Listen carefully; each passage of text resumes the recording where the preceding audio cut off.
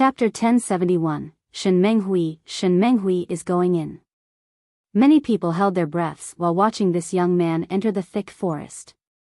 However, a strange scene unraveled. After he went inside, his gaze swept through the nearest dark monkeys. The monkeys continued to hang on the trees in a sleeping state.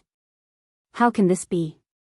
People found this astonishing since the monkeys closest to him didn't attack. One thought for slumber. A paragon from the Middle Territory murmured, "He is truly the descendant of the divine ancestor." After being personally taught by him, Shen Menghui can instantly bring these dark monkeys into a state of dreaming where they can't wake up. So heaven-defying. These dark monkeys are so violent, but he can hypnotize this many at once. Maybe he really is qualified to compete for the heavens will against Jikong Wudi's group. If only time waited for people, a youth commented in awe. Shen Menghui was the current main descendant of the Azure mysterious ancient kingdom. Back then, their heavenly prince was killed by Wuxia at the Dao Academy, so they had to choose another successor. In the end, the young Shen Menghui actually won the spot. He was able to show off his skills among his many senior brothers and sisters. Outside of being the descendant of the divine ancestor, it was also because of his exceedingly high talents that were even greater than the deceased heavenly prince. Thus, even though he was only 18 years old right now, he already had extremely incredible achievements. Some speculated that within 10 years, he would be able to catch up to the rest of the supreme geniuses. In fact, many in the middle region held him in great esteem despite his late debut. Both his fame and cultivation were much weaker than Jikong Wudi's group, but since he was taken in as a disciple by the divine ancestor, he had an unparalleled advantage compared to the others. The divine ancestor was rumored to be the most powerful existence in the ancient kingdom. He was an untouchable god king. No one had seen him over the long years, so people didn't know just how strong he currently was. For someone who didn't come out for many generations to still decide to take Shen Menghui in as a disciple showed just how great his talents were. Shen Menghui carefully picked the dark wine fruits. Despite putting the nearby monkeys to sleep, he didn't dare to act carelessly lest he wake some of them and get trapped in their siege. While people were watching him pick these fruits, someone else shouted, "Fiercest is here." People turned their heads. Sure enough, a palanquin was being carried closer. They saw Wuxia sitting on it and didn't dare to share their thoughts. Wuxia posed there like a supreme devil king with an evil flame capable of shattering the sky. Each of his gestures could destroy gods and devils. Even his gaze affected the temperament of this world. People quickly retreated like a tide since they didn't dare to be close to him. Those with weaker cultivations felt their legs trembling and even had the urge to kneel. Even though he was in his devil king form, everyone knew that it was Wuxia sitting up there just like how he used to be evil Buddha a while ago. In our generation, only fiercest would enjoy such great treatment. Even an eternal existence was impressed by Wuxia's style on top of the palanquin. Of course, envy was in the air. Jealousy ran even more rampant among the younger generation. The sword goddess and extremely pretty beauties were acting as palanquin bearers.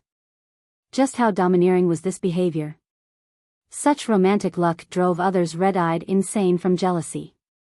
Only fiercest had the ability to act like this in this day and age. Wuxia was in repose and let the girls carry him into the forest. All the dark monkeys jumped down and kneeled on the ground the moment he entered. It was a grand scene. At this time, the horde of monkeys could only prostrate to worship the supreme devil king. This sudden change made Shen Menghui jump from shock because even the monkeys that were mesmerized by him woke up right away and joined the ceremony.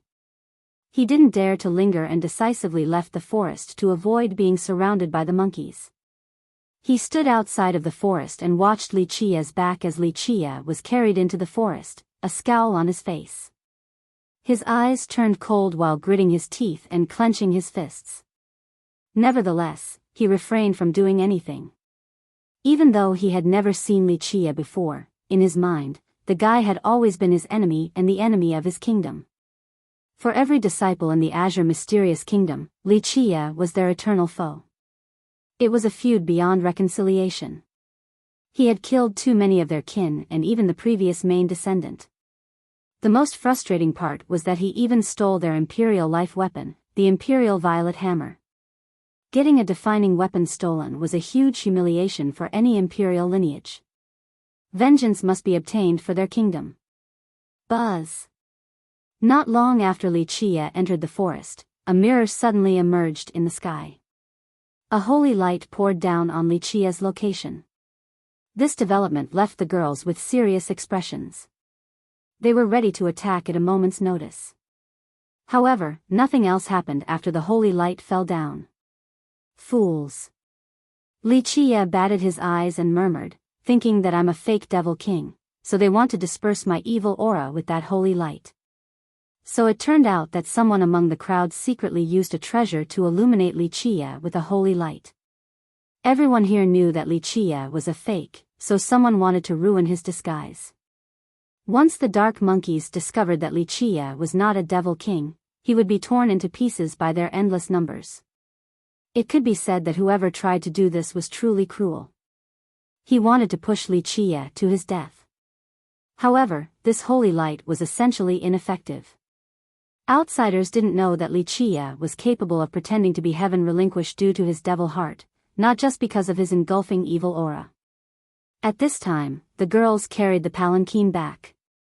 Li Chia slowly turned around with a sweeping glare. Shit, which idiot was it? Many people were quivering in fear and quickly retreated after seeing Li Chia turning back. Some people even raised both hands and cried out, "Young noble Li, it wasn't me." The crowd was pale with fear. Who didn't know about Fiercest's notoriety? This was someone who would massacre a whole race after an unfriendly exchange. The Blood Devil tribe being slaughtered by him was the best and most recent example. Who did it? Come out now, don't make young noble Li take action himself. Even the expressions of those from the previous generation paled. Who could stop Fiercest once he began to rampage? Even a god monarch was child's play to him, let alone them. Shen Menghui was shocked at this moment and looked around as well. People were walking backward to maintain a safe distance. Some even raised both of their hands to show their innocence. No one dared to escape, however. Once they ran, they would instantly become suspect and there would be no chance for absolution. It wasn't a big deal to be killed by Li Chia, but if this fiercest fella decided to bring his anger to their sect as well and start a massacre, then they would be the eternal sinner of their sect. I am a reasonable person, come out now and admit your mistake. It is not too late. Li Chia spoke softly while sitting on his palanquin. The crowd kept staring at each other, but no one dared to speak up. Eventually, people started yelling, "Whoever did it, just come out, don't bring everyone else down with you." But who would come out at this moment? It was clear as day to everyone that it would be a suicidal move. It seems like I have to wash my hands with blood to remind some people about what I can do. Li Chia's eyes turned cold and he immediately stood straight up. In the blink of an eye, his terrifying evil flames surged and turned into black wings. They spread, seemingly capable of blotting out the world. At this moment he was a supreme devil king with complete control over life and death. Young noble Li, it definitely wasn't us. It must be some insidious wretches around here. Countless people were scared out of their minds. It's not like they hadn't seen Li Chia's ruthless means before. The cowardly and weak were frightened enough to kneel on the ground. They couldn't handle the terrifying pressure of the evil energy. The crowd was silently cursing all the ancestors of whoever tried to scheme against Li Chia just now. This was simply dragging them down as well. They were nothing but fishes in a barrel if Li Chia decided to unleash his wrath. The pale crowd didn't want to die here, but they didn't dare to run either. Li Chia glanced at the group and slowly spoke, "Suyao." Mei Suyao acknowledged the command and her figure flashed. Bang! Next, someone was thrown to the ground. Pop! Her palm flipped and easily took out a treasure mirror from the person's fate palace before throwing it down on the ground. The paled suspect was lying on the ground, petrified. After seeing the person's clothes, someone immediately commented, a disciple from the azure mysterious ancient kingdom. In just a second, people glanced over at Shen Menghui. Chapter 1072, Azure Mysterious 8 Ancestors. Due to her innate immortal bone, such a method couldn't deceive her eyes, so she was able to instantly catch the hidden perpetrator. The crowd heaved a sigh of relief after seeing the person being caught. It would have been miserable if Li Qia took it out on them. They didn't want to say anything after seeing the perpetrator from the ancient kingdom. Earlier, the group was secretly cursing the perpetrator and wanted nothing more than to kick him to the front. But now, they really didn't want to offend the ancient kingdom. It was still a sect with 2 emperors. Moreover, their descendant, Shen Menghui, was right here. The captured disciple was pale and horrified. Li Qia was a mortal enemy of his kingdom. As its disciple, he naturally had the responsibility to eliminate Li Qia. Thus, after Li Qia entered the forest, he wanted to reveal Li Qia's fake identity as a devil king so that he would fall prey to the dark monkeys. This would have been a great contribution. Alas, he didn't expect that his method was useless. Li Qia remained unaffected while Mei Suyao caught him. Shen Menghui was startled as well. This was adding a formidable enemy to the kingdom. An imperial lineage having to resort to this type of scheme. Li Qia was too lazy to care and commanded, "Since you dared to move against me, learn the taste of death. Slay him." After hearing this, the crowd could finally breathe easy. They no longer needed to be the scapegoat. In the face of death, this disciple didn't care for anything else and yelled, "First brother, save me." Shen Menghui's expression darkened. He quickly walked to the front and shouted, "Wait." As the ancient kingdom's descendant, he couldn't stand and watch as a disciple from his kingdom was publicly executed. Moreover, this disciple had asked him for help. If he didn't do anything now and just watched the execution, how could he maintain his place in this world? How could other disciples trust and respect him? "What, you want to save him?" Li Qia averted his gaze and spoke dismissively. Shen Menghui took a deep breath and bowed towards Li Qia. "Sir, our disciple was ignorant and has offended you, please forgive him." He knew full well that Li Qia was a sworn enemy of their sect, but at this point, he had to acquiesce. There was a great saying, "As long as the verdant hills remain, there is no lack of firewood." He just needed to endure this anger and bow to the enemy. Forgive him? Is it so simple? Li Qia spoke dismissively while sitting up high. Shen Menghui took a deep breath and replied, "Our kingdom is willing to compensate for the disrespect. Just say the words and we will try our best. I am someone who does not show mercy to those who want to kill me." Li Qia smiled, "However, since you are showing such sincerity, I will be a nice guy just once. Bring immortal Emperor Qing Xian's true treasure here and I shall spare him." Shen Menghui's expression soured after hearing this. This was blatant extortion. An emperor's true treasure was a priceless item, the defining treasure of their azure mysterious ancient kingdom. Not to mention a common disciple, maybe even a descendant like him was not worth a true treasure. "Sir, this is unreasonable extortion." Shen Menghui deepened his tone. A terrifying aura swept through the world, causing people to shudder uncontrollably. The 8 old men immediately stood in front of Shen Menghui. They were quite aged and didn't have much time left, but the auras exuding from their bodies were still quite formidable. Someone blurted out, "Azure Mysterious 9 Ancestors, no, 8 Ancestors." The crowd quickly created a gap between themselves and these old men because they knew a battle was about to begin. Ancestors, Shen Menghui was ecstatic to see the 8 ancestors and became relieved.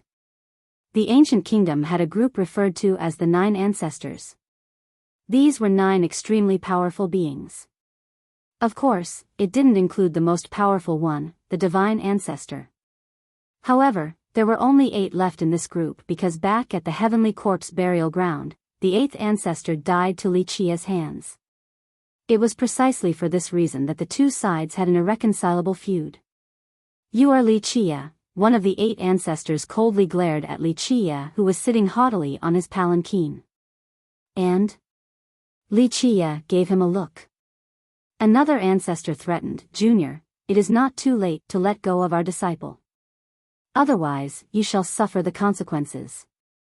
The ancestors naturally wanted to kill Li Qie. However, they weren't completely confident. Li Qie didn't want to waste his breath with these ancestors and commanded, "Too much nonsense, kill him."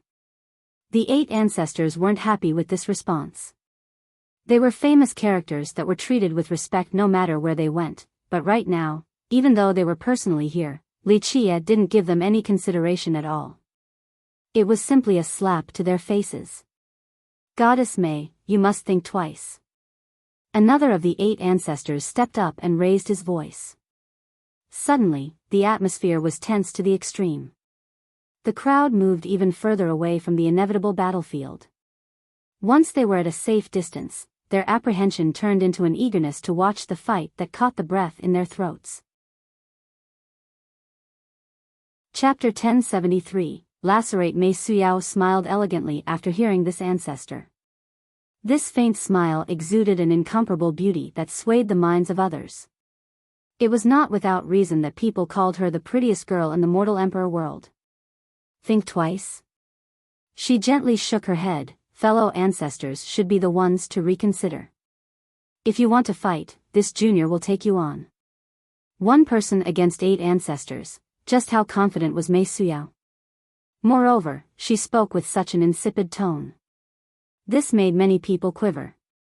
They now understood that she was more powerful than they imagined, perhaps even more powerful than Jikong Wudi. The 8 ancestors from the ancient kingdom were rattled. Mei Suyao, a junior, wanted to fight the 8 of them alone? This was truly not putting them in her sight at all. One of the ancestors laughed out loud from acrimony and coldly uttered, "Very well, the eternal river descendant is indeed incredible. It seems like this old man will have to check out your school's supreme techniques." Mei Suyao was not afraid. She calmly stood there like an elegant fairy. "If elders want to fight, I am ready." Such a nonchalant demeanor revealed her confidence and power. Suyao. At this time, Li Qie, who had been sitting loftily on his palanquin, waved for her. She didn't say anything and retreated to his side. Such a scene left countless people envious and jealous. The number 1 beauty in the mortal emperor world was listening to each of his commands in such an obedient manner. This romantic luck was simply a lifelong pursuit for many people. In their eyes, a life having a beauty like that would be a life without regrets. Li Qie raised his brows with disdain and dismissively said, "Good, since your azure mysterious ancient kingdom is acting so bullish, nothing can be better. I like slapping others who exaggerate themselves with no bounds the best." With that, he gently waved his sleeve and ordered, "Children, tear them to pieces." Screech, the dark monkeys kneeling on the ground instantly pounced at the 8 ancestors. Their torrential numbers became a devastating onslaught. "Kill them." The 8 ancestors were aghast and screamed as they attacked in unison.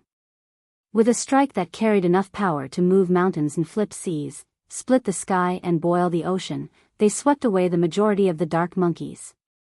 Screech. In just a moment, the screams of the monkeys echoed everywhere as the horde frantically tried to kill the ancestors. The 8 were immediately surrounded by the ocean of monkeys. Only monkeys could be found around them. Even their screeching howls were enough to kill a common expert. What was even more frightening was that the dark monkeys that came out from the depths became increasingly powerful. In the back, monkey monarchs and even monkey kings were rushing forward. One dark monkey was most likely not that powerful, but an endless number of them was truly frightening. Even a paragon could be easily torn to pieces. Plus, killing a dark cultivator at the Devil World was an extremely difficult matter. Boom! Boom! Boom! The 8 worked together to attack again, but due to the continuous onslaught from the monkeys, especially after the Monkey Kings joined the fray, they were overwhelmed and forced to retreat. What's more was that after they split a group of monkeys apart, these monkeys would regenerate after a split second and continue to kill. The ancestors were injured after a while. Some had scratched arms while others were bitten on the chest. One had his shoulder pierced completely. These powerful ancestors couldn't stop the continuous onslaught and began to falter. The crowd was trembling even though they had evacuated to a safe distance. Moreover, more monkeys jumped from the thick forest to join this battle, as if they were endless in numbers. Open. This battle was too drawn out for their liking. The 8 ancestors grew furious and worked together to use an imperial weapon, unleashing its power completely. Boom! The weapon flew to the sky and swept away a large group of monkeys, causing their howls to ring throughout this world. Imperial weapons are truly invincible, someone murmured after seeing the successful attack. However, it was too difficult to kill creatures like dark monkeys at the devil world. Even the sweeping imperial weapon failed to do so. Squeak, the sharp cries of the monkeys echoed again. In an instant, another wave of attacks surfaced to tear the ancestors apart. Rumble. Under the crazed attacks from these monkeys, the ancestors had to shift from offense to defense. They couldn't unleash an endless amount of imperial power since it required a huge amount of blood energy. Once the weapon shifted to defense mode, the monkeys couldn't break through the weapon despite the relentless barrage. This was the strength of an imperial weapon. It was not so simple to penetrate once it was readied. At this time, Mei Suyao took one step forward with a righteous grand Tao. The stars began to move with the sun and moon. The reincarnation cycle of life and death was accompanied by the 6 paths. In this grand Tao, a new generation was born with a single thought, as if billions of creatures and yin and yang were merely part of the entire system. The beginning and end existed at her whim. Alea heavenly fragrant Tao, this was the grand Tao that Mei Suyao cultivated. She had reached a level of profundity that made even Li Qia nod approvingly. Buzz. She closed her fingers and myriad existences began to change. The stars were moved in the sky along with the other celestials. With a simple gesture, all defensive lines were no more. The imperial weapon seemed to be flipped over and the 8 ancestors lost control. Boom! The weapon was shot into the sky as if a giant threw away their imperial weapon. Ah! Screams immediately rang out with blood splattering everywhere. Without their imperial weapon, the 8 ancestors simply couldn't stop the waves of monkeys. They were eventually unable to hold on any longer and finally, the first ancestor fell. Ah! More screams came about shortly afterward. All 8 fell as their flesh was mangled and blood flowed, true to Li Qia's command from earlier. The crowd trembled after seeing this scene. They knew Li Qia was pretending to be a devil king, but no one thought that he would be able to order the dark cultivators in this realm. Keep in mind the sheer number of dark cultivators here. Some of them were even comparable to god kings. Moreover, god kings had no way of killing these beings. If Li Qia could order them, then who would be able to stop his terrifying wishes? It would truly be meet God, slay God, meet devil, slay devil. An old paragon shivered and commented, one thought to become Buddha, another to become devil. Why is he so heaven-defying? At the Buddhist funeral plateau, he was able to control its power. And now, at the devil world, he can order the dark cultivators. It looks like he can rampage wherever he goes. Mei Suyao was another cause for astonishment. She immediately flipped over an imperial weapon with her first move.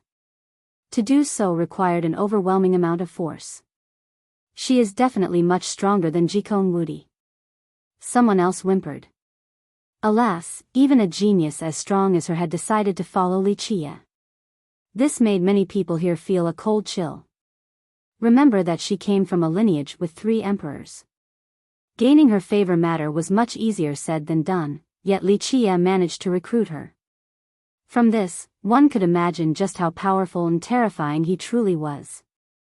After tearing the 8 ancestors apart, Li Qia waved his sleeve and ordered, "Okay, all of you can return."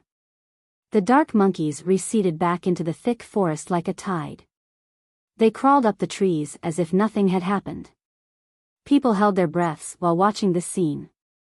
Silence was commonplace with some in the crowd losing control of their legs from fear with blanched expressions. Paragons from the previous generation were astounded as well.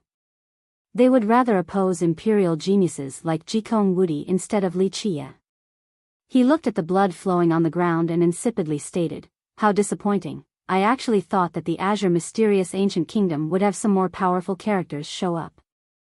After half a day, only these 8 geezers actually came to play." Shen Menghui escaped. Chen Baojiao spoke. Back during the fight between the ancestors and the monkeys, Shen Menghui noticed that the situation wasn't favorable, so he escaped without a care for anything else. Let him. I actually want to see if there are any more powerful existences here and if they would dare to protect my enemy. Li Qie revealed a nonchalant smile. Chapter 1074, Dark Maxim Palace. In the depths of the Devil World was a mountain that stood tall. It was not particularly towering or large, but it still gave the feeling that it was suppressing the heavens. Even gods and devils would retreat before its grandeur. There was a palace at the summit. It was completely black and made from unknown rocks, giving it a very mysterious feel. There were no luxurious decorations or immortal lights that soared into the sky. It could even be said that the palace was rather coarse and unadorned. The black pebbles acting as the foundation for the palace weren't polished, making it seem that they were found and built on site. However, such a seemingly simple palace gave off a suffocating pressure. Anyone who gazed at its presence on top of the mountain would feel this oppression. The gate to this palace was forever locked, so no one knew who was staying inside. Dark Maxim Palace. This was the most mysterious place in the Devil World. The majority of the dark cultivators here didn't dare to come close to it. Legend states that this palace used to be the location where the master of the Devil World gave orders to all of its inhabitants. Later on, it was also the gathering place of Devil Kings. However, newcomers hadn't seen the opening of the palace yet. No one knew the situation or what was inside. There were many cultivators at the base of this mountain right now. They wanted to try climbing to the top. There were rumors that the Dark Maxim Palace contained the Devil World's ultimate treasures and weapons.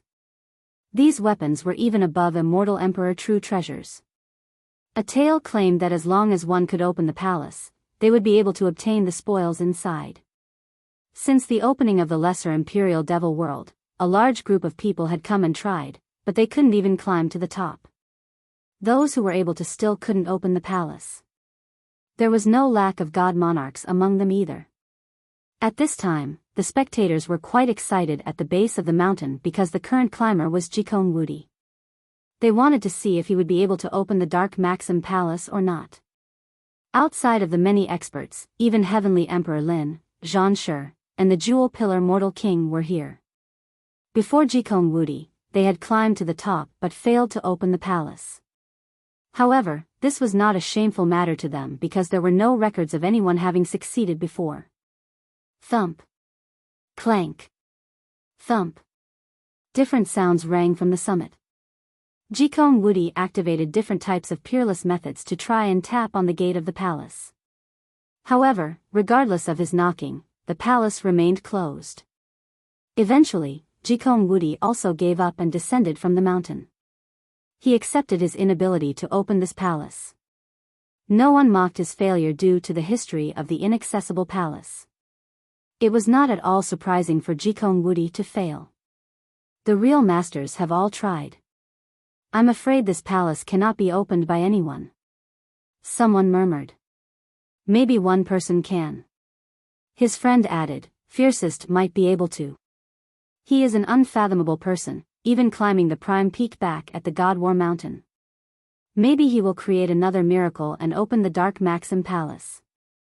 The mentioning of his title alone caused many people's expressions to change.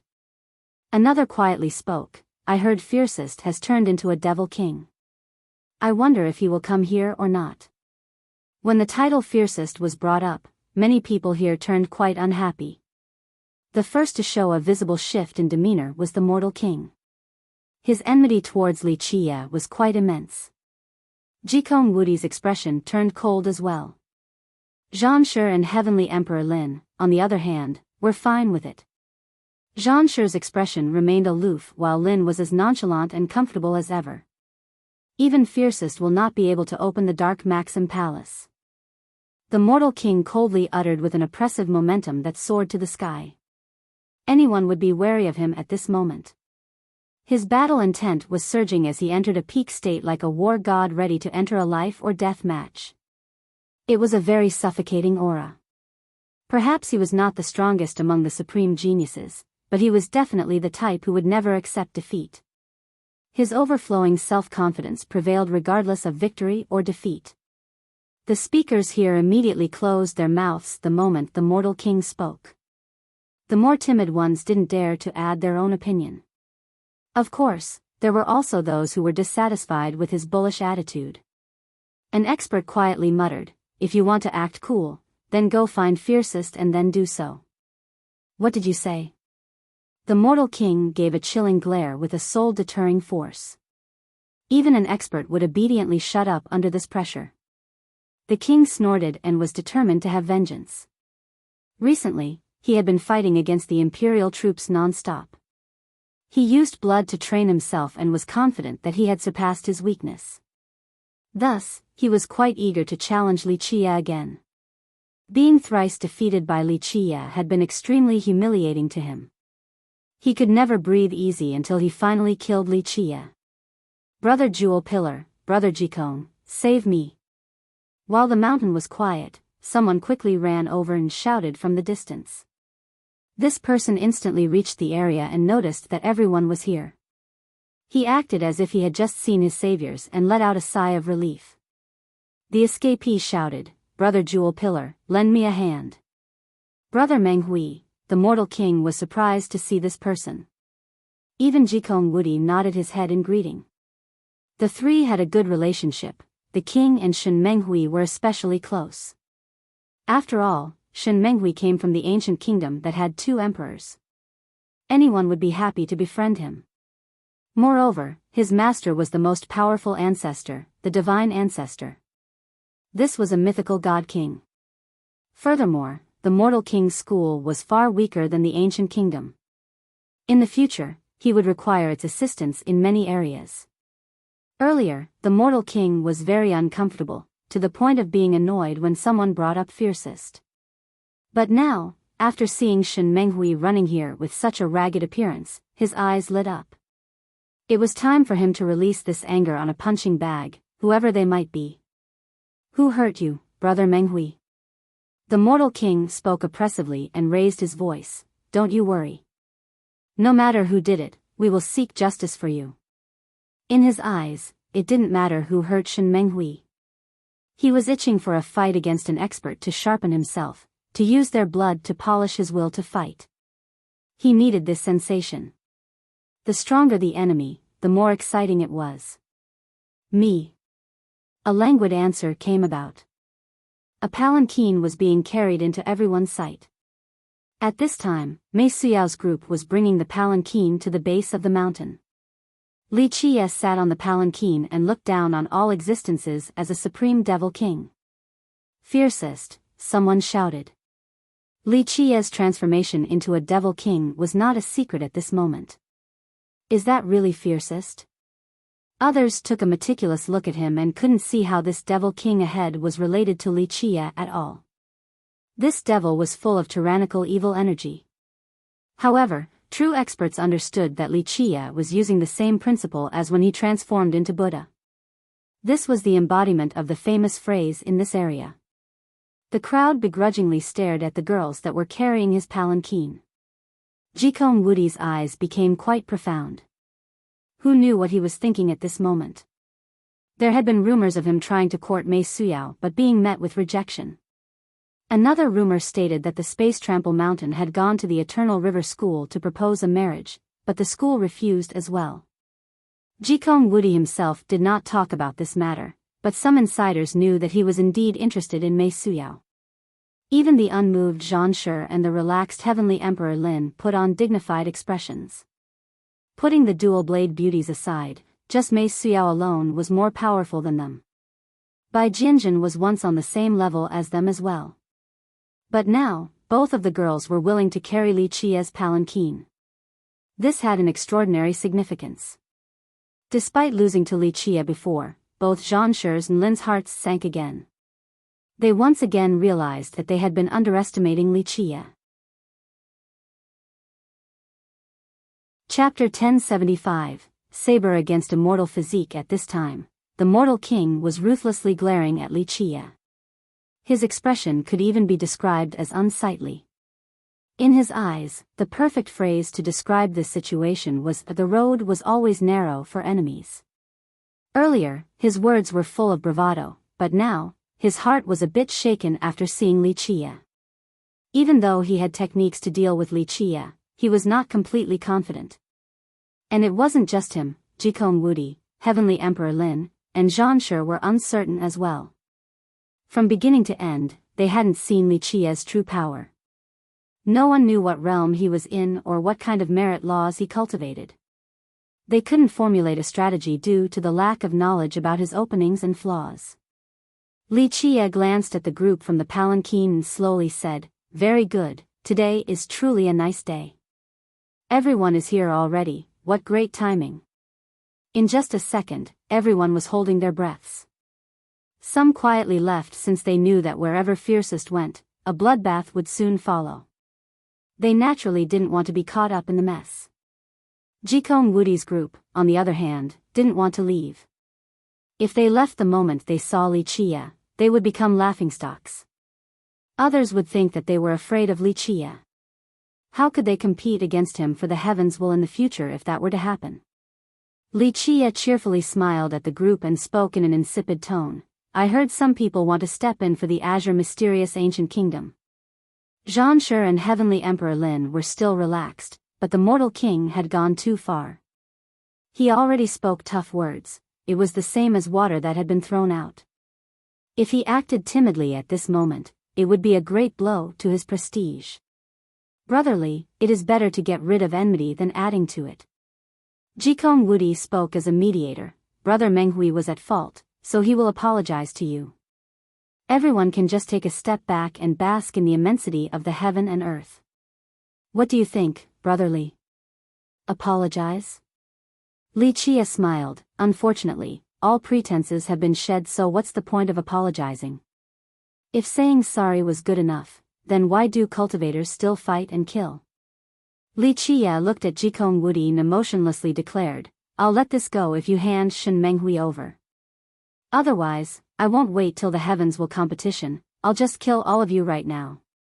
Such contemptuous words left Jikong Wudi astounded. In the contemporary times, who would dare to speak to him like this? "Li, don't think you are invincible." The mortal king finally lost his cool and shouted, "I know you are very powerful. Fine, I'll fight you right now. If I lose, then I will have nothing else to say. There's no need for my young noble to fight against someone like you." A cold voice resounded as the mortal king finished speaking. Chen Baojiao came out with a challenge, "I'll take you on." Her challenge was not an impulsive decision. Prior to this, the sacred school had been spreading a rumor saying that she was its disciple and a perfect match for the mortal king. She had long wanted to settle this score, so after meeting the mortal king here today, how could she restrain herself given her fiery temperament? Wuxia only chuckled and didn't say anything. He let her do as she pleased with an obvious doting demeanor. "I want to challenge Li," the mortal king spoke coldly. She quickly interrupted him and uttered, "You are not worthy. Let's go." The mortal king was visually exasperated by this development and provocation. Anger immediately sprang up inside him. In the past, the Qin clan did not have a high position in the Jewel Pillar Sacred School. Now, he, as the sect master, was being gravely disrespected by Chen Baojiao. How could he ever stand this? "Fine, I also want to see what kind of laws you have learned at the Cleansing Incense Ancient Sect in the past few years." He snorted and a divine saber appeared in his hand. "Enough to slay you." Her tyrannical immortal saber left its scabbard. Clank. The blade's resonation filled the sky. She attacked right away with a slash that split apart the void. An eternal scar had already formed, even before she finished her move. River crossing first slash. This was an attack from her 8 sabers technique. The tyrannical saber instantly made it dozens of times stronger. However, the river was not the victim of this move, it was the stars in the sky. Even gods and devils had no place to hide. The mortal king was startled. He shouted and his own saber emitted a brilliant light. His attack resembled the rising of 1,000 suns that emitted enough heat to scorch everything. His technique was quite on point. An all-incinerating flame capable of rendering all creatures to ashes ignited on the blade. Soul-burning saber. Li Qie glanced at the saber technique and said dismissively, "The Jewel Pillar Sacred School doesn't have a technique like this." Clank. A clash resounded in the sky. Even though the king's saber was quite incredible, it was far weaker than Chen Baojiao's own. He was not a match for her in regard to the Tao of the saber. Otherwise, Li Qie wouldn't have chosen her as a saber maid. One slash came down and multiple suns exploded. Amidst the hymns of the blades, the king's saber was split in two. Even though his blade had a great origin, it couldn't compare to the tyrannical immortal saber. Boom! Boom! The mortal king quickly retreated right when his saber broke. He summoned various treasures including a pagoda, a heavenly seal, an immortal rope, and treasure mountains. All of these items were activated by his powerful blood energy and immediately went straight for Chen Baojiao. Only his powerful and plentiful blood energy would be able to support so many treasures at once. Chen Baojiao didn't try to dodge this furious attack. She snorted and swung her blade down across the sky with the momentum of a surging river about to break through a dam. Hatred Aqua second slash, the next move of the 8 sabers technique. All of the king's attacking treasures were annihilated. After several explosions, they were ripped asunder by her blade. Such a domineering and fierce style made everyone take deep breaths. They had forgotten that she was a charming and beautiful girl. Thump. Right when she was cutting the treasures into pieces, the mortal king attacked by heavily slamming his hands down like a divine bludgeon. Light exuded from his body with the emergence of his inner physique. It resembled a supreme deity that suppressed innumerable devils in hell in a frightful manner. He finally activated his hell-suppressing godly physique and used his hands as a weapon. He ferociously struck Chen Baojiao's blade. Bang! Due to the immeasurable weight of the physique, Chen Baojiao went flying even though his direct hit couldn't shatter her blade. Although she landed on her feet, the force resulted in many cracks on the ground. So what if you have an immortal physique? In high spirits, she soared to the sky again. Clank! She slashed down once more. In the blink of an eye, this attack pierced through myriad realms, causing stars to fall and yin and yang to split. The ground was torn asunder by this attack along with the sky. The slash carried the power of an endless army. Handleless third slash, a cry of lamentation against a handleless earth. This third technique was an extremely powerful and direct attack. With the help of the tyrannical immortal saber, it could slash through all things. The mortal king's expression sank. He let out a roar and his figure quaked. Layers of defenses emerged around his body. A divine mirror appeared in front of his chest to protect him. Clank! The slash descended and the defensive layers were cut down like tofu. Eventually, even the God King level mirror that protected his chest was shattered by this attack as well. The momentum of this saber slash was too strong. Despite having endless weight, the king was still sent flying from the force of the slash. He heavily slammed into the ground, creating a large pit while spurting blood. Without the mirror protecting him, even his tough body would have been chopped open. Tyrannical immortal saber and heaven traversing 8 blades. Li Qie nodded gently and said, "This is a crowning technique and a supreme saber. To be able to exert such power, she isn't letting their prestige down." The saber was the invincible weapon of the tyrannical lion monarch while the 8 blades technique belonged to the martial ancestor. People thought this technique was created by the martial ancestor, but in reality, this wasn't the case. Both the saber and the technique had the same heaven-defying origin. Even the lion monarch and martial ancestor didn't really know where they came from. The crowd was astounded by this scene. Many people knew about Chen Baojiao's half-completion immortal physique. However, She hadn't even used it yet but was already able to send the king, who was using his physique, flying. This was too scary. Of course, they didn't know that she had gained some ground with her saber technique as well as mastery over her saber. Even without the tyrannical spring physique, she was still very formidable. Very good, strong enough. The mortal king thought that he could compete against Chen Baojiao's immortal physique. However, he was already losing before he even saw it. This completely infuriated him. Chapter 1076, The Unstoppable Chen Baojiao. The spectators turned silent after seeing the furious king. They all knew that he had been training hard at the imperial border. They thought he would be able to challenge Li Qie, but he couldn't even defeat Li Qie's saber maid. How could he challenge Li Qie then? Jikong Wudi and the other geniuses were slightly trembling too. The more astonishing part was that from start to finish, Chen Baojiao didn't even use her immortal physique. There had been rumors that the dual-blade beauties were both at half completion with their physiques. Some had even seen it with their own eyes. However, the mortal king was already at a disadvantage before Chen Baojiao showed it off. Once she activated her physique, she would be even more frightening. Clank. Clank. A burst of metallic sounds appeared. A thick and heavy armor covered the king's body. This happened in an instant.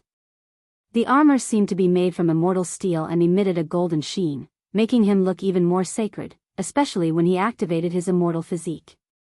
In this moment, he looked like an unbreakable man of iron. Good armor. Even Li Qie had to praise after seeing it. Nowadays, not too many people can craft armor specifically for the hell-suppressing physique. Even Jikong Wudi's group had solemn expressions after seeing the armor. They knew their stuff, so after seeing the incredible divine metal, it was clear that even a God King level weapon wouldn't be able to break it. As for imperial weapons, one blow alone wouldn't be sufficient. This type of armor in conjunction with the king's immortal physique could definitely double his combat prowess. Eat this. The furious king lunged into the sky and took his speed to the limit. He then descended like a blazing meteor. Although speed was the weak point of the hell-suppressing physique, this was only something Li Qie or other geniuses like Jikong Wudi would say. For other experts, the mortal king was still very fast. They couldn't even catch glimpses of him. Rumble. With his meteoric attack, the entire world shook and rumbled. If he were to slam onto the ground, it would definitely lead to a disaster. Many people immediately retreated even further away from the battlefield in shock after seeing this. The half-completion hell-suppressing physique had an unfathomable weight. This weight combined with that celestial momentum would have an inconceivable impact. In the face of such a ferocious strike, Chen Baojiao made no attempt to dodge. Clank. The tyrannical saber lit up and unleashed an unstoppable slash with an aura that soared to the sky. It was an incredibly decisive and fierce slash. She was like an unstoppable overlord with the crushing desire to fight until death. Overlord fourth slash. This attack heralded the arrival of a tyrant that had the power to flip over mountains and shatter the world. This slash had an indescribable might. Nothing else could claim to be tyrannical in the face of this attack. Boom. The saber glint flashed for countless miles after the sonorous blast resounded. When it struck the mortal king's armor, fiery sparks flew like a volcanic eruption. It illuminated the area in a majestic manner. The saber was sharp indeed. It left a deep cut on the armor. However, her overbearing blade still couldn't overcome his hell-suppressing physique. The saber energy began to disintegrate and dim after the direct blow. Boom! Due to the suppression of the physique, Chen Baojiao fell from the sky. Meanwhile, the physique continued to suppress the tyrannical saber. Chen Baojiao didn't evade and fiercely met the offense directly. Boom! Boom! Boom! Chen Baojiao was pushed back through several peaks. Thump!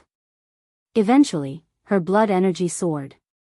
With one foot stomping on the ground, she barely stopped the attack from the immortal physique while her saber was still stuck in the king's chest. Activate! After her shout, the area in front of her lit up with the emergence of her inner physique. At this second, her tyrannical spring physique erupted. Her blood energy frantically increased.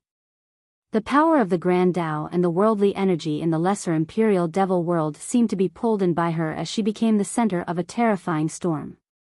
An inexhaustible power poured into the storm center. She became a storm goddess who could, with this power alone, tear apart this world. Clank. This frightening storm forming behind her allowed her to unleash a mighty force. The vortex of energy was fueling her. Bang! She reversed the tide from defense to offense. The spring physique allowed her battle prowess to multiply endlessly. The tyrannical saber began to force the king back continuously. It was his turn to smash through several peaks. Clank! The sound of metal cracking came about. The blade finally cut through the king's armor. Pluff! The saber energy instantly pierced his body as his blood stained the armor. The mortal king staggered several steps back as his blood kept on gushing out like a spring. The crowd gasped at this scene. Just a bit more and her saber would have taken the king's life. His armor was his one saving grace. Zzz, with a secret technique, the wound on his chest instantly closed, but his face was still pale. Her saber had wounded him. Even though his secret technique cured the wound, it expended a huge amount of blood energy. You are forcing me to use my killing move. The mortal king roared. This development angered him to the point of insanity. Buzz! Before he finished his cry, he had already summoned two treasures with billowing imperial auras. One was a pagoda while the other consisted of two flying shuttles. The two shuttles floated around his shoulder and instantly spewed out an imperial vortex to increase his speed. After summoning these treasures, the mortal king's battle intent surged, making him look like a war god riding into battle. The Alacrity shuttle was a life treasure capable of increasing the mortal king's speed dozens of times. The primordial pagoda, on the other hand, could increase his weight several times. This amplification of both speed and weight resulted in an increased battle prowess up to 100-fold over. Buzz! In the blink of an eye, the mortal king started his offense with a speed as fast as lightning and a weight absolutely capable of shattering the void. This allowed him to instantly warp through space, leaving behind a terrifying black hole. Chen Baojiao readied herself with a battle cry. Her speed also reached its limit as she slashed straight down at him. Heaven-traversing fifth slash, the next variation of her saber technique. In an instant, only this slash existed in this world. It sealed the firmament as well as the earth. Myriad laws moldered and the Tao prostrated before it. At the same time, her spring physique funneled the worldly energy from the Grand Tao. This torrential power empowered her, allowing the saber energy of this slash to reach the extreme. The whole world was enveloped by its aura. Bang! Even the spring physique and the powerful saber technique couldn't stop the attack from the mortal king. Chen Baojiao was blown away while spraying out a mouthful of blood. At this split second, Li Qie rushed forward at an unbelievable speed and caught her. The mortal king didn't stop there. Right when Li Qie grabbed Chen Baojiao, he continued his onslaught with an unparalleled speed using his greatest weapon, the hell-suppressing physique. This slam embodied both extreme speed and great destructive power. Even a god monarch would be blown away from this attack with their blood jetting. Li Qie reached out and gently pointed with his finger. Afterward, one could hear the sound of bones breaking. The kneeling king's bones shattered one by one. He couldn't withstand this terrifying force. Buzz! The Alacrity shuttle and primordial pagoda under his control were suddenly recalled by someone. They instantly tore through space and used their powerful imperial auras to escape out of sight. No, the king cried out in despair. Without imperial weapons, he was in an even worse position. Before he could finish his desperate howl, his entire body shattered. With more cracking noises, his whole being was completely crushed. The king was no more. There was only a pool of smashed flesh and quietly flowing blood on the ground. The spectators were creeped out by this outcome. The king's battle prowess was as clear as day. Even god monarchs had to be somewhat wary of him, but all that was left of him was a pile of mincemeat. The stagnation domain was completely horrifying. It wasn't simply the combination of the two immortal physiques. This was the culmination of the two physiques finding symmetry to form an absolute domain. This domain was the endless exertion of the physique's power. This meant that the raw power of the two physiques was amplified by several dozen times or even 100 times inside this space. Two immortal physiques appearing at the same time was horrible enough, but once symmetry was reached, the essence of their power became augmented 100-fold, resulting in this frightening creation. People could only quiver in fear. From start to finish, Wuxia didn't actually use a technique. He simply lifted his finger and just like that, the king was crushed into a meaty paste. In fact, Wuxia didn't even need to lift a finger while inside the stagnation domain. Remember the storm god praised as a god monarch?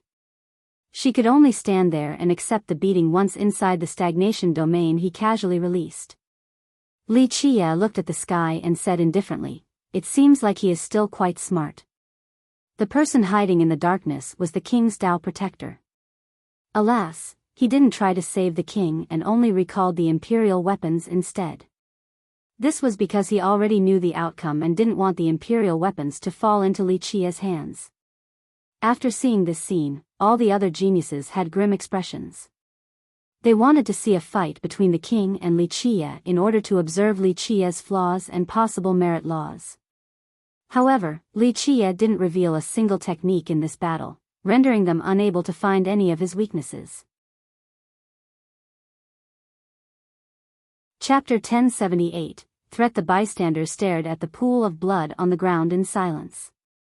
They wondered what law or technique Wuxia just used right now. The strangest part was that no one was able to understand the mortal king's death. For many, a powerful opponent was not particularly frightening. No matter how strong they might be, there would always be a chance to surpass them by exploiting their flaws and openings. The scariest thing was not knowing why an opponent was so strong, a lack of knowledge regarding his arts. A hero of a generation, only to become a pile of bones on the imperial path. An older paragon lamented. All had to admit that the mortal king was a great genius. With the sacred school's capabilities, the mortal king was still able to reach this height and stand shoulder to shoulder with Jikong Wudi's group. This was indeed a praiseworthy feat. Many thought that he had great potential with his relentless determination. This was his most precious and best characteristic. But in the end, he still miserably died while vying for the throne. Some also felt that the king was too complacent this time. If he took a step back, perhaps he would have had another chance to raise his head once more. The imperial path has always been merciless like this.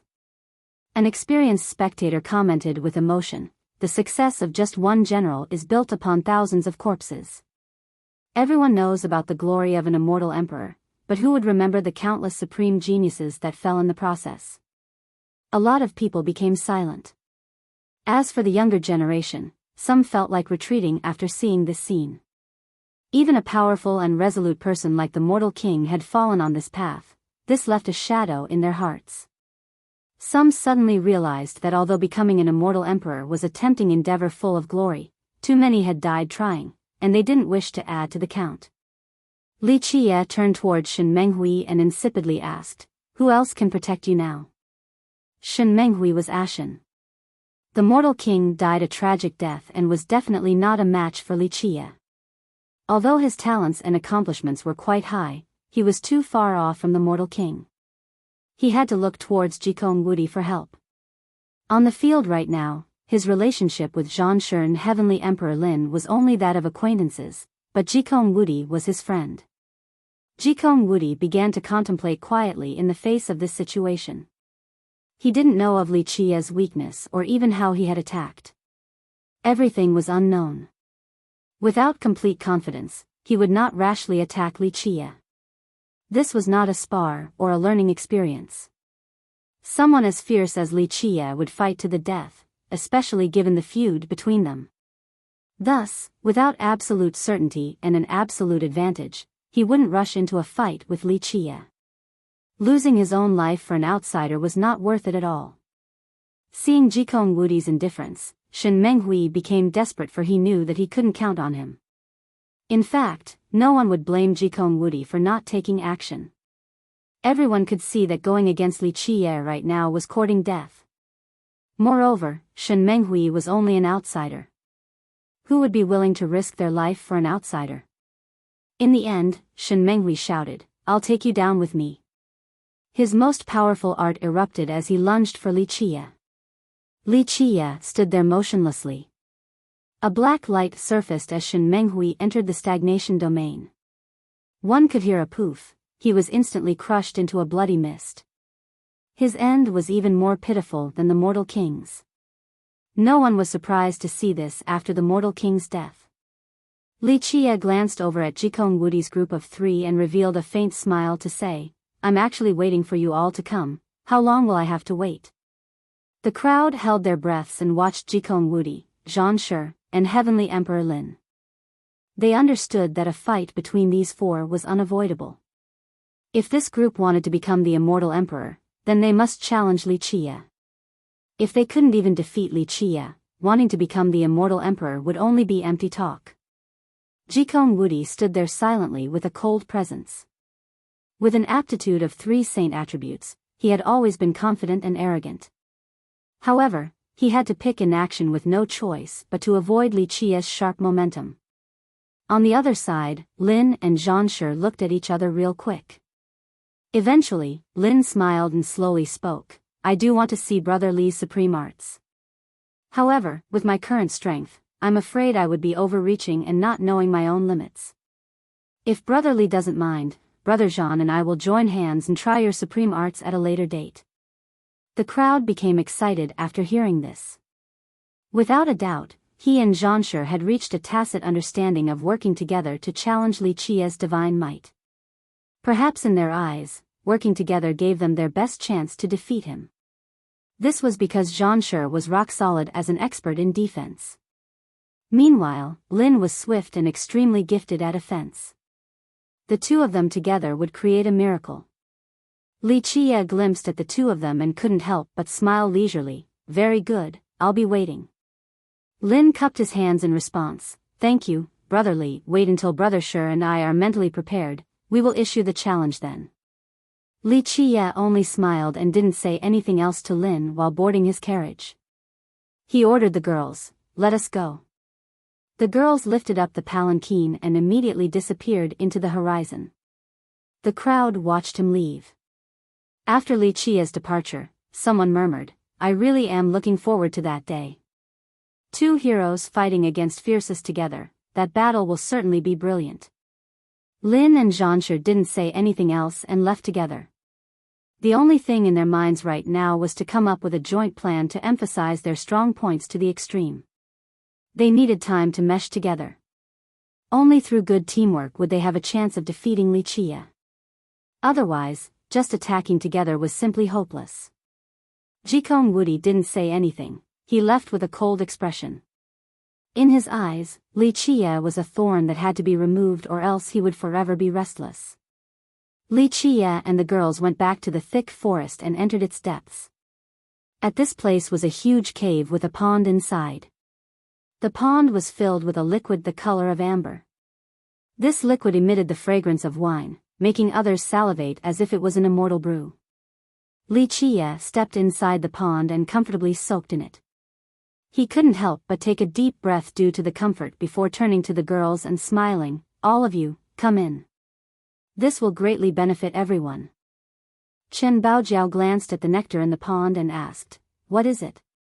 While soaking in the pond, Li Qie replied, "You can call it devil wine. When soaking in it, let your Tao heart out and it will wash away the evil energy within." "But we don't have any evil energy there." Chen Baojiao faintly chuckled. Li Qie gently shook his head. "The evil energy I'm referring to is not the energy found in the devil world. To put it more accurately, it is the evil thoughts looming in your mind. Every cultivator will always have anger from defeat or pride from success. All of these negative emotions will accumulate in your Tao heart. No one can claim to have a truly pure and innocent Tao heart. After all, we live for so long that no one can maintain their innocence. Thus, everyone will have this evil energy inside them. Li Qie explained. At the same time, this devil wine can cleanse your Tao heart. Even though it cannot cleanse all the negative emotions, it can make your Tao heart even purer, resulting in great benefits. An inner demon was something all cultivators had to face. For some people, once their cultivation reached a certain extent, they would have to suffer the backlash from this inner demon. This was especially true for those who made an oath with their true fate. Once they violated this oath, they would easily be attacked by this inner demon. Once bitten, the majority would be killed. Pure and innocent like the heart of a newborn child, does such a thing really not exist in the world of cultivators? Mei Suyao slowly asked. In the strictest sense, we really don't have such a thing. Li Qie slowly spoke, but to be more lenient, perhaps there have been some across the ages, not many though. Having said that, Li Qie entered a daze while recalling the past. If an innocent heart really existed in this world, then Ma Gu would be counted as one of the few. After a while, his mind returned. He patted the nectar in the pond and smiled. Okay, everyone, come in. Chen Baojiao and Li Shuangyan were fine with it. They only slightly blushed and entered the pond to soak in the nectar. Mei Xiao's flawless face also had a faint pink shade, but she still coolly entered the pond. Bai Jinjin hesitated for a moment. In the end, she still stepped inside with a cold demeanor. Once the nectar soaked their clothing, it revealed all of their charming curves and valleys. In an instant, spring was blooming in this cave with all of its allurement. This scene would absolutely let people's blood boil and cause their hearts to beat rapidly. Chapter 1079. Heaven relinquished Devil King Li Qie viewed these beautiful curves under the water. In terms of figures, Chen Baojiao had the best and Bai Jianjin was next. Bai Jianjin had a loose sword robe. When she was wet, her figure finally became noticeable. It was very close to Chen Baojiao's. Towering plump breast and round buttocks with a pair of slender legs below her thin and soft waist. It was indeed sexy. Needless to say for Chen Baojiao, she was a natural temptress. Her figure absolutely caused one's blood to boil. In this aspect, maybe no one was her match. Erotic charm, these words were on full display from her body. What are you looking at? Chen Baojiao coquettishly quipped after seeing Li Qie's eyes leering over them. Li Qie only chuckled leisurely. Beautiful things are meant to be appreciated, so how can I not look? Such words left the girls cutely pouting while glaring at him. He laughed before lying flat down in the nectar. Relax your Tao heart like melting snow. Let go of your troubles and anger. The girls immersed themselves inside and followed his directions by letting the nectar cleanse their Tao hearts. Li Qie closed his eyes and did the same. For someone like Li Qie, even an immortal aqua wouldn't be able to cleanse his Tao heart completely. However, when this nectar flowed by, everything became incredibly ethereal and distant as if he was lying on a white cloud. The gentle breeze and blue sky took him far from the mundane world, as if everything had become unimportant. He was deep in sleep since he wanted a slumber without scheming, killing, and responsibilities. Unaffected by karma and effects, this was the sleep he desired. After some time, someone gently rubbed his temples in a gentle and natural way. He opened his eyes and found that it was Mei Suyao before closing them again. She was gentle and meticulous. As the prettiest beauty, she had no hint of weakness, yet her feminine virtues were on full display. Time seemed to flow slower as the world became quiet. Everyone was immersed in this peace and nothing else mattered. Eventually, Li Qie suddenly opened his eyes and immediately stood up while muttering, "He's here." Who? Bai Jianjin instantly turned vigilant. Heaven relinquished Devil King. Li Qie exited the pond and said, "Come, we shall meet him." The group all got up and at this moment, all of their exquisite and sexy bodies were in full view for Li Qie. He couldn't help but take a careful look several times, causing them to feel very shy. They left the thick forest and eventually climbed on top of a peak. There was an old temple at the summit. It initially had several dark cultivators guarding the perimeter. However, upon his arrival and issuing a commanding gesture with his sleeve, the cultivators immediately left.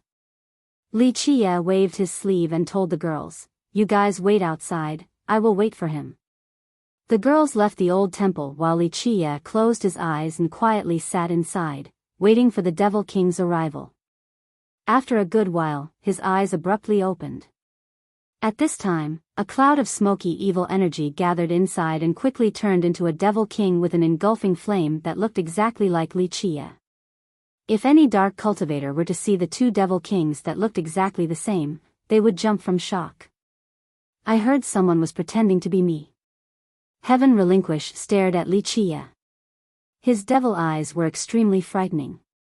His intense glare could devour the soul. Even those with strong Dao hearts would be scared out of their minds under his gaze. Li Qie stood still and only smiled. He slowly turned back to his true form and leisurely sat there. "My Heaven Relinquish, it seems like you have buried yourself quite deep, to only awaken after such a long time." Heaven Relinquish continued staring at Li Qie without taking any action, as if he wanted to see through the person. "That's a good devil heart," he finally uttered, "an actual outsider having a devil heart. Who would believe this? No wonder why you could fool the others." The devil heart in the lesser world was not about one's brutality or their kill count. The devil heart was a kind of obsession, a willful thought. One thought to become Buddha, another to become devil. This was the magical aspect of the devil world and the Buddhist funeral plateau. Li Qie only chuckled and sat there comfortably, allowing Heaven Relinquish to stare as long as he wanted. "I have heard of a legend before." Heaven Relinquish eventually spoke. "There was once a person who left the lesser world after accomplishing two things, becoming an imperial king at the imperial border and a devil king at the devil world. Finally, he left this place and became a miracle, a legend. It is an old matter, old enough to be forgotten." Li Qie leisurely replied. Heaven Relinquish continued, "There is a question in my mind. The lesser world has been sealed, outsiders shouldn't be able to become a soldier or devil. How can a living being become both an imperial king and a devil king then leave so easily?" Li Qie smilingly replied, "All of this doesn't matter. You don't wish to enter the 9 worlds, so is there a need for you to know?" Heaven Relinquish stared at Li Qie for a while before finally asking, "For what purpose did you lead me out?" Li Qie stared back and said, "Don't you want to climb the evil slaying platform? After God Tyrant, no other devil kings have gone there." Heaven Relinquish was quiet, but he didn't refute this claim. Li Qie smiled, "Just like you said, I have stayed in the lesser world for a long time. I understand both the imperial border and the devil world very well. If you tell me that you don't want to go there, it is definitely a lie." "Understand them?" Heaven Relinquish asked, "If you know so much about the lesser world, how much do you know about the other worlds?" Regarding this question, Li Qie had to ponder a bit before slowly answering. "The devil world's evil slaying platform and the imperial border's expedition path are both journeys with no return. Once embarked on, there should be no regrets. It is a courageous trek forward until the very end. That is all I can say." Heaven Relinquish's glance slightly shifted. "It seems like I have been underestimating you. You really do know a thing or two about the other side." "I don't know for sure." Li Qie shook his head. "A different world, not a part of the 9 worlds and not the legendary 10th world." "Just what is that place?" Heaven Relinquish stared at Li Qie, wishing for the answer. "I can't answer you." Li Qie refused. "If you want to know, you can board the evil slaying platform. If you are fortunate enough, perhaps an answer will show itself." Heaven Relinquish was clearly affected by this response. The evil energy in his eyes turned into a bright glimmer. Li Qie smiled. "Heaven Relinquish, I know you are very powerful and I'm very aware that it is extremely difficult to kill a devil king inside the devil world, but do not forget, I was able to become both an imperial king and a devil king. so I do not fear anyone in this place. Even if the Buddhist Lord and Imperial Lord returned, I still wouldn't fear them. After a while, the glimmer disappeared from Heaven Relinquished's eyes as he slowly sat down. Li Qie sat there and spoke. The two lords entering the platform and path did it for a reason, don't you think? Heaven Relinquished did not wish to dwell on this matter. He intended to board the platform, but in his mind, the time was not ripe. What do you want? He looked up and asked, you didn't lead me out here just to tell me these things, right? I want the key to the Dark Maxim Palace. Li Qie said with a smile. Don't have it. The Devil King rebuffed his request right away. Li Qie had to laugh. Heaven Relinquish, you can't trick me. I know the key is in your possession. In the devil world, no one besides you can have it. So what if I do have it? Heaven Relinquish coldly uttered, if you want to seize it, I'll take you on any time. I don't plan on fighting. Li Qie smiled, I am only here to discuss it with you and will give it back after I'm done with it. Of course, I will not take advantage of you, we can make a deal. A deal? With a cold expression, the Devil King responded, Dark cultivators do not have desires, what is there to make a deal about? That's not what I've heard. That's right, you guys do not need treasures or manuals, but dark cultivators still have desires. Li Qie chuckled. Here, he stared at the Devil King to say, perhaps, you are not like those dark cultivators with a devil prayer, but you do have some things you want, such as boarding the evil slaying platform. So what? Heaven Relinquish kept his cool with his response. Li Qie continued, I know you have always been preparing for the day when you set foot on this platform. In your eyes, the time is still not right. Maybe you are missing an item. If you have it, it would be time to set off. Chapter 1080, Deal. Heaven Relinquish glanced at him right away and slowly stated, so, you are saying that you have something that can help me. Li Qie smiled, I actually do have something. With that, he took out an item and tossed it over to the Devil King. The king caught and carefully looked at it and found himself astounded despite his great status. He eventually lifted his head to look at Li Qie. Where did you get this thing? Does that matter? Li Qie answered, it is more important that the thing has a great effect for you. This was the item given to him by immortal Emperor Qin Shui in exchange for the life of his daughter, the Storm God. He stared at the king and said, with that, you can think about boarding the evil slaying platform. The king pondered for a bit while holding the item before flatly saying, all dark cultivators wish to go there. Moreover, all of them can do so as well. I know they can. Li Qie said, however, after being here for so long, I have come to understand something else as well. Why is it that capable dark cultivators do not easily go up there? Why is it that they only go there once their evil energy is strong enough? Li Qie looked at the king and asked, for what reason is someone as powerful as you still refusing to go up there for all this time? The Devil King sat there emotionlessly, unwilling to elaborate. Li Qie continued with amusement, even if you don't say it, I still know a thing or two. In the past, weak dark cultivators still climbed the platform. However, a few things happened afterward that made people come to understand something. From then on, the majority of dark cultivators would not try to go up there without reaching a certain level. For example, you. You are strong enough, but you are still not confident. This lack of absolute confidence might be indicative of your wavering will towards reaching the other side. Li Qie faintly smirked. The Devil King responded chillingly, no dark cultivator has ever changed their mind about wanting to reach the other side. You are an exception because you do not belong to the devil world. I do not deny that I am not someone from this world.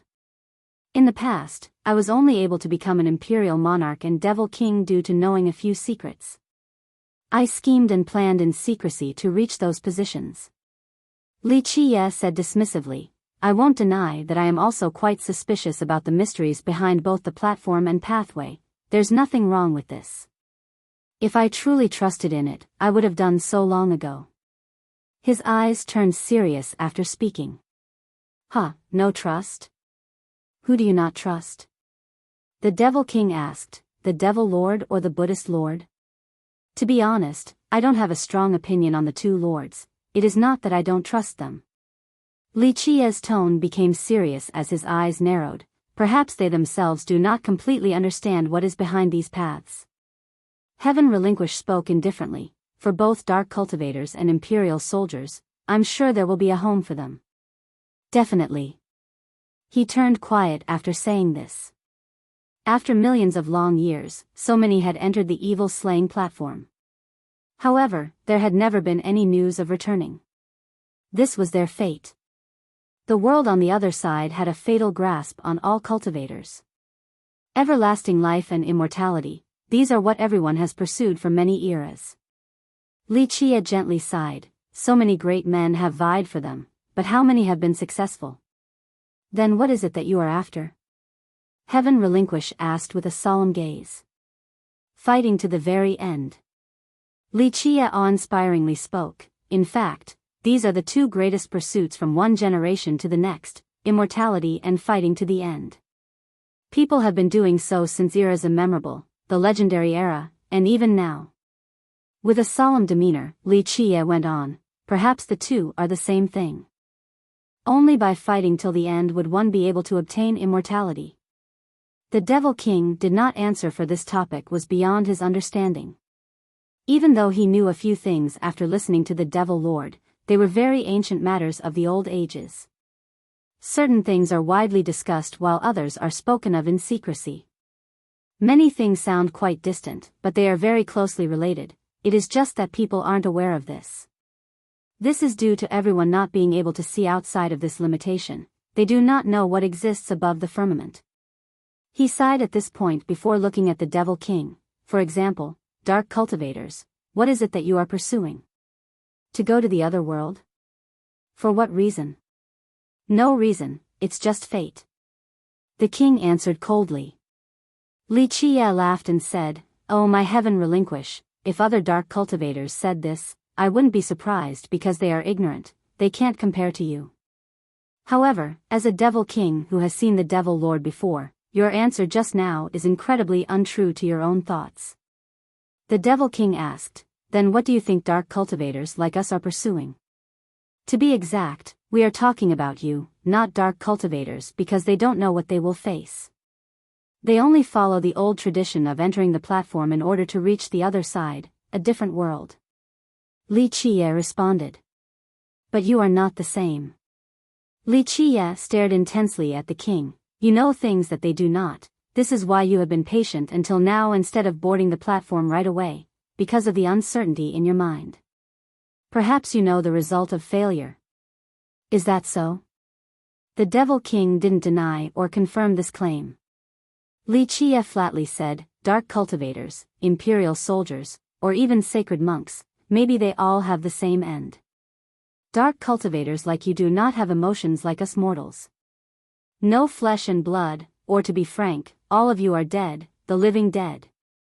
Not to mention the fact that you all can't leave the lesser world and how you will face destruction after leaving, just like those monks at the plateau. Hypothetically speaking, even if you dark cultivators could leave the lesser world, would you?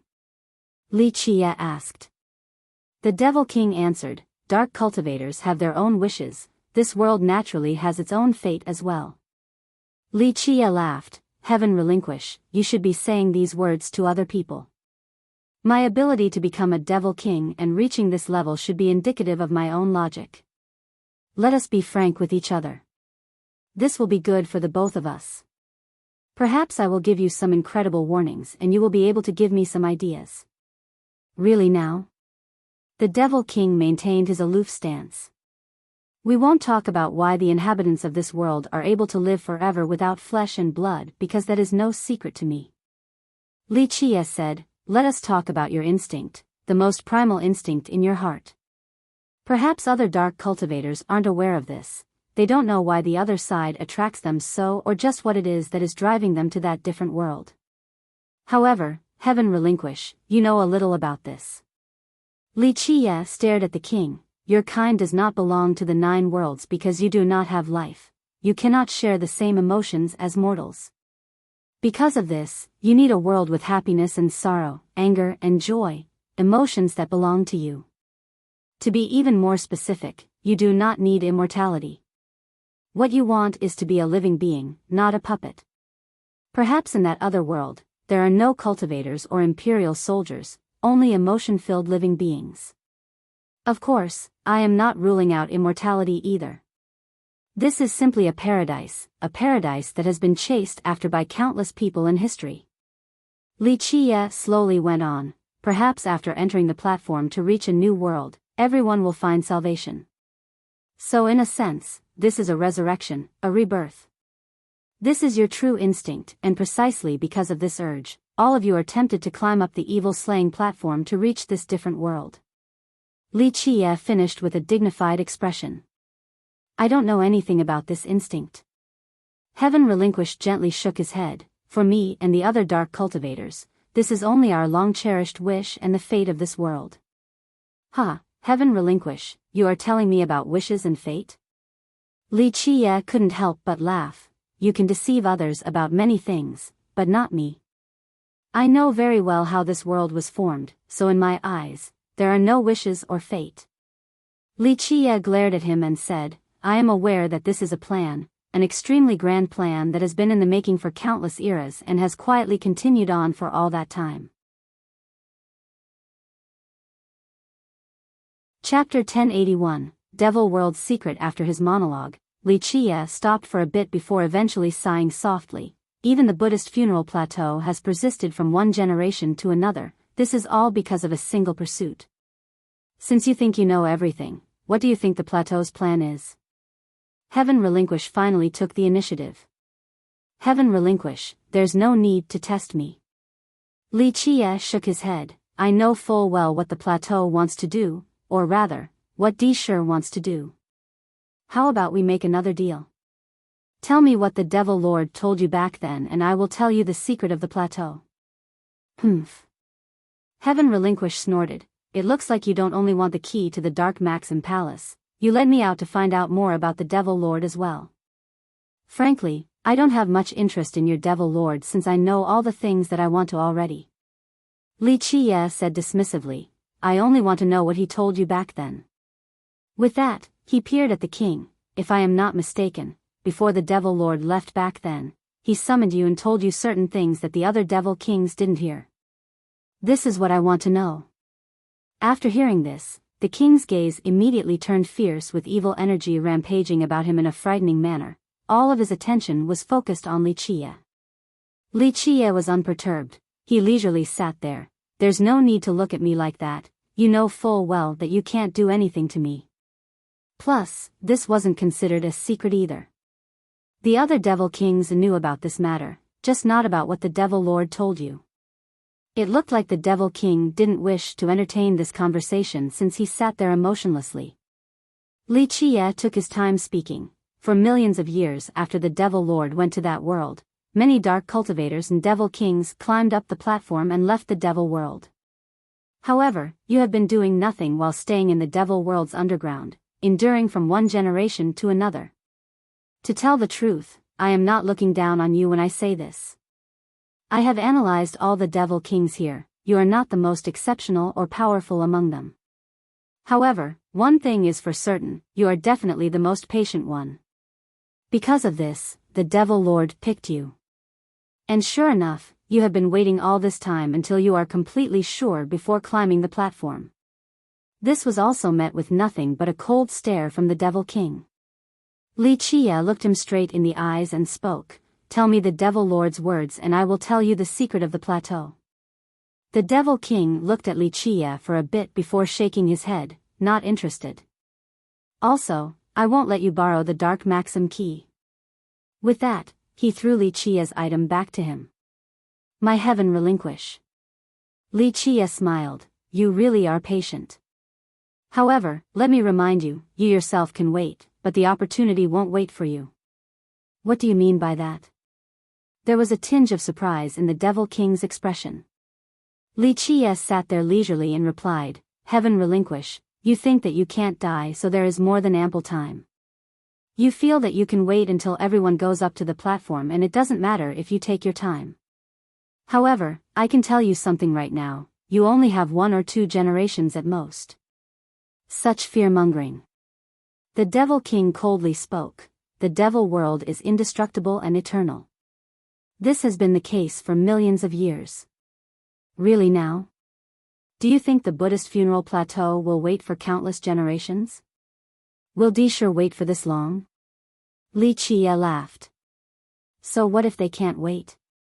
The king retorted, if the plateau could destroy the lesser imperial devil world, they would have done so long ago. It doesn't matter if the seal has been imposed on this world will continue on forever. Heaven relinquish, you still don't understand. Li Qie coldly said, the plateau and Deshire will not destroy you and the lesser world. But, his eyes turned cold at this point while glaring at the king, but Deshire will fight to the end. The Buddhist funeral plateau will accomplish its mission. Ever since its inception, it has always been waiting for that day. The Devil King's expression changed after hearing this.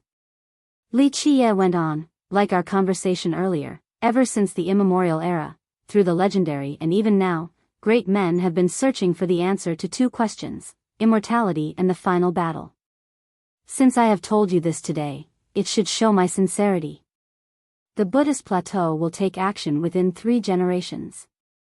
At that time, the devil world and the imperial border, this entire lesser world will only be a chess piece tied to their war chariot. Li Qie stated slowly. The Devil King's expression turned cold. He knew what was going to happen after hearing this.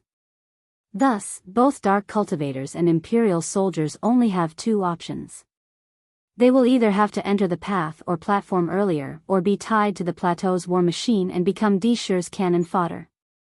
He continued on, you are a Devil King, so you should be able to sense just how powerful the Buddhist funeral plateau has become. Think about it carefully or calculate with your fingers, just how much longer will your so-called immortality last? Heaven relinquish started to contemplate at this moment. Perhaps Li Qie was right. They really didn't have much time left.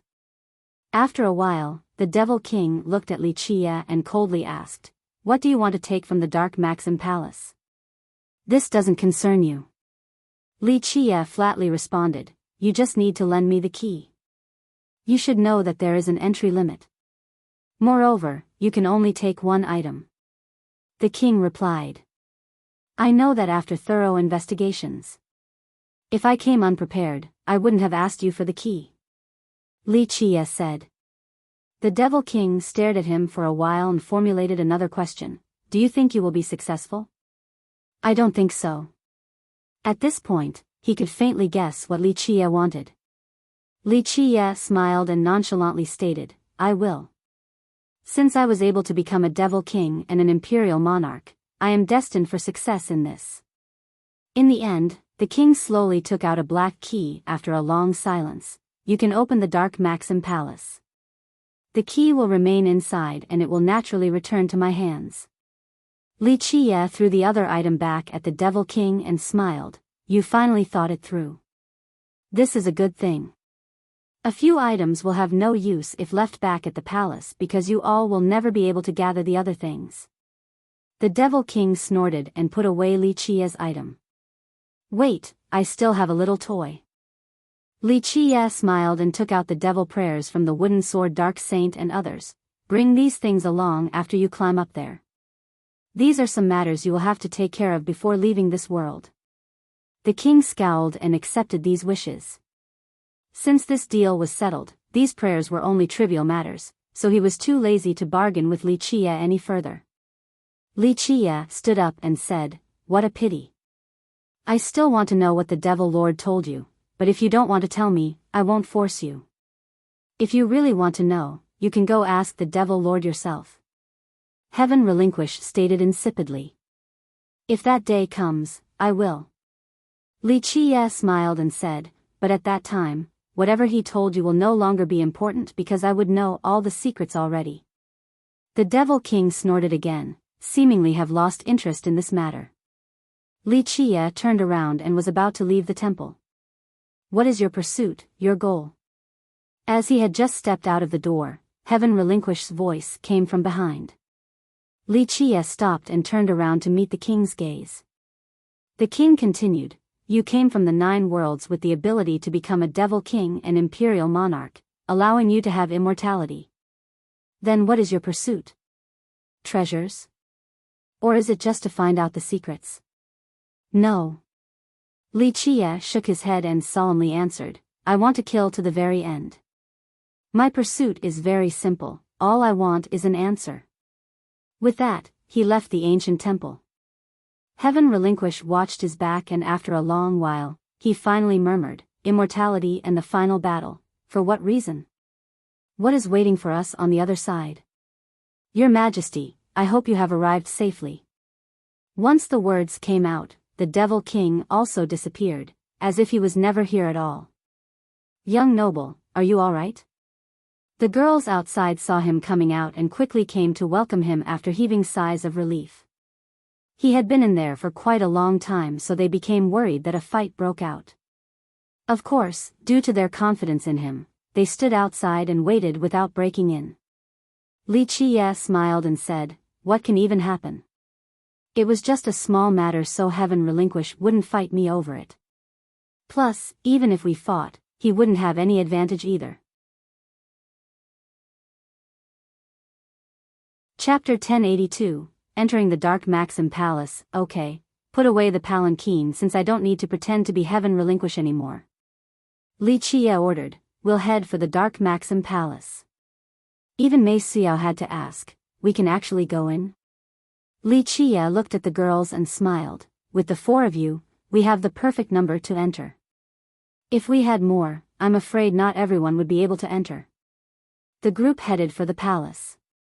At this time, he used his true form instead of disguising himself as Heaven Relinquish. At the base of the mountain where the palace was situated, even though Zhansher's group had left earlier, there were still cultivators here. Many of the late arrivals all tried to see if they could open it. However, regardless of their power and talents, none were able to open the palace, just like before. "Li Chia is here." Someone quickly noticed him even before he made it to the base and shouted. At this moment, the notorious moniker Fiercest was completely unmatched. His brilliance had overshadowed all the other supreme geniuses. Thus, no matter where he went, he would be the center of attention, a source of dread. A person in the distance saw Li Chia's group and murmured, "Fiercest is here, don't tell me he came for the Dark Maxim Palace? No one has been able to do it, can Fiercest do it?" Someone had to ask this question. An expert from the barren earth commented, "Hard to say, Fiercest is too devilish. Just think about it, the prime peak of the God War Mountain was unbelievable too. No one was capable of climbing it, not even Heavenly Emperor Lin's group, but Fiercest made it to the summit. I think that Fiercest can do it and create another miracle. If Fiercest can't, then no one else can. Nowadays, who can actually compare with Fiercest?" Another commenter added. In a short period of time, Li Chia's fame as Fiercest had spread far and wide. He had supporters and even many fans. This was especially true for the younger cultivators. Fiercest had defeated all the other supreme geniuses and had even recruited the prettiest beauty, Mei Xiao. He was powerful enough and also had ample romantic luck. With all of this, how could the young cultivators not worship him? The people here quickly made way for Li Chia's group once they reached the base of the mountain. No one dared to stand in his way. They eagerly watched and didn't dare to make a sound. He had an unparalleled authority among the younger generation. He glanced at the palace at the peak and flatly said before leading the way, "Come, we'll go up there." The girls followed right behind him. It wasn't easy to climb up this mountain because the palace was once the location from which the Devil Lord issued orders to the rest of the Devil world. This area was under the suppression of a seal, so one needed to be quite powerful if they wanted to scale to the top. But of course, for Li Chia and the rest of the girls, it was not a problem. The crowd held their breaths and stared intensely at Li Chia. It could even be said that their hearts were hanging on a thread. Some probably didn't wish to see Li Chia succeed. However, many wanted to see a miracle as well. For millions of years, no one had been able to open the palace. If someone could do so right now, then it would definitely be a miracle. To be able to watch such a miracle was a kind of honor for the spectators present. The entrance to the Dark Maxim Palace was very ordinary and simple. There were no superfluous decorations since the two doors were painted black and were made from unknown metal. They seemed to be quite heavy. Moreover, there was no keyhole, so it didn't seem like they could be opened with a key. Li Qie smiled while looking at the two doors that joined together at the entrance and murmured, "Dark Maxim Palace. One can only imagine its grandeur when the Devil Lord was still here. If Li Qie is left alive, I will have no chance of becoming the immortal emperor. I feel confident against anyone else in the competition for the throne, but I can't see through Li Qie. It is best if we eliminate him early." The Venerable slowly spoke with a serious expression. "Once his wings propel him into an emperor candidate, I'm afraid it will be very difficult to get rid of him. At that step, countless god kings in the 9 worlds will join his banner. When that happens, he wouldn't even need to do anything to destroy his enemies. Ancestor, are you confident in killing him?" Jikong Wudi spoke gravely. At this time, he felt that the longer Li Qie stayed alive, the more unfavorable it was for him. In his eyes, his chance of becoming emperor was drifting further and further away as Li Qie became increasingly powerful. The Venerable contemplated for a bit. "From my observations, that Iron Man truly has left already, but I don't know if he has any other Dao protectors behind him. We have to invite the Prime General to come out." Jikong Wudi concluded, "The Prime General will definitely be able to end Li Qie even if God Kings are protecting him." The Prime General was the strongest general under Immortal Emperor Ta Kong. According to the legends, he wasn't too far off from the Emperor himself. It isn't that simple. Venerable Ninesword smiled wryly. "No one can invite him, or at least, I can't. Unless Space Trample Mountain is facing extinction, he won't come out for anyone. Should we give it a try?" Jikong Wudi pondered for a bit before asking, "Ancestor, you and I can attack together while Li Qie is unprepared. There's no rush, we are waiting for some people." The Venerable spoke deeply. Jikong Wudi asked, "Ancestor has some reinforcements?" The old man smiled and said, "They'll be here soon." Li Qie killed the 8 ancestors from the ancient kingdom as well as the divine ancestor's disciple, Shen Menghui. The ancient kingdom will definitely not let this go. Plus, he also killed the soaring immortal emissary, so the soaring sect naturally will do something as well. I calculated that the Azure Mysterious Ancestors and the Soaring Immortal Sect's chief ambassador should be here soon. I have sent them a message already. If they come to the Lesser Imperial Devil World, we will talk." Venerable Ninesword explained. After hearing this, Jikong Wudi was relieved. With sufficient forces, they would definitely be able to eradicate Li Qie. Chapter 1083. Heavenly Emperor Lin's background. Jikong Wudi told the Venerable, "No matter what happens or what price we have to pay, we have to eliminate Li Qie." This decision had been cemented in his mind. He would pay any price to destroy Li Qie. The war for the throne had always been merciless. Even though many of these past competitions were between emperor candidates and people said that only those who dared to face their most powerful enemies and overcome them would become emperor, this was not always the case. In fact, for millions of years, there had always been conspiracies and schemes beneath the surface of these wars. Behind these candidates were an abundance of followers and mighty Dao protectors. A lot of brilliant geniuses died pitifully to schemes, ambushes, and assassinations. Only by surviving this cruel war would one become the immortal emperor.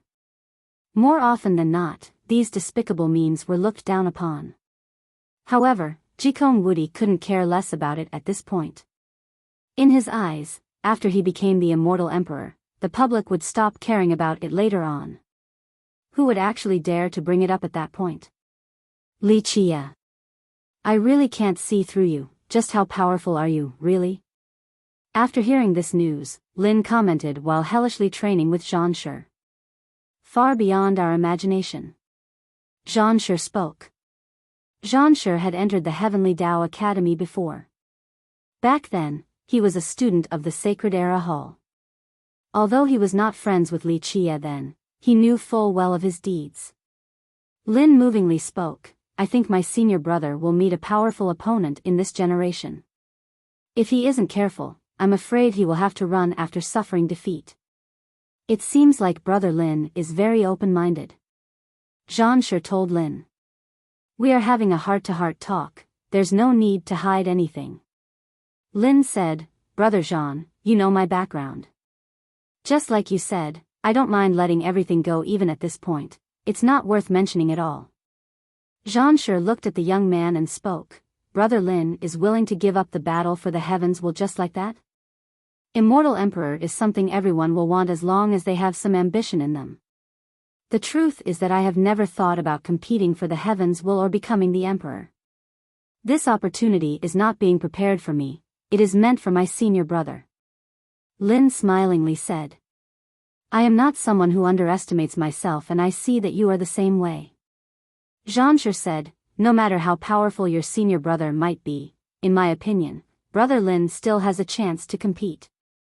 No, there is a big gap between us. Lin gently shook his head, at the very least, right now, I have no way of surpassing him. Zhan Shi disagreed by shaking his head, I don't think so. More often than not, the Tao heart is more important than talents when it comes to becoming an emperor. Of course, talents are indispensable, but the Tao heart is even more crucial. Without a firm Tao heart, even the most brilliant talents would only be for show. For ages now, countless great geniuses with weak Tao hearts couldn't handle defeat and eventually succumbed to their own inner demon.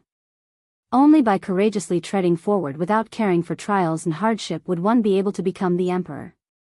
Zhan Shi's eyes turned profound as his determination became even more resolute. He looked at Lin and said, in terms of talents, skills, and Tao heart, Brother Lin does not lack any of these. You meet the conditions and have the qualifications to compete for the heavens will. The sect chose my senior brother, not me. Lin shook his head, I will not be the one standing in my sect and my senior brother's way.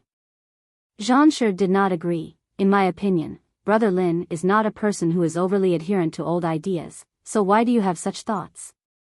Your fate should be up to you alone. I am already very satisfied. Lin smiled, everything I have today was given to me by my sect. If it values my senior brother, I will let him pass and hope that he will not let us down, that he will become the emperor. Zhan Shi went on, if you no longer want to become the emperor, why do you still want to fight Li Qia? You should quit this game, this path is paved with cruelty. This is my attempt to lend the sect a hand by exploring Li Qia's true worth so that my senior brother can have a better chance. Lin smiled, plus, running without fighting isn't my style. I want to have a real battle against Li Qia, not losing after 1 or 2 moves. I can't accept such a defeat. I can't accept it either. Zhan Shi didn't wish to dwell on this matter and smiled back. Who can accept losing to Li Qia without even knowing what happened? No matter what, we have to see what he is really about. Even if we lose, we have to understand the process at the very least. That's right, let us work together and give him a good fight. Lin laughed out loud in a gallant manner. Zhan Shi laughed loudly as well, if we can defeat Li Qia, then let the two of us compete for the heavens will in the future. If such a day comes, then I shall compete as well. Lin accepted happily the idea. These words were erring on the playful side. If that day comes, Brother Lin, remember that I won't take it easy on you. Zhan Shi solemnly said with a firm glare. Lin laughed heartily in response, don't worry, Brother Zhan, I won't show mercy either. We will fight until the sky collapses. Despite his heroic demeanor, Lin gently sighed inside. He knew that that day wouldn't come. It didn't matter whether they could defeat Li Qia or not, he would concede to his senior brother in the future. The sect had given his senior brother everything, so he couldn't cause trouble for them by standing in his brother's way. After all, his senior brother was the chosen one. He couldn't act so ungrateful towards the sect.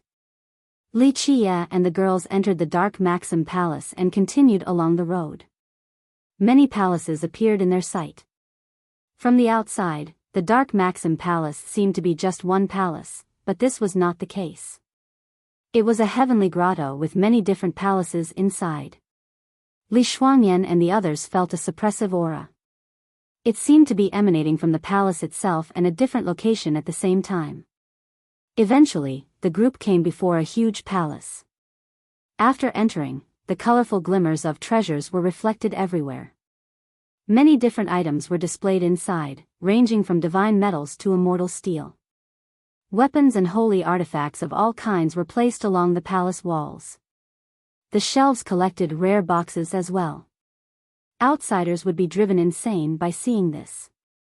This many treasures could plunge the world into an avaricious bloodbath. Fortunately, Li Shuangyan and the girls were experienced. Shi and Shen Baojiao had been following Li Qia, so they were no strangers to treasures. Needless to say about Mei Suyao, she came from the Eternal River School, a lineage with 3 emperors. It was a place that never lacked treasures. Bai Jinjin's sword god Sacred Ground was also an imperial lineage, so they had plenty of treasures as well. Pick your favorite. Li Qia smiled. Remember, each person can only take 1 item out of the palace, no more. After hearing Li Qia, the girls didn't rush for the treasures. They only carefully looked over everything on display. This is the Devil Lord's collection. Although the best ones have been taken away by him, there are still many incredible items in here. It is up to you guys to pick the most suitable treasure for yourselves. The girls took their time. At this point, their harvest depended on their own luck. After giving the hint, Li Qia left for another big palace. There was nothing else besides a huge painting hanging in the main hall of this palace. It was neither a drawing of a devil king engulfed in evil energy nor the devil lord of legends. It was a painting of a monk, or rather, a Buddha. The Buddhist aura coming from this painting was far-reaching and had a great rhythm. Regardless of how many years had passed, it still emitted a faint Buddhist light. One couldn't see this Buddha's face since he was turning his back on all existences while walking to a very, very distant destination. While looking at the painting, one would think that this Buddha was slowly disappearing before their eyes towards the horizon. But time and time again, he didn't disappear completely, as if his journey was especially long and arduous. It was a never-ending trek across millions of years. Was this not drawn? While Li Qia was quietly admiring this painting, a gentle voice spoke. It was Mei Suyao. She had already picked a treasure for herself. She stood next to Li Qia and looked at the painting as well. With a natural immortal bone, she had a unique perspective both when picking her treasure as well as looking at this painting. Right, it wasn't painted. Li Qia smiled and nodded his head. A Buddha has imprinted himself in this place. Her immortal bone could see through the origin. After a careful look, she was startled. He left his will in this place. Is this his attempt to suppress the devil world? You can put it that way, but it is not to the point of suppressing. To be more exact, he is trying to stabilize the lesser imperial devil world. Li Qia explained while looking at the painting. Is this the legendary master of the Buddhist kingdom? Mei Suyao had to ask. Chapter 1084, Insect Pipe and Mechanical World Vessel. Li Qia gently shook his head while looking at the Buddha in the painting. No, it is not the Buddhist lord of the kingdom. It wouldn't be this easy for him to stabilize the lesser world. Then it is the mythical Di Shi. Mei Suyao was shocked. Di Shi was a being limited to legends. For millions of years, no one had heard of his sighting. Some rumors back in the ancient ages even stated that Di Shi was no longer in this world. Others also thought that Di Shi didn't exist and that he was only a myth, a character created by the Buddhist funeral plateau. Li Qia only smiled and didn't say anything else. He left this palace for another one with Mei Suyao right behind him. The next palace was very ancient. There was no scintillating light or immortal aura. It was quite strange due to the fanciful and obscured runes all over the walls. They were of an archaic age. Even someone as well-read as Mei Suyao had never seen them before, arousing her curiosity. She opened her heavenly gaze while her forehead lit up. she intended to use her immortal bone to see through the mysticisms of the runes. However, it wasn't long before she felt the earth spinning and had to stagger several steps back. Is this the supreme origin of an era? She was startled. Her immortal bone could communicate with gods and understand the entire world. It could even easily comprehend heaven's will secret laws. However, when she tried to analyze the runes on the walls, she felt as if she had fallen into a boundless world, as if the runes were connected to 3,000 different worlds. It was a complexity beyond imagination. The 3,000 worlds are also inside. Li Qie chuckled and didn't look at the runes, his eyes were fixated on a stone table in the palace. At this time, Mei Suyao finally noticed that there was nothing else in this place besides this stone table and an object that resembled a bronze truncheon on top of it. However, this moderate-sized item was not a truncheon. It was assembled from many exquisite little pieces, giving it an appearance resembling a rod, but also an arm. No one could tell what it was exactly. Li Qie reached out and this bronze item fell into his hand. Mei Suyao took a careful look at this unbelievably complex and well-crafted item. The world had many things that were created by universal laws interlaced together. Some laws were as small as a strand of hair. However, each piece of this item ahead was around that size. The more impressive part was that it was all made out of metal. Such an item consisted of countless parts. This was a heavenly level of craftsmanship beyond the scope of current understanding. With a pull from Li Qie, these little parts of the bronze object suddenly moved while the main body lit up. It was shaking as if it had its own life. At the same time, the runes on the walls resonated with brilliance as if they were waking up. Buzz, as the pieces on the object rotated faster and faster, they actually sucked in all the runes on the walls. In the blink of an eye, all the runes departed from the walls and went inside the bronze object. After this absorption, the object seemed to take on a different color and became even more complex and mystical in an unfathomable manner. Mei Suyao was astonished as well. She thought the runes on the walls were painted on, but that didn't seem to be the case right now. Someone had used an unbelievable method to pull the runes out of the bronze rod. The Devil Lord is indeed amazing. Li Qie looked at the rod and stated in a matter-of-fact tone, to be able to remove the runes so perfectly, it is quite heaven-defying. Mei Suyao noticed some clues and asked, does Vedas Vajra's item and this thing have the same origin? Yes. Li Qie nodded slightly, they do have the same origin. Unfortunately, the Devil Lord couldn't have both items at the same time or else he would have realized something. What is it? She was full of curiosity. There weren't many treasures that could attract Li Qie's attention.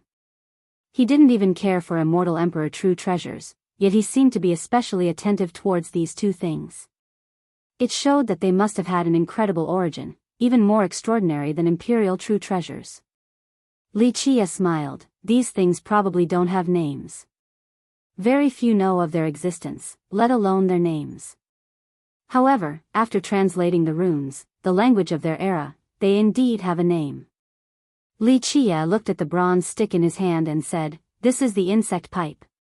As for the one you obtained from the Vajra, it also has a name, Mechanical World Vessel. After seeing the successful opening, some cultivators refused to give up and climbed to the summit again. Of course, without the key from heaven relinquish, they couldn't open it no matter how heaven-defying they might be, regardless of their attempts. Not long after their departure from the palace, everyone heard some news from an unknown source. A dark cultivator wants to climb the evil-slaying platform. This is a good timing. After hearing this, Li Qie chuckled and told the girls, I have planned to bring everyone up to the platform already, so now that a dark cultivator is going there, nothing could be better. We can go see the mystical properties of the platform. The girls turned quite happy since Li Qie had brought up the platform many times. They had a difficult time imagining the platform and the climbing process. The evil-slaying platform was located in the deepest region of the devil world. It was shrouded in an evil energy. At that place, there was no sky or sight of the sun, as if it led to an unknown world. When Li Qie arrived, there was already a sea of people right outside the platform. Although they didn't dare to go closer, the entire platform was still surrounded from a distance. This simple and ancient platform was made from ink-colored rocks placed together. It seemed to be one with the ground beneath it. There was a huge lever-style guillotine at the top. It was completely black like an evil blade from hell, capable of decapitating all gods and devils. In front of the platform was a precipice containing only a vast expanse in front of it. One couldn't see the end of this void, making it seem as if successfully crossing it would lead to another world. The guillotine emitted a faint light that exuded a quiver-inducing murderous intent. Because of this, no one dared to approach the platform. No matter how strong one might be, they would feel this murderous aura from the blade once they got close. Although it was not particularly ferocious, it would instill a primal fear as if it was already dangling over their neck. Chapter 1085, Evil Slaying Platform, Fiercest is here. Someone shouted once Li Qie arrived, attracting countless gazes. Li Qie was standing on top of a distant hill and gazed at the platform with the rest of the girls. He was in quiet contemplation after seeing the profound light being emitted from the guillotine. He was once a devil king back then during his long stay in this world. Outside of searching for certain things, there was one question that beckoned his curiosity. It was whether dark cultivators could go to a new world after coming to the evil slaying platform. What are the requirements for a dark cultivator to go up there? Chen Baojiao inquired. Li Qie shook his head gently, nothing.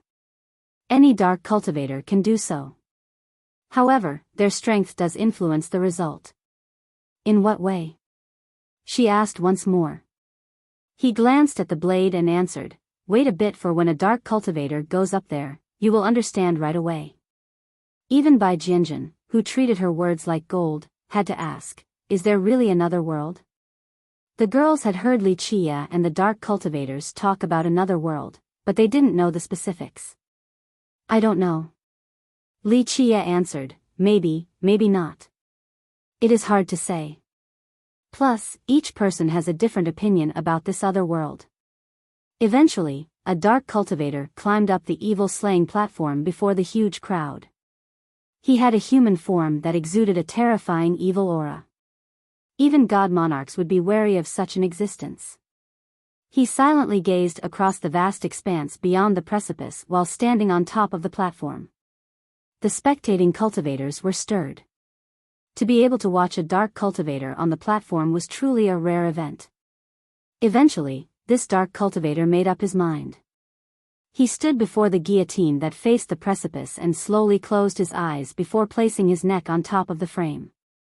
Some cultivators felt their hearts hanging up high at the sight of this dark cultivator situated right beneath the blade. They nervously tightened their fists. Crank. The extremely sharp blade fell down. It easily decapitated the dark cultivator like cutting tofu. His head rolled down from the platform. Bang! In the blink of an eye, a great amount of dark energy rushed out from his severed neck. This vast energy rushed through the vast expanse beyond the precipice like a tidal wave. This particular dark cultivator was extremely powerful, thus this energy was as majestic as a sea. It tore apart the void and traveled with an unstoppable momentum. This process continued on with the energy gushing out of his neck for a long time. Eventually, all the energy was gone and the scene became calm again. At this time, people found that the energy formed a bridge from the precipice to the depths of the expanse. Clack! At this moment, the unbelievable happened. The head that rolled on the ground suddenly cracked and a tiny person walked out from inside. This tiny person looked exactly like the dark cultivator from earlier. However, he didn't have a physical body as he was only an accumulation of dark energy. Li Shuangyan asked, is that his true fate? No, it is a devil's soul, completely different from our true fate. Li Qie gently shook his head. Everyone held their breaths while watching the tiny person walking out of the skull in astonishment. The tiny person quickly walked towards the bridge made out of evil energy that stretched into the vast expanse. At this split second, another shadow suddenly lunged forward. It was a cultivator whose withered blood energy clearly told his old age. This old man rushed to the long bridge in an attempt to follow the devil's soul into the other world. However, when he stepped onto the bridge, his feet didn't make contact as one would expect. The bridge did not accept his body, so he instantly fell into the abyss below. Cultivators could fly, but not in this vast expanse. Once one fell, they were fated for a death without a grave. People gasped with shocked expressions after seeing this scene. Perhaps a few of them had the same idea as him and wanted to follow the dark cultivator into the other world. However, it looked like this train of thought didn't lead to a destination. The tiny person disappeared into the vast expanse after walking along the bridge. After some time, this energy bridge disappeared as well. Just what is it over there? Someone murmured. In fact, all were curious and wanted to know about the other side. Many stood there and gazed at it for a very long time. It was still nothing but void, no different from before. Eventually, the crowd slowly dispersed because they understood no answer would come out of this. Is he at the other world now? Chen Baojiao spoke with concern for the dark cultivator. Who knows, this is a trip with no answer. Li Qie sighed, because after entering the platform, there is no turning back. No one has heard of a dark cultivator being able to return either. Chen Baojiao became absent-minded and murmured, leaving to never be heard from again. Going to the platform was similar to going missing. This was a journey with no return. No one knew if it was a successful trip or not. The people on this side would never find out. Dark cultivators already have eternal life. Why must they go to that other world? Li Shuangyan was skeptical.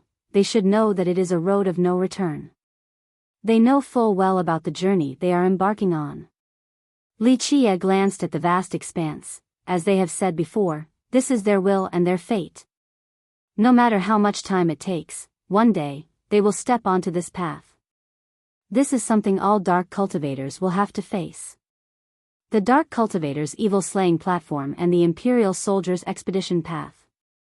Mei Suyao joined in. These are unanswered mysteries across the ages. No one knows what lies beyond these paths. Outside of Dark Cultivators, can others not go to the other side? Have immortal emperors tried it? Li Shuangyan curiously asked.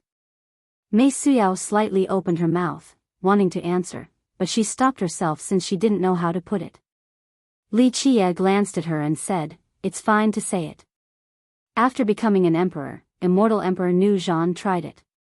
He started from the platform and tried to forcefully reach the other side through the expanse. He was even more powerful and frightening compared to their progenitor, immortal Emperor Xiao Shui. That's right. Mei Suyao gently sighed and admitted, my sect has records of this. After becoming an emperor, he had tried this before. What was the result? The quiet Bai Jianjun was drawn in as well. Is there really another world? I don't know the exact details, though there are several different theories. The records themselves aren't very clear. As juniors, we have no way of verifying what happened. Mei Suyao spoke softly. An immortal emperor failing is not really a shameful thing. It is just that the Eternal River Elders don't want to talk about it. Otherwise, people will be disappointed thinking that an immortal emperor is not unstoppable. A layer of shadows was cast over their might from this event. Li Qie said dismissively. Immortal Emperor Nu Zhan failed as well? The girls were horrified by this. In everyone's opinion, immortal emperors were unstoppable. Not to mention one with a grand completion immortal physique. That's a possibility. Mei Suyao spoke unwillingly. After forefather Nu Zhan came back, he never brought up this matter with anyone. However, the elders from the sect speculated from his words that he couldn't do it, so they didn't wish to talk about it either. The others could understand why the Eternal River School was hesitant about this matter. An immortal emperor should be a symbol of invincibility. If even they failed, it would besmirch their lifelong prestige. Chapter 1086, Imperial Border. While the girls were surprised, Bai Jianjun was in such awe that she blurted, Immortal Emperor Nu Zhan, He had a grand completion immortal physique too. The 9 worlds had a particular belief. When a grand completion immortal physique user was at their peak, they could assail immortal emperors. Immortal Emperor Nu Zhan was not only at the top already, he ended up becoming an emperor as well. Just think about it, his power must have been unfathomable. Are there existences in this world that are even more powerful than immortal emperors? Li Xuanyan murmured in a daze. Li Qiye slightly shook his head and answered, in the 9 worlds, there might not be something stronger than an immortal emperor. In a one-on-one fight, immortal emperors have always been invincible. The fact that immortal Emperor Nu Zhan couldn't get to the other side doesn't necessarily mean that he wasn't strong enough. Then for what reason did he fail? Chen Baojiao quickly asked. Anyone would be curious about a secret like this. Even Mei Suyao looked over at Li Qiye. Even though she was the main successor of the Eternal River School, not even its ancestors knew this matter very well, let alone its disciples. Immortal Emperor Nu Zhan rarely talked about this matter. At best, he only left behind a few words. The majority was speculation by future generations. Mei Suyao realized that Li Qiye knew a lot more, even things that weren't privy to her ancestors. Li Xuanyan looked at her young noble and couldn't help but ask, what is the reason for the emperor's failure in crossing to the other side? In her mind, there was nothing that her young noble didn't know or couldn't do. If he didn't know, then others definitely wouldn't know. Because there were too many uncertainties on the other side. Li Qiye didn't want to talk about this matter. Back then, Immortal Emperor Nu Zhan had specifically asked him about this, but he wasn't willing to disclose its secrets unless he was capable of solving this mystery. Okay, let's go to the imperial border. I'll take you guys to have a look at a certain place. It will definitely defy your common sense. Li Qiye smiled. Having heard this, the girls became happy and even excited. They came with their young noble for the experience and to broaden their horizons. Even the otherworldly Mei Suyao felt quite happy. She didn't come with Li Qiye for treasures or merit laws. She wanted to see a world unreachable and unviewable by others. Li Qiye and the girls began to head for the imperial border at an extremely fast speed. The imperial border was the other half of the lesser imperial devil world. The imperial border and the devil world each took half of the entire land. No one knew why this lesser world was divided into 2 regions like this. What was even stranger was that imperial soldiers and dark cultivators existed together in this place, but they never mingled. A boundary separated the 2 worlds. Even when the 2 different existences were right beside each other on opposite sides of the boundary, that small distance was the same as that between heaven and earth. The imperial border gave a completely different feeling than the devil world. The devil world was indeed majestic with great sceneries, but it was engulfed in dark energy. This, in turn, resulted in an oppressive atmosphere. The imperial border was different. Anyone who stepped inside would instantly feel a sense of heroism and ambition. Regardless of whether one was a big shot or a minor character, once inside the imperial border, they would instantly feel a free and unrestrained momentum permeating this vast world. Imperial momentum, Mei Suyao couldn't help but murmur after sensing this atmosphere and feeling an ambition rising in her heart. The imperial momentum was the foundation of the imperial border. It was the same as the evil energy in the devil world and the Buddhist affinity in the plateau. Because of this atmosphere or perhaps the border itself, everyone would think that this scenic area was magnificent.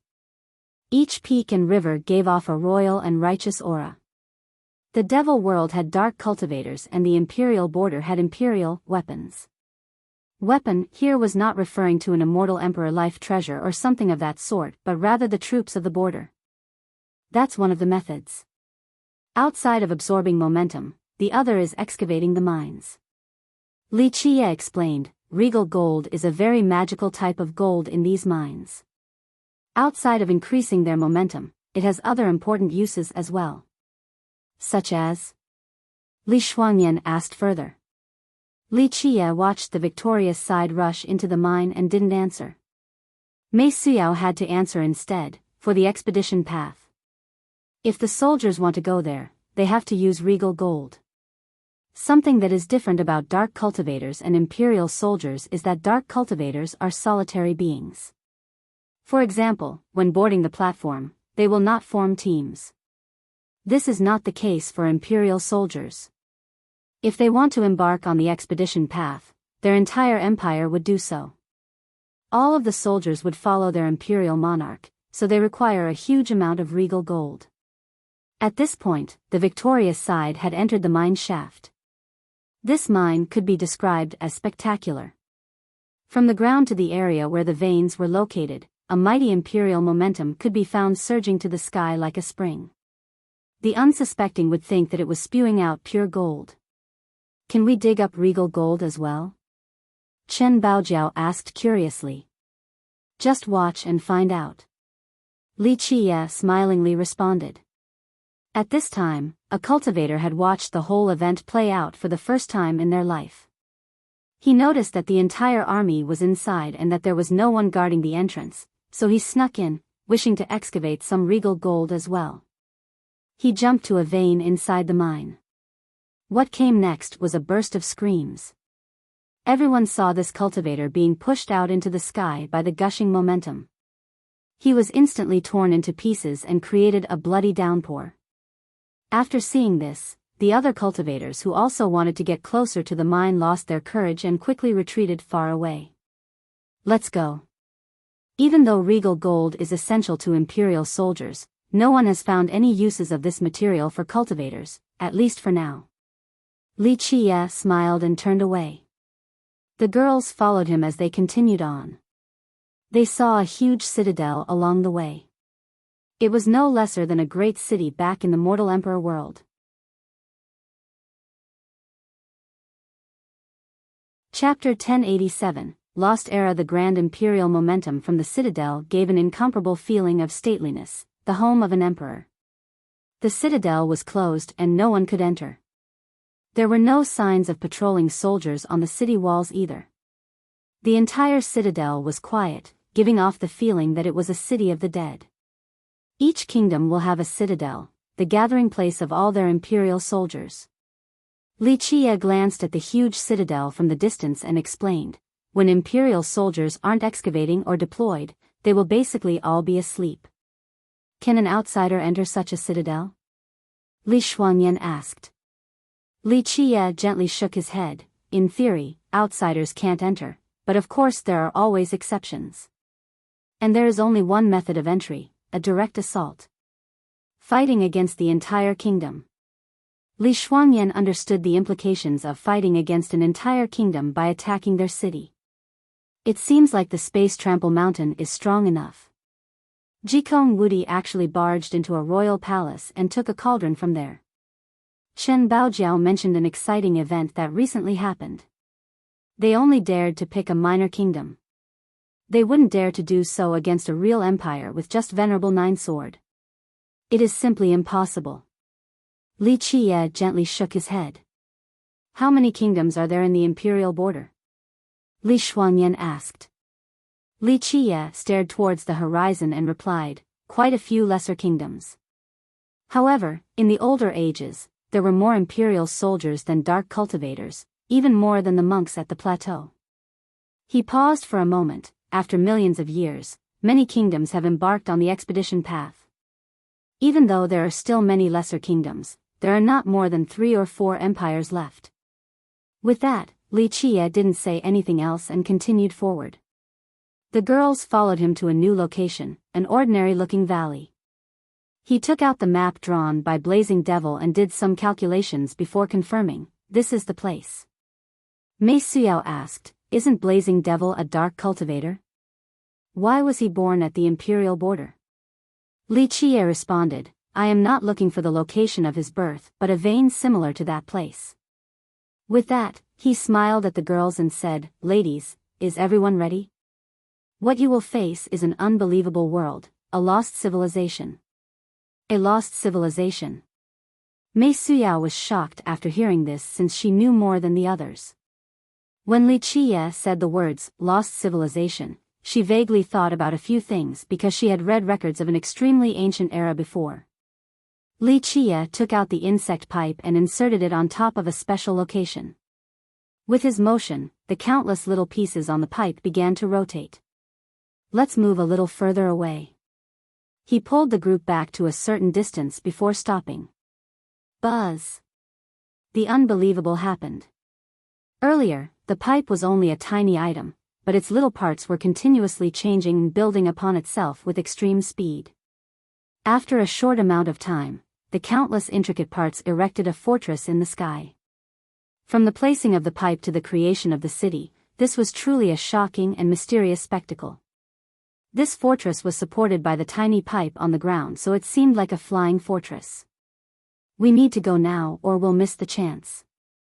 Li Chia took out the mechanical world vessel from Veda's Vajra. With its activation came a rumbling. This small item also assembled itself into a huge ship with many different metals coming together in a very strange manner. The group entered this vessel and, under Li Chia's control, it instantly flew into the fortress in the sky. There was a field hovering on top of the fortress where Li Chia parked the vessel. In the blink of an eye, the fortress instantly became tiny again and took the bronze vessel with it. It turned back into a small pipe and drilled deep into the ground. At this moment, Li Chia flew the vessel along. They were traveling inside an incredible world. Here were countless huge parts with spinning gears and gigantic pendulum clocks swinging back and forth. They had entered a metallic world as if they were inside a machine with countless gears, gossamers, and moving iron teeth. The girls were instantly stunned. Despite their knowledge, all of them were still astounded. They didn't know what world they were entering. After a while, Li Chia finally flew the vessel out of this area towards a blue sky. The ship eventually landed on the ground. Li Chia jumped out first and took a deep breath. It really is here. The girls disembarked one after another. They were still quite shaken since this was an entirely new experience. A bit later, they calmed down and looked up at the blue sky. Strangely, it was different from the sky of the 9 worlds. Upon a glance from afar, one would see the moon hanging in the sky. However, this moon was split in half. The sun was there as well, but something had penetrated it, leaving a huge hole in the middle. The girls withdrew their gazes and noticed that they were standing in a desert. They had been through deserts before, but they felt that this desert was somehow different. There was a scorching feeling as if this place used to be a rich and verdant land, but later on, a terrifying power had incinerated it, leaving behind a desert. Just what is this place? The quiet Bai Jinjin stated her bewilderment. Li Chia flatly replied, an ancient lost civilization with no records in the modern age. His eyes swept through a faraway place and became quite profound. Before the legendary era. Mei Suyao murmured. This was an era that existed only in myths without any real records. This is unbelievable, the legend is real. Mei Suyao was shaken. She was now standing on the ground of an actual lost civilization. Perhaps even older.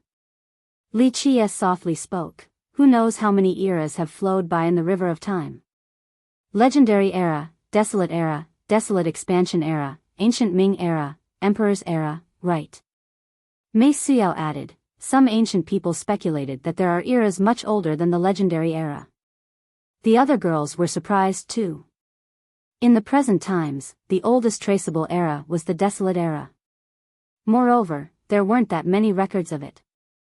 The legendary era only existed in speculations. If there were even more eras before the legendary era, then it would be quite unimaginable. There are too many things purposely hidden from the world across the long eons. Li Chia lightly commented, if we were to divide the river of time, then in fact, from the desolate era till now can only be counted as one era. Why? Bai Jinjin was quite inquisitive at this moment. Development. Li Chia looked at her and answered, why did the legendary era disappear? Why were cultivators during the desolate era so weak? From the barren desolate era to the rising desolate expansion era to the prosperous emperor's era, this is a process of development. What happens after development? Mei Xiao's heart skipped a beat. She knew a little about this, especially after Li Chia let her see some of his past. War. Li Chia's expression sank. He didn't say anything else and continued forward with the girls. They didn't get too far before Chen Baojiao felt that she stepped on something. She dug it up, but she found that this item buried in the sand was much bigger than expected. The other girls came to help her. After a while, Mei Suyao finally excavated the item underground. It was a huge iron man that looked just like a god of war. Li Shuangyan and Chen Baojiao both exclaimed after seeing this iron man, the mortal monarch. Chapter 1088, Metal Corpses. The girls dug out this corpse. To be exact, it was a corpse made out of metal. It was very similar to the mortal monarch who had an iron-cast body. Each part of the body was made from exquisite parts arranged in a truly breathtaking manner. However, there was one difference between this metal corpse and the monarch. The monarch had a human head with flesh and blood, while the head of this corpse was made from metal. Its skull was even more meticulous and awe-inspiring. It was simply the epitome of craftsmanship. No cultivators could create such an exquisite skull. Furthermore, this corpse was much bigger than the mortal monarch. If the monarch was a growing boy, then this corpse was a mature adult. The girls glanced at each other after fully digging out this metal corpse. They had seen the monarch before and felt that his body was incredible. Some thought that he was the only one in this world with such a unique constitution.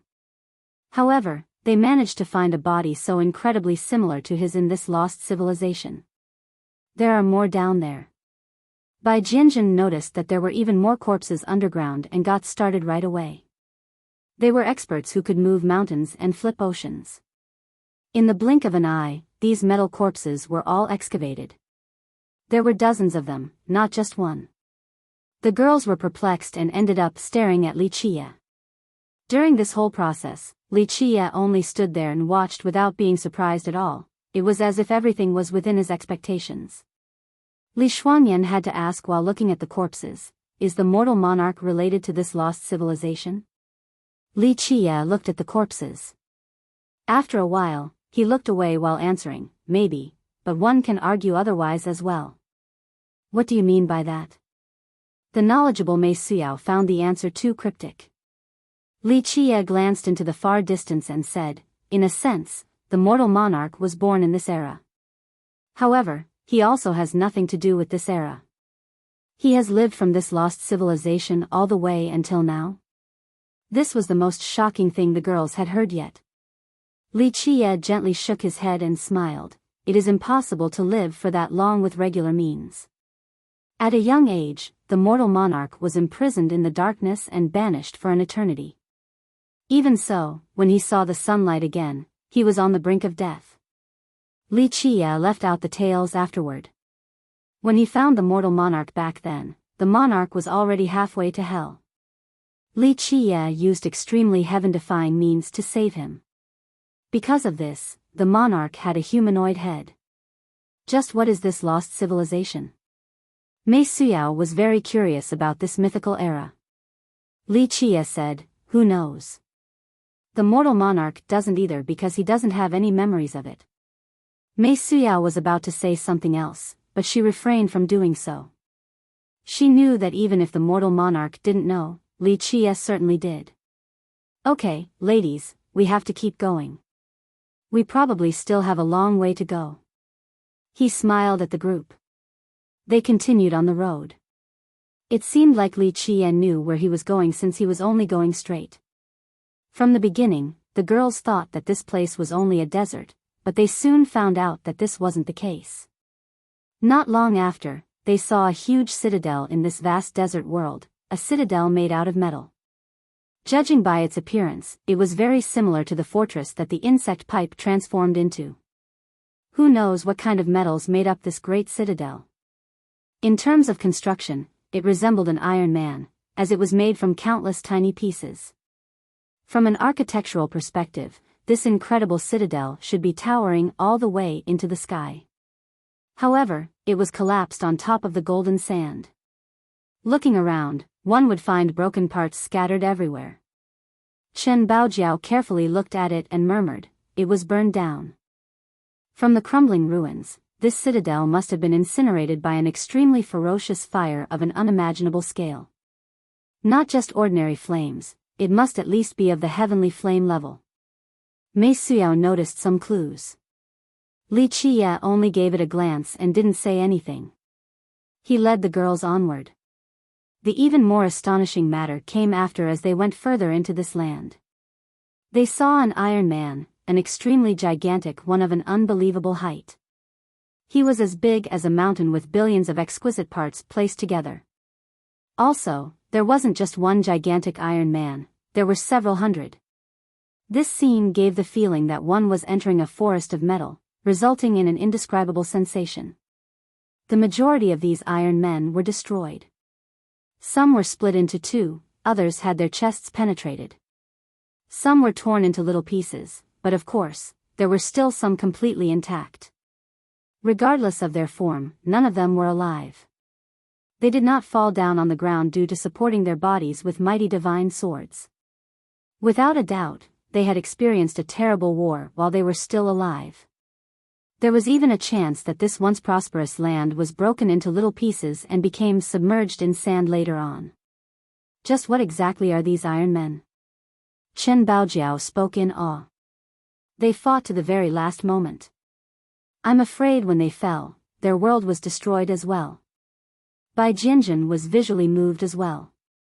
From the situation ahead, one could imagine the horrifying calamity that fell upon their era. Every single existence in this world stood up and fought to the very end. Alas, their valiant efforts still couldn't save their world. Li Qiye looked at one of the giants and slowly stated, "They're extremely powerful. In the present day, they would still be at the level of god monarchs or god kings." The group kept on going. Along the way, the girls saw even more ruins of citadels buried in the sand as well as fallen metal giants. Many of them were completely broken. The biggest Iron Man they saw was half buried underground. The parts that could be seen spanned for thousands of miles. From this, it was easy to imagine just how large it was when it was still alive. If placed in the present, it would be extremely close to an immortal emperor, if not already at that level. An emperor assailant at the very least. Li Qiye gave a quick glance and made his assessment. After hearing this, the girls were shocked once again. Li Shuangyan was astounded, just what kind of era was this? An era that reached the peak of prosperity from the accumulation of millions and millions of years. There were too many experts to count. Li Qiye said dismissively, "An era completely different from ours. The path they walked is completely different from us cultivators." In the end, they were still destroyed. Mei Suyao muttered, "What are they really? Just what kind of enemies did they face for an entire world to be destroyed like this? Did they meet a formidable enemy like an immortal emperor?" Bai Jinjin had to ask. "Immortal emperor?"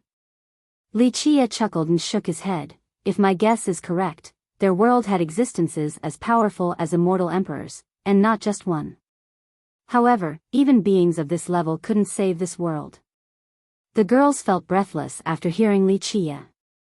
Even a confident person like Mei Suyao felt quite suffocated. In their minds, immortal emperors were invincible. This was the belief that everyone held. But now, even a world protected by immortal emperors was still annihilated in the end. Aren't emperors supposed to be the strongest? It was Chen Baojiao's turn to ask, "There are existences even stronger than them?" "There is no doubt that immortal emperors are the strongest," Li Qiye flatly said. "However, this is limited to the world of the living, the world of sentient beings." "Then you mean there is a world of the dead?"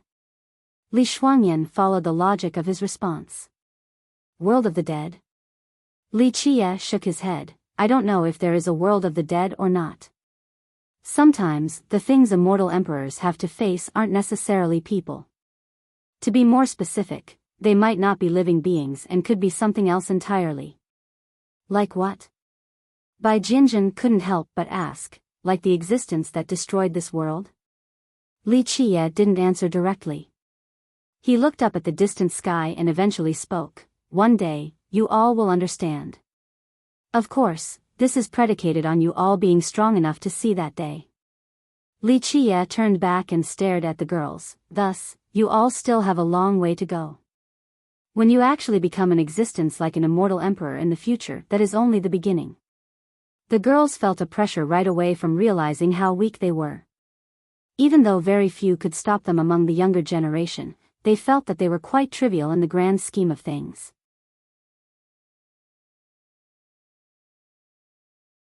Chapter 1089, Tiny Old Man. The excursion continued. Outside of ruins and metallic corpses, the rest was all yellow sand. There were no rocky elevations in this world, let alone a scene of verdant hills and green water. Not to mention finding life in such a world, there were no traces of little blades of grass. It was only silence and nothingness. The only thing that acted as a reminder of their existence was the occasional breeze slowly blowing by, accompanied with hot sand. If it wasn't for this, they would be wondering if they were dead already. This world was oppressive to a suffocating level. The girls had experienced harsh training before, they had been to even more dangerous locations than this. For cultivators, crossing a desert was truly too ordinary. But today, they felt quite oppressed. Despite their firm Tao hearts, walking through this world of golden sand left them in a weakened state. In the past, no matter how dangerous their training locations were, there was hope that, after leaving, they would come to see the wonderful 9 worlds. However, walking in this golden world gave them the feeling that there was no end, only more ruins and sand.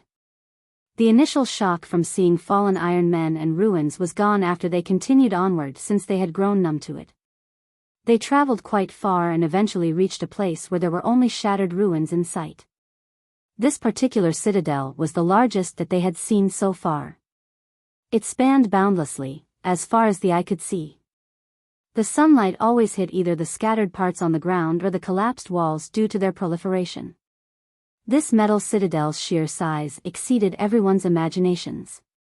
Perhaps even the largest city they had been to was not as big as this citadel. Li Qiye glanced over this site with no end and murmured, "It should be this place." Li Shuangyan asked, "Did we come here to look for something?" He slowly answered with a focused look, "We are searching for an item in the legends, something that has never been seen before." With that, he entered the ruins to search with the girls right behind him. In fact, Li Qiye didn't really know what he was looking for because the records about this era had sunken into the river of time. He spent countless moons and flipped over all the ancient sites in the 9 heavens to finally understand a little bit about this world. Traveling in this ruins gave the feeling of walking in a world of metal. Outside of the sand, there were little metallic parts everywhere. After walking for a long time, they finally came to a place that slightly resembled a palace. Despite its broken state, one could still see how sacred and extravagant it used to be. "It's just ahead." Li Qiye's heart skipped a beat after seeing a high platform in front of him. This was exactly the same as what the ancient carving he had seen long ago depicted. He rushed forward with haste while the girls kept up. After rushing up the platform, the first thing he saw was 3 green leaves. Having been in this world for so long, this was their first time seeing the greenness of vegetation. This made them feel jubilated, as if they had come across an oasis in the dry desert. It was something that couldn't be described with words. The 3 leaves were growing on top of a withered tree. This tree was supposed to be quite large, but it was destroyed by something and only a 3-foot-tall body remained.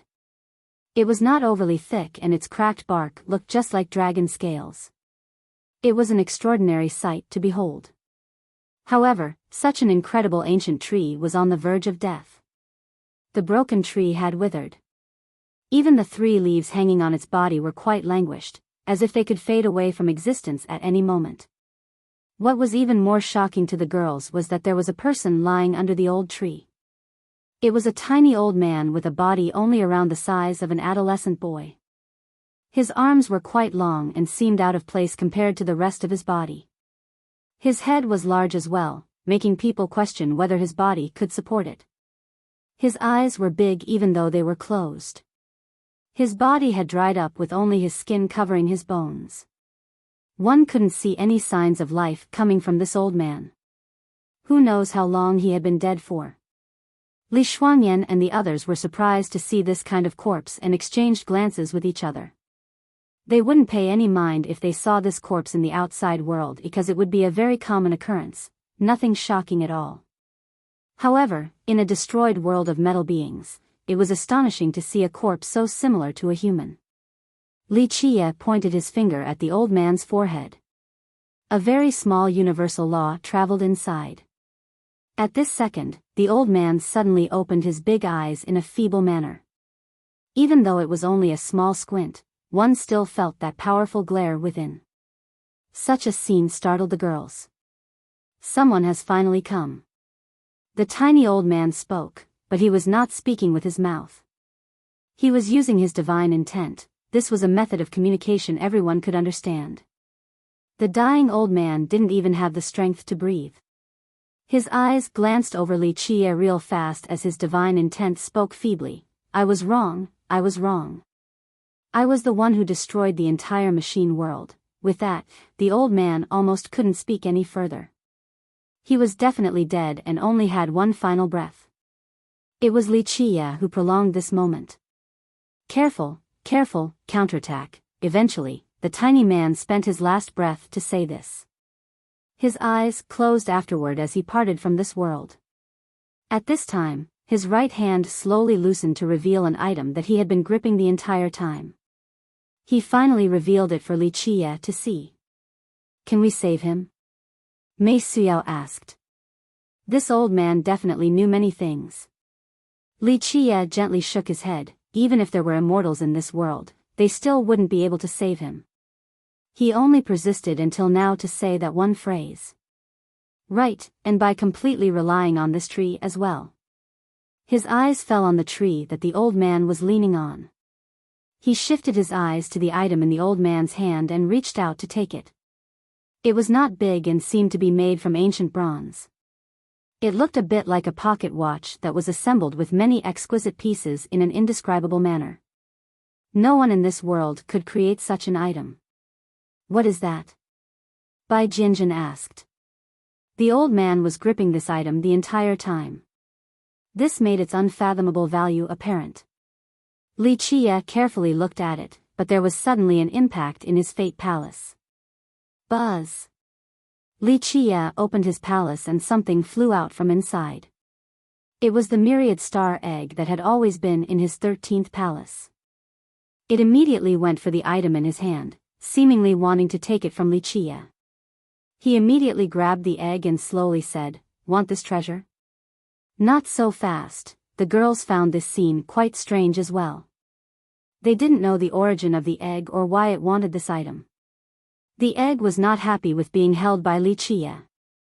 It shook quite violently as if it wanted to fly out from his suppression. Li Qie slowly said, "Don't play with me, my temper is much worse than yours. I'm allowing you to be arrogant in my fate palace because you have some value to me. However, if you anger me, I'll cook you." Eventually, the stone egg began to calm down. An existence like it knew that Li Qie's words were more than just a threat. He glanced at the egg. Until now, the egg didn't want anything, but it seemed to have a great desire for this item. Li Qie looked back at the treasure in his hand and asked, "You want this thing?" He had a general knowledge of this item. Otherwise, he wouldn't have spent so much time in the machine world. The stone egg quaked once to convey its intent clearly.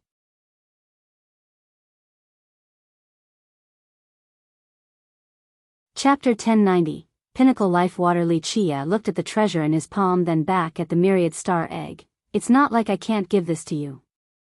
Li Qie had obtained many treasures without getting a single reaction from this egg. However, it had a particularly strong response to this item.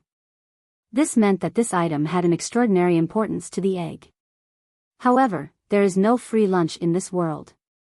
Li Qie smiled. "I know the value of this item, so I can't just give it out for no reason." After hearing this, the girls were quite astonished. Li Qie would give imperial weapons to them as if they were mere cabbages. However, he held this item in such great esteem, signifying its great worth. He continued on while looking at the egg. If I give this treasure to you, you would first have to give me a good item of the same value in return. Second, I will be the boss from now on, everything will be up to me. The egg didn't respond for a while. Eventually, it quaked to show that it agreed to Li Qia's proposal. Fine, for you then. Li Qia let go of the treasure. The item floated up and instantly rushed for the egg. After hearing a poof, contrary to everyone's expectations, there was no impact. The item looked as if it had fallen into water as it entered the egg. At this time, the egg's shell seemed to ripple with something oozing out. Li Qia turned serious and used his unrivaled speed to take out a treasure bottle. A crystal-clear liquid of an indescribable color dripped down from the egg. It held the blue of the sky as well as the yellow tint of gold along with the gorgeous shades of the mortal realm. This was a dreamy color that no one could accurately describe. The girls also smelled a faint watery fragrance and had an incomparable reaction to it. The smell was so faint that it was almost undetectable. However, once it made its presence known, a pure lotus flower blossomed around Li Xuanyan's body. The petals of the flower slowly fanned out as she was drowned in a holy light. This light resembled flowing water washing every fiber of her being. Chen Baojiao was greatly affected as well. An immortal spring full of life gushed out. This was the magical property of the tyrannical immortal spring physique. She was immersed in an ocean of life as her body was brimming with life force, making her unspeakably relaxed. As for Bai Jianjun, a sword hymn echoed across the 9 heavens. One sword ray soared into the sky after another. Next, these heavenly swords emerged around her body. The entirety of the sword Dao in this world was beneath her feet. Mei Suyao had a tranquil feeling as immortal flowers descended from the sky. A transcendent portal opened above and illuminated her body. This made her even more otherworldly and refined. At this second, she gave off a feeling of ascension. These strange phenomena left the girls shocked. They didn't channel any merit laws, yet these visions were emerging all the same. Just smelling the fragrance of the immortal water bestowed them such great benefits. If they were to drink it, wouldn't this mean they could ascend and immediately become immortals? The myriad star egg gave Li Qia a fair amount of immortal water before flying back into his fate palace. What kind of water is this? Chen Baojiao emotionally asked after Li Qia put away the water. Li Qia answered slowly, pinnacle life water. After hearing this, Mei Suyao loudly exclaimed in disbelief, pinnacle life water. Don't people say that it doesn't exist? The others didn't know about this water, but Mei Suyao did. However, she had only heard about it in legends and had never seen it before. It didn't exist before, but it does now. He slightly chuckled. What is this pinnacle life water? Chen Baojiao asked with interest. Mei Suyao explained, an item of legends. The world has never heard of someone who has seen it, at least not in writings. Even though there have been rumors about its appearance or people who claim to have obtained some, the rumors were fake or the water wasn't the real deal. She paused for a bit before continuing. It is said that pinnacle life water is a transformation of myriad star water. One particular record states that 1,000 drops of myriad star water can turn into 1 drop of pinnacle life water. However, no one really knows the transformation process. Rumor has it that some immortal emperors tried to research it to no avail. Thus, pinnacle life water is the finest type of myriad star water. It is truly supreme with no equals. Li Qia nodded approvingly. You are correct about that, it is indeed the finest type of myriad star water. One would be hard-pressed to find a more precious immortal water. Even real immortal water would have a hard time comparing to it. Outside of stealing the creation of this universe, this transformation also requires the power of time. Back then, the myriad star egg sucked out all the myriad star water, resulting in a huge reservoir within its body. Because of this, it was able to perform this conversion. This is actually a good thing. It is fortunate that the egg gave me pinnacle life water. Otherwise, things would be quite troublesome. Li Qia added. Troublesome? What kind of trouble? Bai Jianjun was surprised. It seemed that there was nothing in this world that could make things difficult for him. This old root. Li Qiye slightly lifted his chin and looked at the tree that the tiny old man was leaning on. This diverted all the girls' attention to the broken tree.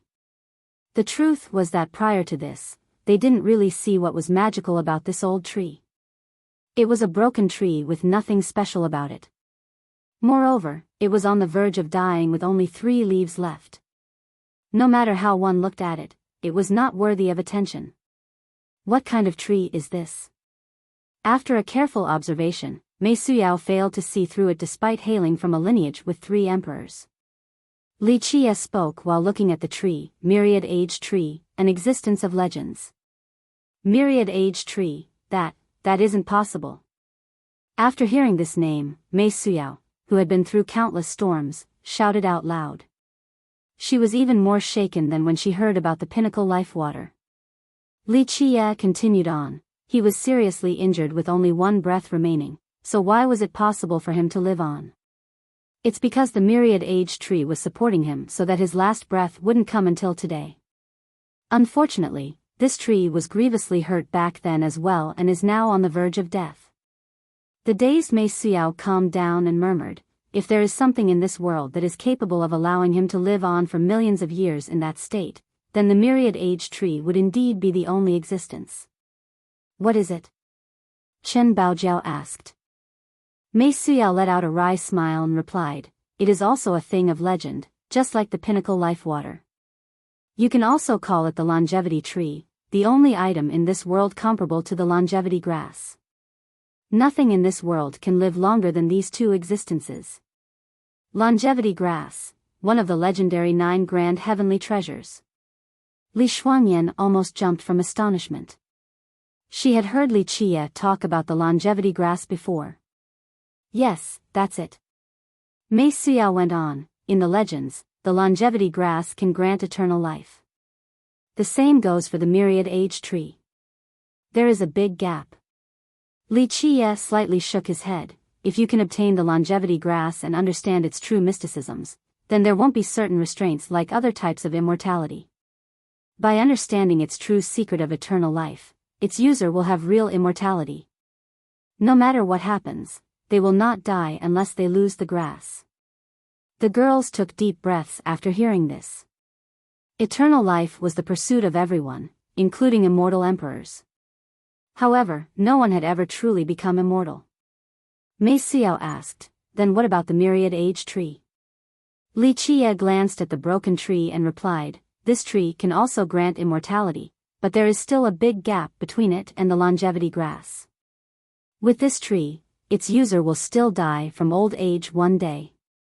Of course, that day is very far away. However, the longevity grass is different. Even if the heaven and earth are annihilated, its owner would still be able to live on. Eternal life really exists in this world? Bai Jinjin asked since she wasn't exposed to this question as often as the other girls. Who knows? Li Qiye glanced towards the horizon and slowly uttered, everyone has a different definition of eternal life. For mortals, people like us who can live for several thousand years or even tens of thousands of years have eternal life. For cultivators like us, existences who can live from one generation to another are also everlasting. As for beings who have lived for a very long time, immortality is being able to live until the heaven and earth collapse. And finally, for people who can live until the heaven and earth collapse, the ones who are able to survive even while myriad ages are annihilated, that is eternal life. No one truly knows what eternal life is. With that, Li Qiye let out a quiet sigh.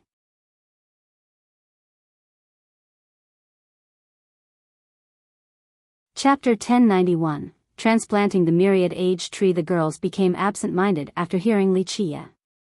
Eternal life was too far away for them since they were still young and felt no pressure about growing older.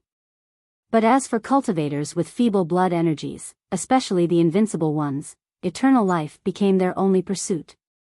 Li Qiye withdrew his gaze and said, okay, I want to save this myriad-age tree. Li Shuangyan looked at the broken tree and asked, is it still savable? Without the pinnacle life water, it would definitely be troublesome, very troublesome, and require many heaven-defying means. Li Qie smirked, but with this water, it will be simple. There wasn't a need for Li Qie's command. The girls buried the old man in the ruins and erected a nameless tombstone for him. They didn't know his name or his origin. However, after the tombstone was erected, Li Qie personally carved several words on it: Overlord of the Machine World. Overlord of the Machine World. Mei Suyao murmured, what kind of existence was this? Despite being very well informed, she had never heard of such a title. An existence that reigned over all things. Li Qie only said this, not willing to dwell more on the old man's origin. Back at the platform, Li Qie opened his fate palace. The alchemy field and divine earth emerged. At this time, the immortal injury peony, the ancestor ginseng, the yang vine, all of these immortal plants jumped down one after another. The yang vine took a whiff and looked at the broken old tree in shock. What kind of immortal tree is this? Why is it so wondrous? Definitely a longevity type. The ancestor ginseng circled around the tree and declared his verdict.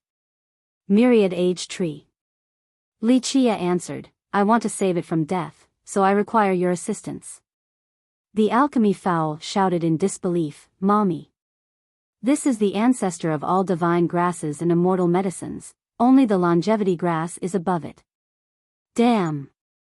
Finding an amazing item like this is the same as striking it rich. The reincarnation heavenly soul vine was salivating with greed as well. Bai Jinjin was tongue-tied after seeing so many immortal medicines. This was too unbelievable for her. Even having just one immortal grass would be amazing for an imperial lineage, yet Li Qie actually had so many. This was more than enough to make the whole world jealous. Mei Suyao only gently sighed. She wouldn't be surprised nowadays regardless of what Li Qie had in his possession. Okay, stop chatting. Let's do it. Li Qie commanded. It's impossible, it is running out of vitality since it was gravely wounded. Its assailant is of the emperor level or might even be the old heavens itself. This is simply incurable. If it was some other immortal medicine, it would have died already.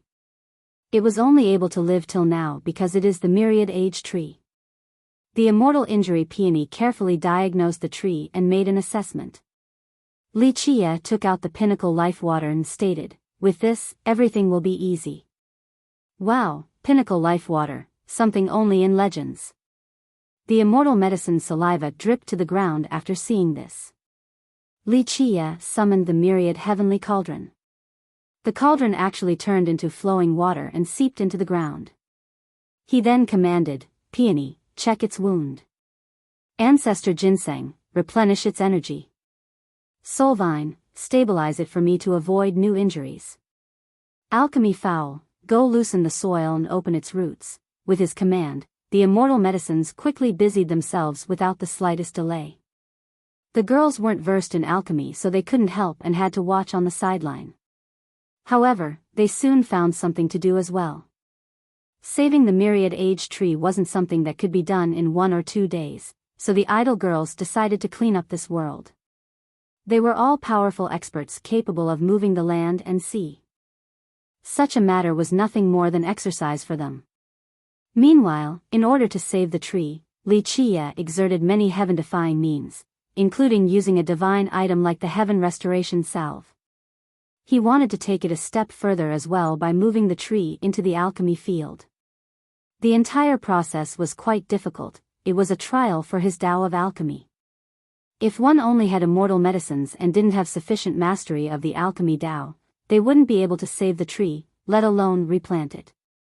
In this lost world, the sun and moon were shattered, thus the concept of time was gone. Everything seemed to have stopped.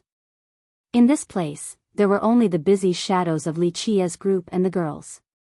Eventually, under Li Qie's great methods and the help from the ancestor ginseng's group, they were finally successful in saving and replanting the myriad age tree.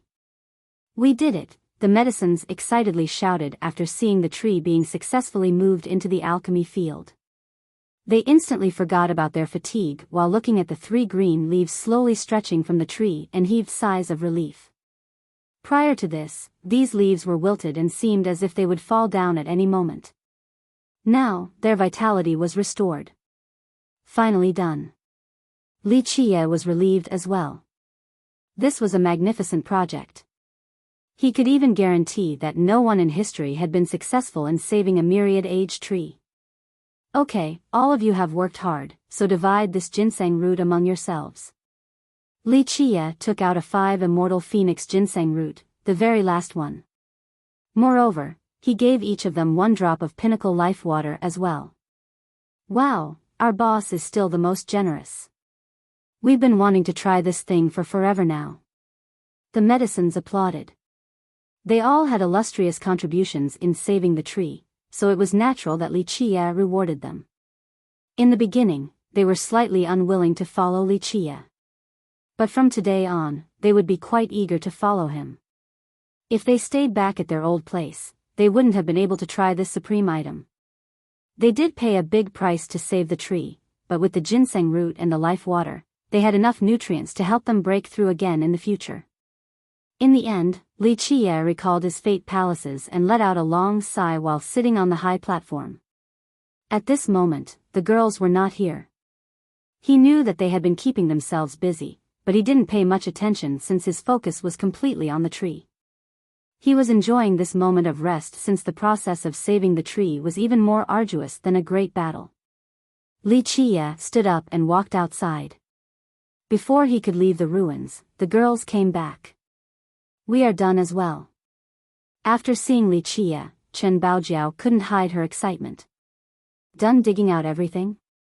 Li Qiye smiled as well after seeing the girls' dusty and fatigued appearances. Just go and have a look.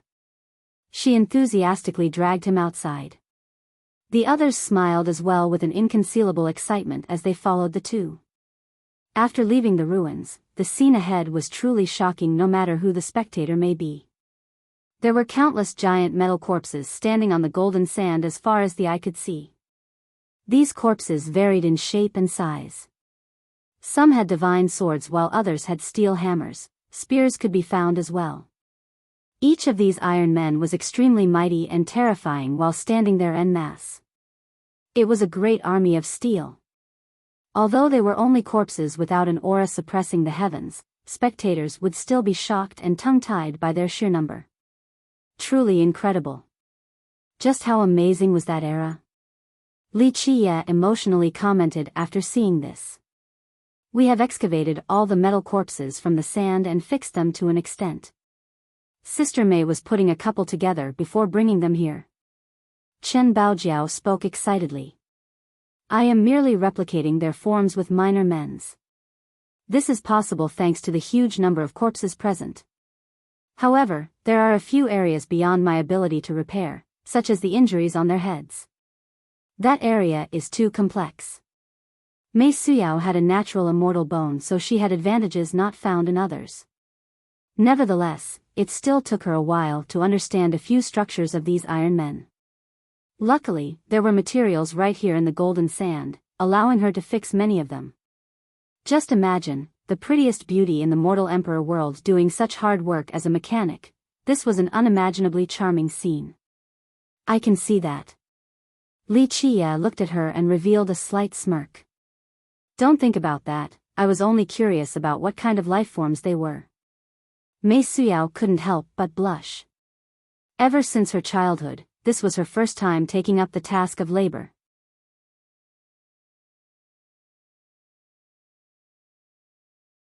Chapter 1092, 9 Worlds Chief Ambassador. In fact, Mei Suyao was not the only one who was curious about the life of these iron men. The other girls were quite interested as well. The reserved by Jinjin asked, after cleaning up all of these metal bodies, we noticed that they don't have flesh and blood, so what kind of life forms are they? There were many stones and metals that turned into demons among cultivators. However, stones and metals all had a particular characteristic after being enlightened by the Tao, a physical body with flesh and blood. This was because nothing else was more suitable to resonate with the Grand Tao while bearing its power than this medium. For millions of years, the majority of cultivators and wise sages believed that the physical flesh was the best spiritual carrier. But now, after digging out these iron men, the common sense of cultivators was challenged. Their entire body was made from exquisite metal pieces assembled together, not just a simple mold cast. It was more suitable to call this type of body a machine rather than man. Li Qie glanced at the giants and slowly spoke, "Who knows? Maybe this will forever be a mystery. With the death of the machine world overlord, it will be buried along the river of time." Young noble is saying that these iron men were only metal puppets created by this overlord? Li Shuangyan was quite startled by this thought. No, that's not the case here. They were neither machine nor puppets. Li Qie gently shook his head. They were all living existences with life. Even though their bodies were made in a different manner, they did have life, just like us with their own souls and sentience. He pointed at his head at this point. Moreover, they weren't created by the machine world overlord. Li Qie said, "This overlord couldn't create life. This is a matter left to the villainous heavens alone." Despite not having the ability to do so, he indeed made some changes in this world during that era. The machine world overlord was in charge? Chen Baojiao was confused. He seemed more like a human, but outside of him, the rest are all iron men.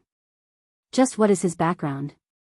Li Qie didn't answer the question and gazed into the distance. After a long time, he withdrew his gaze and murmured, "The machine world overlord is a legend in the river of time." Unfortunately, he still failed in the end. Even though the girls didn't know what happened in that distant era, they could imagine just how terrifying the calamity was back then.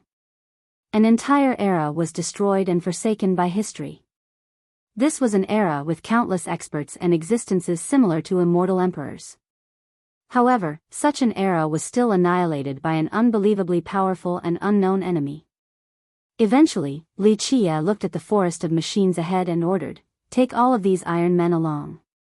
All of them? Even Mei Suyao was taken aback. Are they still useful? They are pretty much scrap metal at this moment. Li Qie explained, "However, there are still many things worth testing despite my inability to create life. Perhaps one day, there will be a legion of metal beings." Li Qie revealed a mysterious smile. The girls were jolted after hearing this. If this gigantic metal legion came out one day, they would be able to sweep through this world. Eventually, the group brought along all the iron men and even many of the broken ones. Li Qie hoped that these things would come in handy in the future. While Li Qie's group was inside the machine world, a grand character came to the lesser imperial devil world. The Nine Worlds' chief ambassador personally came. Before this person arrived, someone had already delivered the news to the lesser world. The Nine Worlds' chief ambassador. The younger generation didn't know the significance of this name, but the older cultivators were all shaken. The chief ambassador hasn't shown up for several generations. What is he here for this time? A demon king pondered after receiving this message. Nine Worlds' chief ambassador could be said to be an extremely arrogant title. Even an invincible god king wouldn't dare to claim this title. Having this title didn't mean that the person was powerful and unbeatable. This identity and title represented his status and position. The Soaring Immortal Sect's Nine Worlds chief ambassador, this meant that the person represented the Soaring Sect in the Nine Worlds. He was able to deal with all the sect's business in these realms. The Soaring Immortal Sect was illustrious with its 5 emperors. However, for millions of years, no one knew where the sect and its ancestral ground were located. Some people even speculated that it was erected in a mysterious lesser world that no one knew about. Others believed that it was a floating continent, forever moving about the 9 worlds. The arrival of this sect would definitely be a grand matter. Ancestors of this sect normally wouldn't show up or come to the 9 worlds. The majority of affairs were dealt with by the chief ambassador. If, say, all 9 of its ancestors personally came out, then an earth-shattering event would definitely ensue. Someone murmured, "If the chief ambassador is coming himself, then it looks like the Soaring Immortal Sect will definitely be coming to the Mortal Emperor world." Not everyone was happy to see this happen, especially the imperial lineages. If the Soaring Sect truly descended and personally interfered with the Mortal Emperor world's affairs, the imperial lineages would be quite displeased.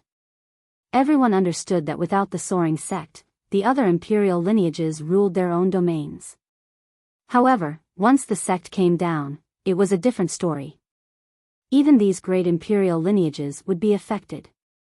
Here comes the chief ambassador. The ambassador finally entered the lesser world at this time.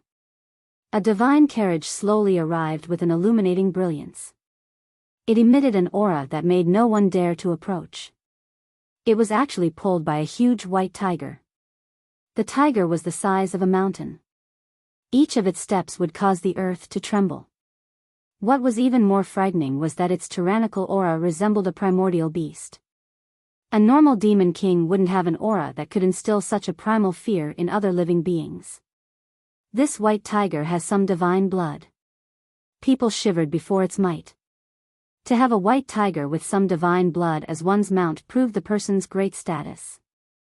If the soaring immortal sect master himself arrived, just what kind of beast would he have? The carriage was accompanied by many soaring immortal disciples. The person sitting in the carriage was a middle-aged man. He wore a Confucian robe and had an elegant and scholarly appearance. However, he emitted the suffocating aura of a god monarch.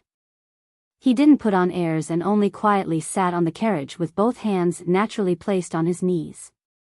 This was the Nine Worlds' chief ambassador. This quiet posture alone made many experts tremble.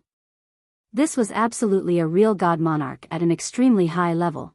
He wasn't someone a fake god monarch like the self-proclaimed storm god could compare to. Greetings to the chief ambassador. Many great powers in the lesser world all sent experts to greet the ambassador. Even a few imperial lineages did the same. The chief ambassador, in his unreachable carriage up high, gently nodded and slowly spoke. Gentlemen, you all have worked hard.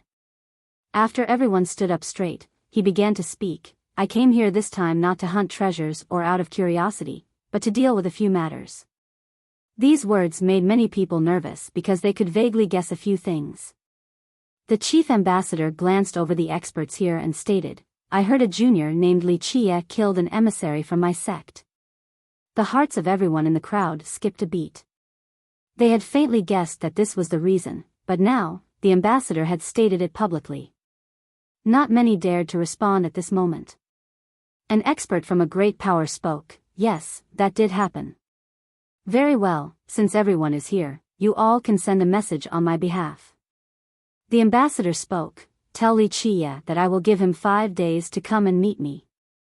The soaring immortal sect will determine who is right and who is wrong, then we will give him a fair answer.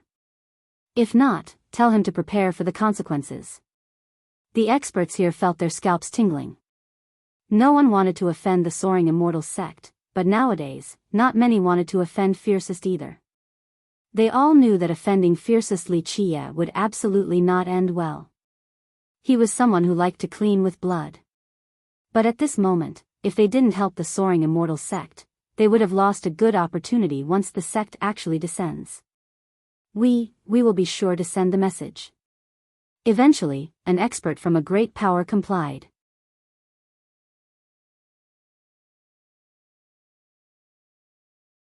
Chapter 1093, Northbound Wuxia and the girls left the machine world and came back to the imperial border. Returning to the imperial border and actually stepping on ground made the girls let out sighs of relief. They felt as if they could see the sunlight once more. Even though the imperial soldiers here were existences without life and flesh, this place at least had beautiful sceneries, unlike the machine world. That place was like a solitary painting devoid of life. Anyone who stayed there would feel an atmosphere of death and a terrifying loneliness. The group also heard about the chief ambassador after coming back. I'm afraid the soaring immortal sect will not let this go. Mei Suyao stated. Wuxia smiled and didn't care about it. He only leisurely said, let him bark if he wants. A dog that truly knows how to bite won't bark. The soaring sect will definitely come down this generation. Li Shuangyan felt a bit worried because cleansing incense and the heavenly god sect were mortal enemies, but the heavenly god sect might have the soaring immortal sect as their backing. If the soaring sect was really going to descend, the situation would be quite unfavorable for cleansing incense. It is only the soaring immortal sect. Li Qie noticed her concern and smiled freely. If the geezers in the sect can grow some eyes, then it will be a good thing. However, if they are blind, then they are simply seeking death. Mei Suyao smiled wryly after hearing this. In all of the 9 worlds, Li Qie might be the only one who dared to look down on the soaring sect like this. Other people, even imperial lineages, wouldn't easily declare war on the soaring sect. He completely disregarded the 5 days grace period from the ambassador and led the girls towards the northern region of the imperial border. Along the way, they met many imperial soldiers and a few kingdoms as well. These imperial soldiers ignored cultivators from the outside like Li Qie's group. Of course, if someone dared to provoke them, they would have to suffer the wrath of an entire kingdom. Because of this, ordinary people would never mess with these imperial soldiers.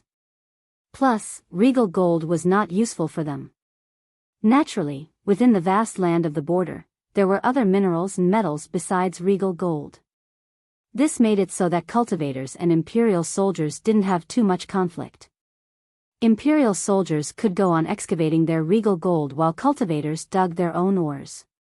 In the border, powerful sects had fruitful harvests because they had the power for large-scale excavations. Nevertheless, it was not hopeless for vagrant cultivators and smaller sections. The smart ones specialized in finding abandoned mines that the imperial soldiers had gone through or just picked up the rubbish left behind. Calling these things rubbish was slightly exaggerated.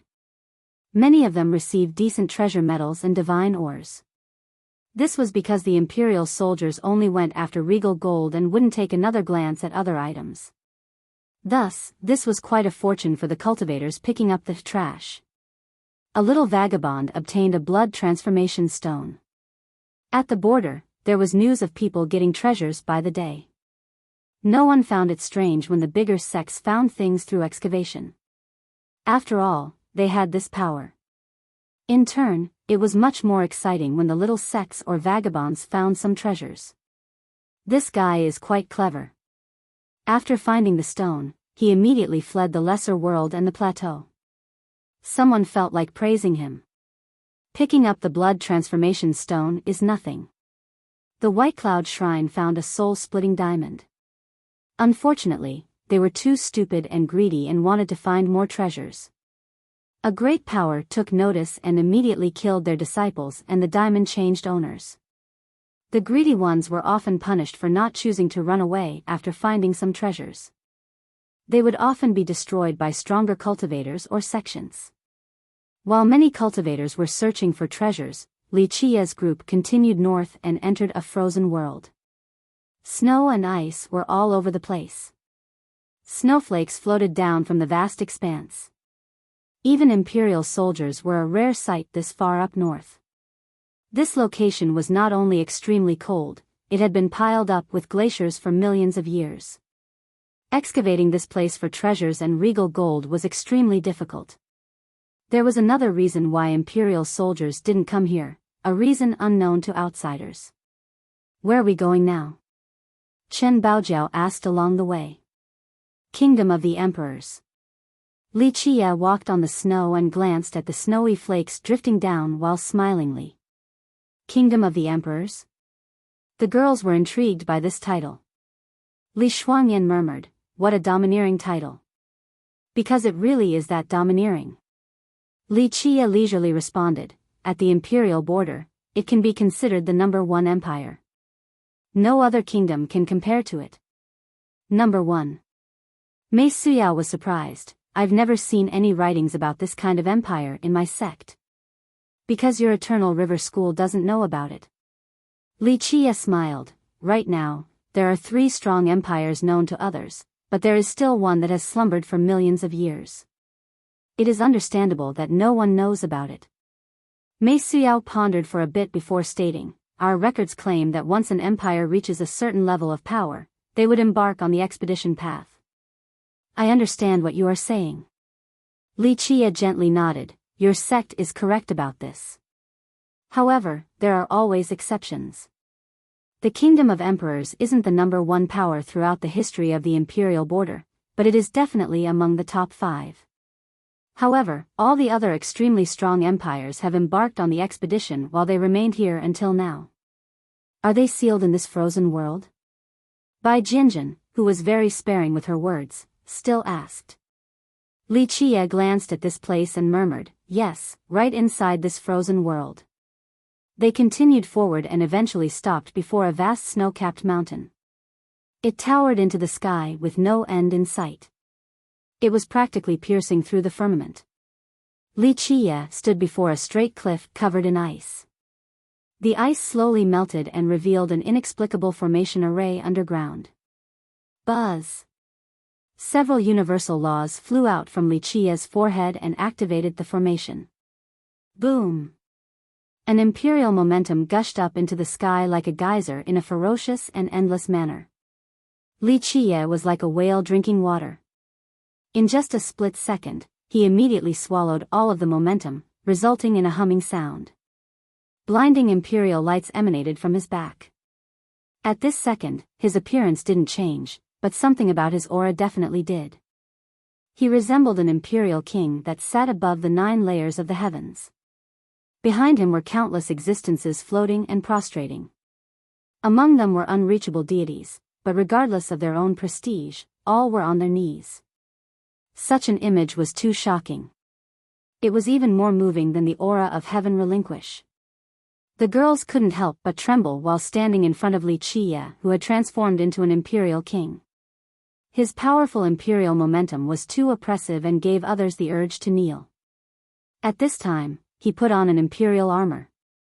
It was the one given to him by the eternal river ancestor, the same one that he had lost back then. After adorning this outfit, only his eyes were visible, the rest of his body was wrapped in this imperial armor. Not only was his aura heavenly and oppressive, others felt that he had become an emperor of war that had carried out expeditions all over the world. The war emperor fighting against myriad realms, he alone is invincible. This was the feeling that the girls got while looking at him right now. It looks like you were possessed by a war emperor. Chen Baojiao commented. I'm not possessed. Li Qie smiled with an invincible imperial momentum. I am the war emperor, the supreme grand ruler of the kingdom of emperors. With this declaration, his eyes turned serious. His entire being became extremely profound. Anyone would shiver if they looked at Li Qie right now. Clank, the sound of something heavy moving came about. When Li Qie made a mudra with his hands and spewed out an eternal mantra, the entire snowy mountain slowly collapsed. A huge gate appeared before them. At this time, the girls found out that this huge mountain wasn't actually a mountain, it was a gigantic imperial citadel. However, it was sealed below the snow, so no one could see it fully. He slowly walked into the city, his every step containing a particular rhythm. His steps slowly woke the entire city. The huge gate closed behind them to block off all prying eyes.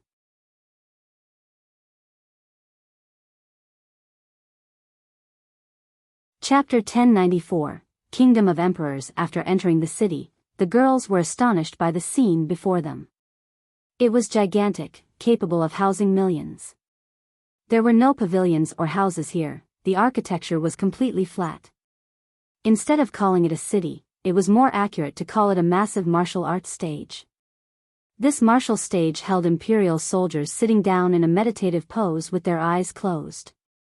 Their weapons were placed on their knees during their slumber. Each soldier emitted a terrifying imperial momentum like a flood dragon flying in the sky. This scene was more than just majestic and awe-inspiring. There were hundreds of thousands of imperial soldiers. All of them were masters with powerful auras. What was more astounding than these soldiers was the huge pyramid in the center of the city. It was of an unbelievable scale and towered up high like a mountain. Moreover, this pyramid was built upon many blocks of regal gold. Each was as big as a brick and had been through many refinements, making them quite pure. They emitted the golden luster unique to this type of metal. A project of this size must have required millions and millions of golden blocks. This quantity was truly shocking and left people aghast. The luster of this pyramid enveloped the entire city. The unique imperial momentum from the gold gently poured down and bathed all of the imperial soldiers. It seemed that these meditating soldiers were receiving great benefits from just breathing in this atmosphere. At this time, Wuxia gestured for the girls not to follow him. He walked to the pyramid alone. As he crossed through the huge stage and passed by the soldiers, they remained asleep as if they didn't notice his arrival. Eventually, he climbed to the top of the pyramid. At this time, the girls noticed that there was an imperial throne at the peak. Next to the throne was a meditating general whose goal was to protect it. At the top of the pyramid, he could scan the entire city with a glance.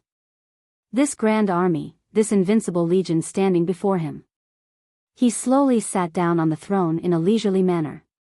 The imperial momentum coming from his body was still suffocating all the same, regardless of how powerful one might be. As sat down, all the meditating soldiers suddenly opened their eyes. They had awakened from their slumber. In this instant, the girls became nervous and found it difficult to breathe as they trembled. As all the soldiers opened their eyes, the girls clearly felt something akin to an eternal giant waking up. They immediately understood that this grand army shared the same mind, heartbeat, and rhythm. They must have incomparable unity. The general guarding the throne kneeled on the ground and held a treasure box in front of Wuxia with both hands. Wuxia opened the box and slowly took out an item, an imperial sword. Clank. The sword left its scabbard and exuded a boundless light all the way into the sky. This light engulfed Wuxia, making him resemble a supreme god-emperor among deities. Clang, the boundless light intertwined to form an imperial seal, resulting in an old and mysterious totem emerging on top of Wuxia's head.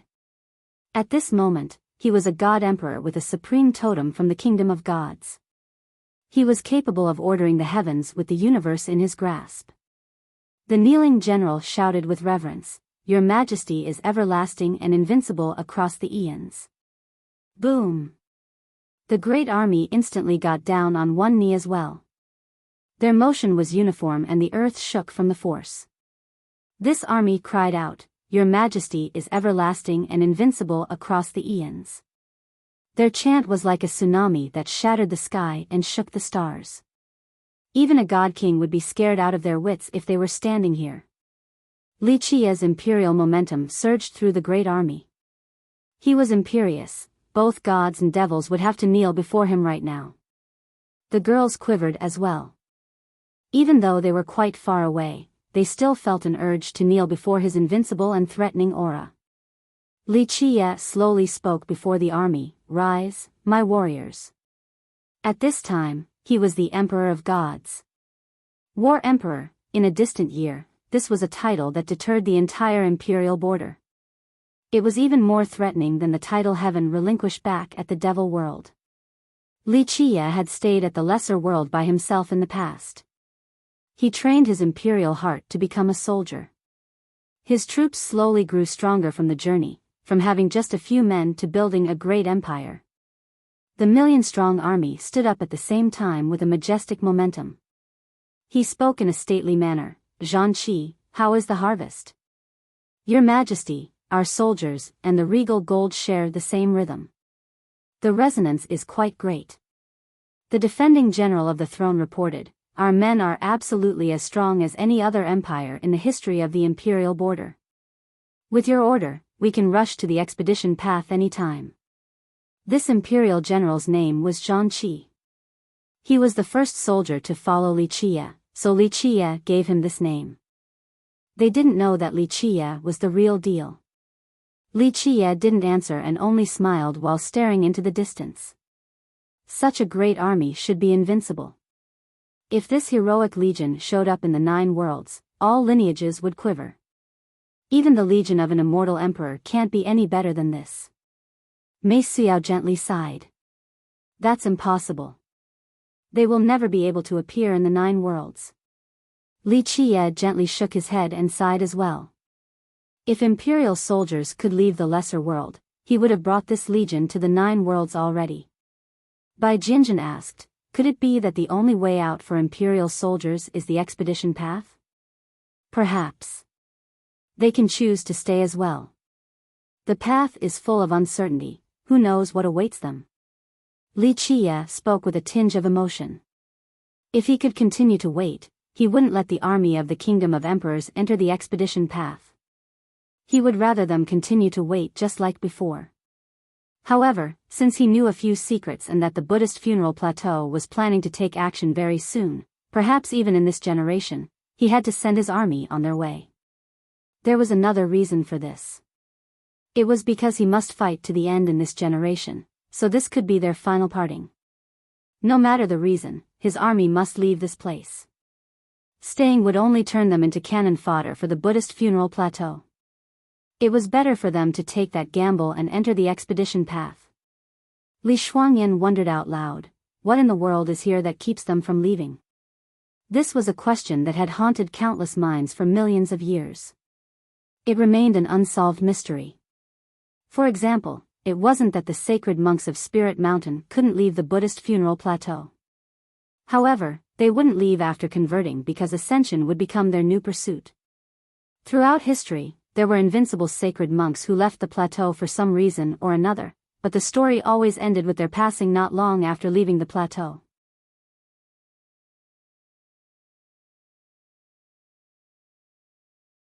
Chapter 1095, Deterring the World. After returning to the imperial frontier, Li Qiye ignored the chief ambassador, much to the guy's chagrin. For the ambassador, this was a kind of humiliation. His soaring immortal sect was an unreachable existence. Sects with 2 or 3 emperors all had to give his sect some face and wouldn't dare to oppose them. As the chief ambassador, even ancestors from these lineages would have to personally greet him. But now, this Li Qiye ignored to his order. How could he not become furious? The 5 days deadline quickly passed. The ambassador immediately sent out a message to the great powers. Within 10 days, Li Qiye has to personally admit his sins in front of me. Otherwise, cleansing incense will pay in his stead. From then on, it shall no longer exist in the 9 worlds. Such an order worried many big shots. It was not only a maneuver to settle the score with Li Qiye, but also to set an example by killing a chicken to warn the monkeys. The soaring sect had not descended to the 9 worlds for several generations, especially the period when the Black Dragon King was in charge. Back then, the soaring sect was even more distant with zero news coming out. Their arrival this time was met with silent contempt from some of the other imperial lineages. If the soaring sect were to destroy a few lineages, then they would once more be able to establish their unquestionable prestige. Some were secretly happy after hearing this command. A mortal feud between Li Qiye and the soaring sect was a good thing. In their eyes, they could benefit by just watching on the sidelines. The ambassador's message was quickly spread with the help of many experts, even to the remote corners of the imperial border. Li, get your ass to the 9 worlds chief ambassador and commit suicide, or else he'll destroy your cleansing incense ancient sect. Outside of many experts spreading the message, some spoke arrogant words as well. This type of harsh message was not said thoughtlessly. Some intentionally did so in this manner because they secretly want to see fiercest fighting against the soaring immortal sect. If the soaring sect could destroy Li Qiye, this would eradicate the fear in many people's minds. With his death, the path of becoming the immortal emperor in the future would be much flatter.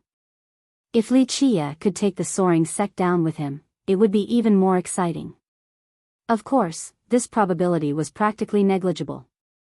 Across history, many imperial lineages had turned into ashes with only the soaring sect remained standing. Li, accept your death or else the ambassador will destroy your sect. In a short period of time, people started to scream across the imperial border. Moreover, the ones who were sending these strong messages tried not to show their faces and only fanned the flames. In the face of this undercurrent that was about to surge, many sects chose to only observe on the sidelines. They weren't willing to provoke fiercest or the soaring immortal sect. Destroy my cleansing incense ancient sect? Li Qiye, who had been ignoring the ambassador, finally showed his face after hearing this message. He flew to the sky with the ladies right behind him. A supreme imperial pathway emerged beneath his feet and stretched through the sky. This pathway emitted a peerless imperial momentum. He was still wearing his imperial armor with its oppressive aura. The entire frontier was suppressed by his might as he walked forward step by step, causing the sun and moon to spin and the stars to be flipped upside down. He was an untouchable imperial king at this moment. Appalling visual phenomena emerged behind him. In these images were billions of existences worshipping him. He alone was the sovereign and ruler of the universe with the ability to control the yin and yang or sever the 5 elements. Everyone in the border quivered under this supreme momentum. Even experts at the virtuous paragon level trembled. Needless to say about the weaker ones, they felt an impulse to submit to this atmosphere. The soaring immortal sect is nothing. In my world, you dare to utter about destroying my sect? The moment Li Qie spoke, these images poured down an imperial might as if he had a great army accompanying him, as if he was the invincible war emperor on an expedition. These words were extremely overbearing. No one in this world would ever dare to say this to the soaring sect. Fiercest is indeed the fiercest. His overbearingness is still somehow justified. In the 9 worlds, no one is more fierce than him. Even those from the previous generation took deep breaths and commented after seeing Li Qie's grand stance. Such words were directly humiliating the soaring sect. The ambassador acting as the sect's representative naturally wouldn't swallow this anger. Junior, don't be so presumptuous. As Li Qie was walking in the sky, the ambassador slowly rose from an abandoned imperial city. At this moment, his figure was gigantic. His head wore the heavens while his feet trampled the earth. Layers of suns appeared behind him alongside other visual phenomena. A blinding radiance emanated from his core so no one could look straight at him. These lights were truly too dazzling. He released all of his blood energy at this time. Boom! A force as unrelenting as an undercurrent assaulting the deep reefs emerged. This energy slammed into the firmament as if it wished to take down the stars in the 9 heavens. It supported the might of a god monarch and aimed to stop Li Qie's imperial momentum. Junior, kneel and accept your death, then I can forgive your cleansing incense ancient sect. The ambassador's god monarch aura was at its limit and was seemingly causing the sky to crack. A real monarch was beyond self-proclaimed monarchs. Moreover, the ambassador was from a lineage with 5 emperors, thus he was far more frightening than an ordinary one. For example, the night scorpion god monarch was simply no match for him. Due to Li Qie's public disdain for the soaring sect, the ambassador was absolutely going to subdue him.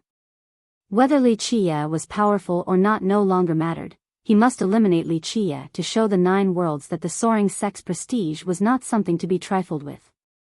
One side was fiercest while the other was the unreachable chief ambassador. Neither side would yield, causing the cultivators in the imperial border and even the entire lesser world to hold their breaths. Everyone knew that a storm was swiftly approaching. Only a god monarch, not worth mentioning. With his imperial armor, Li Qie loomed over myriad realms. Boom! His boundless blood energy surged outside and instantly burst through the vault of the heavens. A virtuous paragon.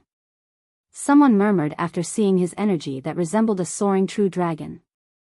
In fact, him being a virtuous paragon wouldn't shock anyone. The only thing was that people wanted to know which level of the paragon realm he was currently at.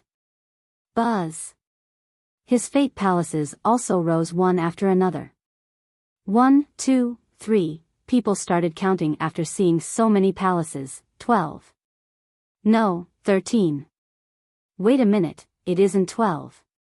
There really are 13 palaces. The counter thought that he was mistaken. Just counting to 12 already left people in disbelief, so when they saw the 13th palace, they assumed that their eyes were mistaken, but this wasn't the case at all. Impossible. Many screamed after counting several times and confirmed the amount. Impossible. Impossible. This can't be. Some were so aghast that they instantly dropped to the ground. They couldn't believe the scene in front of them. 13 palaces.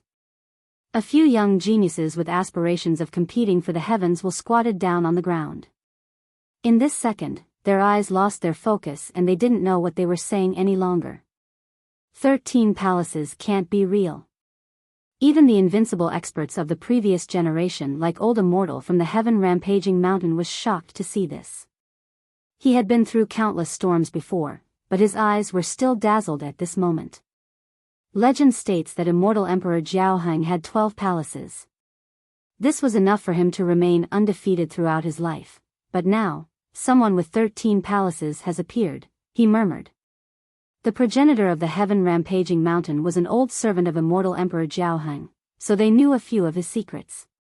For everyone in the sect, including old immortal, they took pride in the emperor's 12 palaces.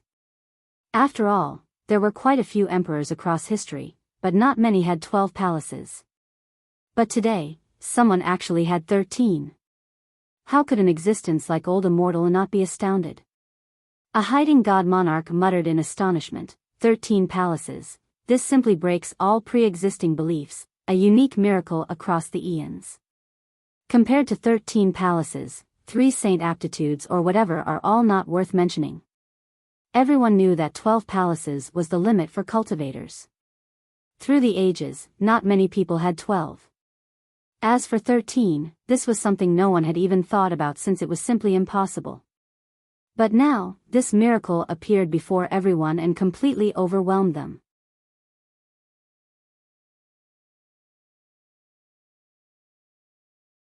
Chapter 1096. Standing strong against an imperial weapon. 13 palaces were supreme, especially the 13th one. It was higher than the 9 heavens, higher than all in this world and myriad realms. Only by having 13 palaces would one be able to escape all restraints as the pinnacle of existences. Many people felt despair after seeing them.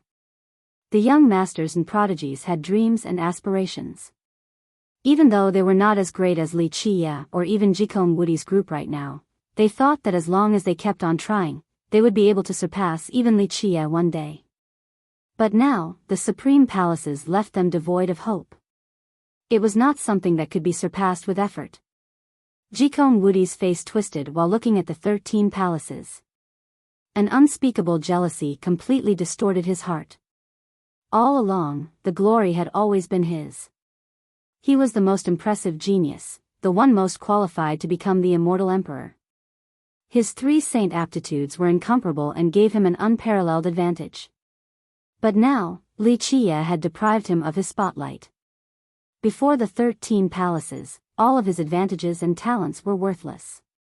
His teeth clattered from rage as he swore that he would never exist alongside Li Qia. Heavenly Emperor Lin and Zhanshe training in the far distance also saw this scene. Their expressions quickly shifted to the point of being pale. Both of them lost their minds. They were confident with firm Dao hearts. They accepted that Li Qia was stronger than them, but they were still determined all the same as they had one chance to fight against Li Qia.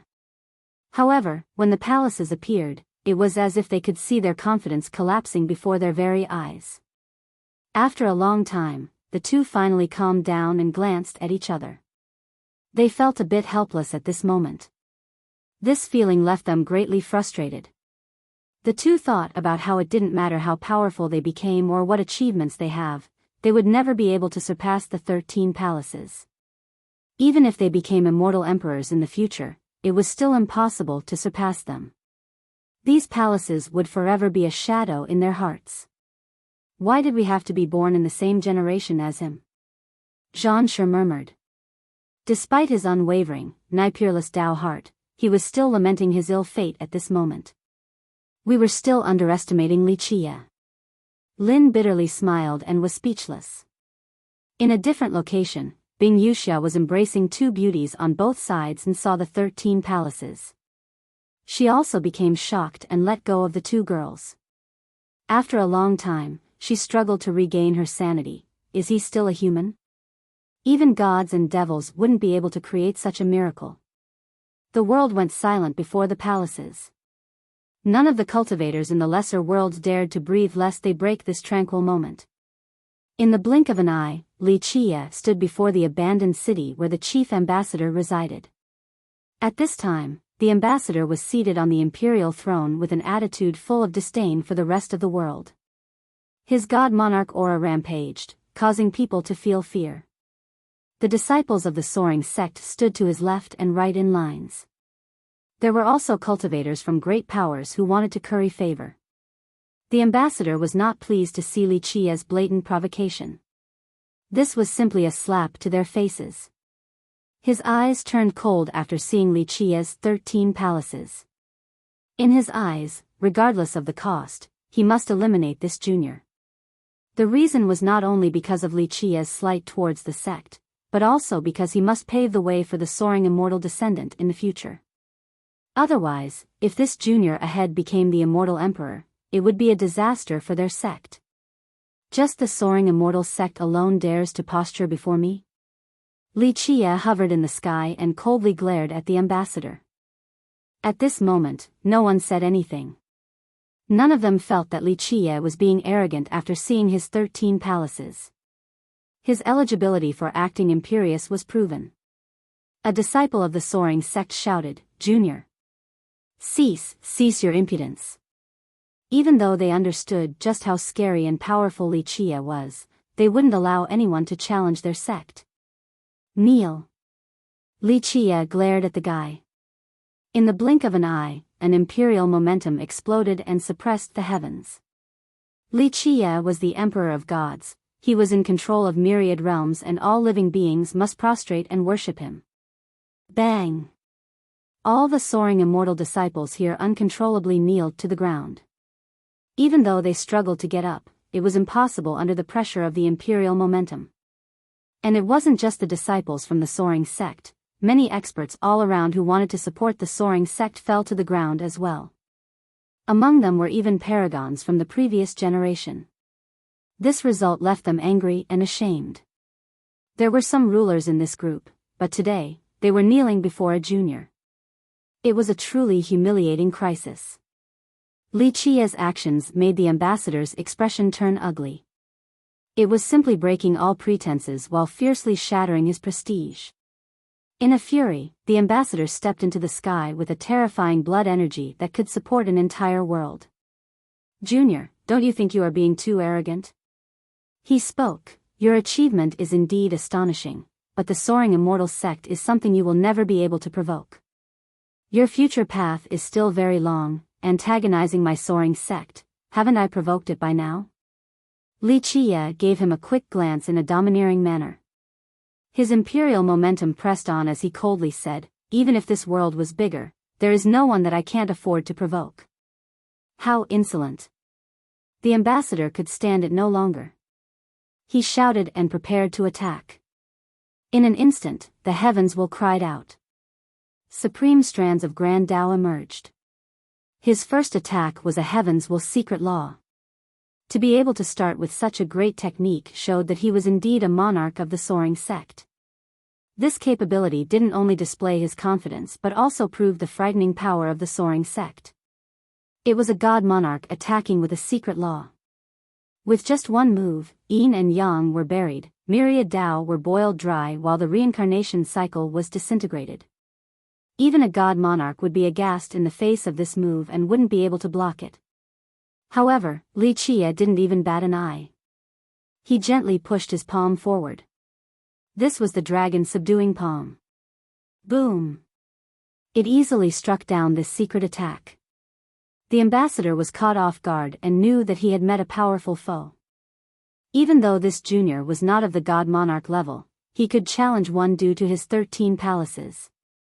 "Junior, you are strong enough, but there are many people who are stronger than you in this world," he coldly uttered while taking out an imperial weapon. The weapon in his hand poured down strands of imperial auras. Each strand was as wondrous as a galaxy and capable of crushing the whole world. The terrifying imperial weapon in his hand seemed to be waking, causing others to tremble. Even though it was not a true treasure, it wasn't so simple when the wielder was the ambassador. "Junior, accept your death." He didn't waste words. He cried out and jumped into the sky before unleashing his imperial weapon. Boom! The void was shattered by its might. An imperial light soared to the 9 layers of the heavens with meteors raining down. This was a painting of an apocalypse. A huge black hole emerged, causing the world to turn dark as if the sun had been cut down. In just a second, many people were terrified and scared out of their wits. They prostrated on the ground from the unstoppable pressure and couldn't get up even if they wanted to. Bang! A powerful shockwave blew away all the debris in the void. Even the black hole was annihilated by this impact. The sky seemed to have been battered back to the origin, a vast nothingness. Amidst this faint space, everyone saw an astonishing scene. Li Qia actually used his fist to meet the imperial weapon head-on. The crowd would never forget this scene for the rest of their lives. He was barehanded without treasures or weapons. Myriad Dao Fist, indestructible diamond fist. Even imperial weapons couldn't destroy Li Qia's indestructible fist. With the power of the 13 palaces, he could directly withstand an attack from the imperial weapon. Stopping an imperial weapon with his bare hands, and an attack from a god monarch at that. Many people were astounded. Not to mention the younger generation, even a god monarch wouldn't have been able to do this. This was a miraculous feat for anyone. Before taking the gap in cultivation into consideration, even those on the same level wouldn't dare to take an imperial weapon straight on. Another god monarch watched from the distance and emotionally murmured, "Everything is possible with 13 fate palaces."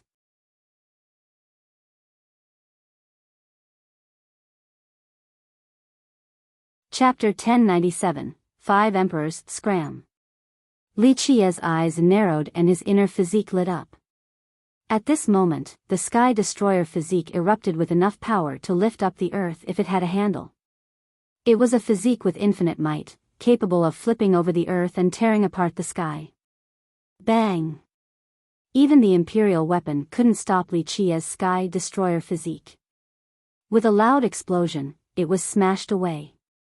The emissary went flying as well while crazily spurting blood. At this moment, even a god monarch wouldn't do. The crowd was out of breath just by watching this battle. You can't even use an imperial massacre yet you still dare to talk big in front of me? Li Qia snorted and slammed his foot down, smashing myriad Dao and stars alike. The hell-suppressing physique came out and astounded the crowd. They all saw gods and devils screaming and even the heavenly Dao shattered from its immensity. An immortal physique cultivated by Li Qia was completely different from everything else. It was perfection without flaws. No one could challenge the immortal energy in the sky. This was a real immortal physique.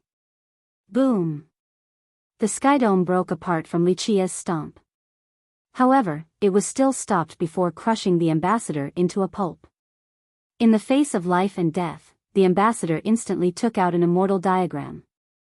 Buzz! 5 majestic figures came out of the radiating diagram to stop Li Qia's stomp. The 5 stalwart giants were accompanied by extremely powerful imperial auras that suppressed the entire lesser world. All living beings became insignificant and trivial, the celestials above lost their brilliance. These were 5 imperial energies. Their appearance caused everyone here to be struck with awe and fear. 5 Emperors diagram. Someone shouted after recognizing the painting. This diagram was left behind by the emperors of the soaring sect. In the legends, immortal Emperor Fei was the first to draw his picture. Later on, the 4 generations of emperors in the sect also drew their pictures as well. Just imagine, the power of one emperor was frightening enough, but 5 of them? It was beyond human comprehension. Even gods and devils would prostrate before their figures. The ambassador heaved a sigh of relief after seeing his 5 emperors diagram stop Li Qia. This was his ultimate move. Even though the imperial energies inside weren't necessarily more powerful than an imperial weapon, in truth it was the other way around by a large margin. The crux of the problem was that he couldn't unleash an imperial massacre. It's just your sex power. Li Qia opened his forehead. Buzz! A huge hand emerged from his sea of memories. Its reach destroyed all worlds in a tyrannical manner. Even deities would be deterred before its extinguishing might. The presence of the world-destroying hand caused the 5 supreme figures to suddenly flash with uncertainty. After a whoosh, this hand easily took away the 5 emperors diagram. No way, the crowd shouted after seeing this horrifying scene. Even the pale ambassador cried out with a pained expression. It was simply impossible. How could an outsider take away their soaring sect's 5 emperors diagram? Who could actually suppress these imperial energies? But the impossible had happened. Of course, no one knew that although these energies were frightening, Li Qia's memory, which had been blessed by numerous emperors, was even more horrifying. Remember that even emperors from the soaring sect, such as Immortal Emperor Tun Ri and Immortal Emperor Ba Mia, had blessed Li Qia's sea of memories before. The world-destroying hand that reached out earlier was the blessing from Immortal Emperor Ba Mia. A beautiful successor from a great power watched Li Qia's group leave and murmured, "No wonder why even Mei Suyao wants to go with him. If I could meet such a master, I would be willing to follow him as well." The crowd could finally breathe easy now that Li Qia was gone. From now on, wherever Li Qia appeared, it would create a lot of pressure for everyone. He was just like a god-fiend looming in their minds.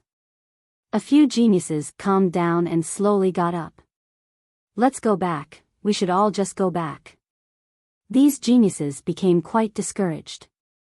Someone next to him had to ask, "Young noble, are we really leaving just like this? No more digging for treasures?" This descendant bitterly smiled and gazed towards the distance and spoke forlornly, "Treasures? For what?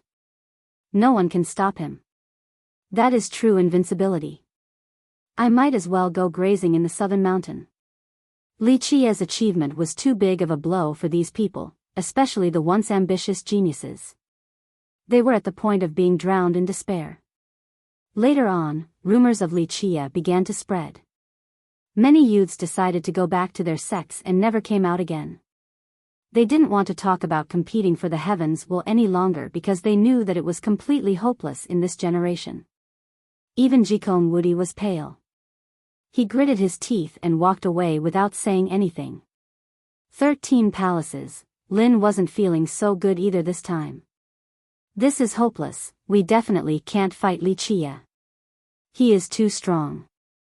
The indomitable Zhan Shi spoke weakly as well. Lin eventually regained his mind. He looked at the sky and gently shook his head. "It seems like my senior brother is in trouble. He might not be able to compete against Li Qia either.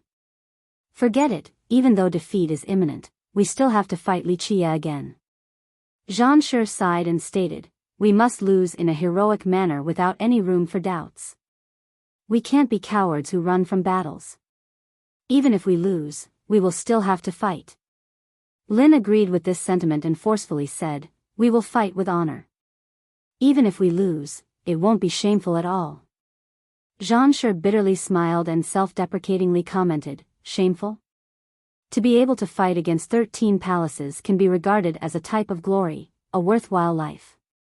It is not that we are weak, it is that our enemy is too strong." They felt a bit desperate at this time.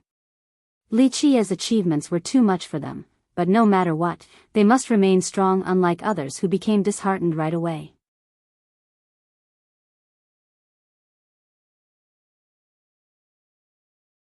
Chapter 1098, 3 Grand Imperial Kings. Li Qia's 13 palaces left many people feeble and despairing.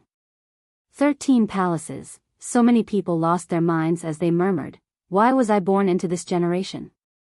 Do the heavens want to oppress me so? Li Qia will certainly become the immortal emperor of this era." Even the previous generation who considered Li Qia an enemy had to admit as much. Li Qia ignored the crowd and took the girls to the City of Emperors. The City of Emperors was gigantic. In the imperial border, there was not another city of the same size. In the old ages, this city belonged to the imperial lord. He used to rule over the border from this location. After so many years, the city had lost its master, resulting in its appearance becoming a bit gloomy. Its imperial momentum no longer soared to the sky. A huge bell was hanging above the city. It had not been rung for who knew how many years and had a greenish-bronze tint to it. According to legends, only imperial kings could ring this bell. Other people, regardless of how powerful they may be, wouldn't be able to. Li Qia glanced at this bell hanging high in the sky and gently knocked on it. Clang! Clang! Clang! The bell echoed across the entire border. Every single soldier heard the noise. In fact, it wasn't only imperial kings who could ring the bell, it was only those who had an imperial sword. Li Qiye intended on summoning the 3 other imperial kings holding the special swords by ringing this bell. Creak, the shut gate of the city slowly opened after the bell sounded. It had been closed for so long that when it opened, an ancient gust of air immediately rushed out. You guys stay outside. Li Qiye told the girls before entering by himself. The girls didn't question it and waited outside. Many people saw this scene and were quite surprised. All along, outsiders couldn't open the gate to this city, not even god kings. But today, Li Qiye managed to do so with ease. A common cultivator murmured, first it was the Dark Maxim Palace, now it is the City of Emperors. Fiercest is truly too devilish, it's as if nothing in this world can trouble him. What is more devilish in this world than having 13 palaces? Someone next to him responded, if he has 13 palaces, nothing else really matters. The first speaker couldn't help but smile wryly after hearing this.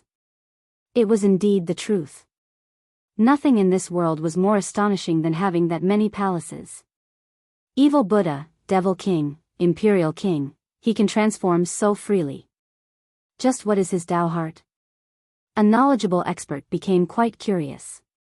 Even if he could put on the disguise, the evil energy and imperial momentum weren't things that could be fabricated. It truly required the person to have a devil or an imperial heart. Boom, boom, boom. While many were curious, the sky suddenly shook. A cavalry approached from the sky. It was a huge imperial army. Leading this army was an imperial king with an engulfing imperial momentum. He was blind in one eye while the other one had a demonic feel to it. This was one of the 3 grand imperial kings of the border, Evil-Eyed Emperor. Even though the border had many kingdoms, only the kings of the 3 great empires were eligible to show up. This cavalry quickly reached the City of Emperors. The Evil-Eyed Emperor jumped down from his chariot and ordered the soldiers, stay outside. With that, he entered the city. Right afterward, another explosion detonated. A different cavalry approached. The imperial king leading this troop looked quite scholarly. He was titled Erudite Emperor. Li Qiye gently shook his head, waiting for a few generations. What do you mean? Evil-Eyed Emperor raised his brows at Li Qiye and asked right away. For us, time is not an issue, the last thing we needed was time. However, that is all in the past.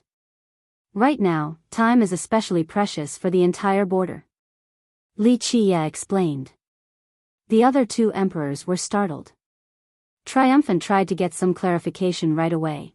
War Emperor, what do you mean? The Buddhist funeral plateau will not give you time.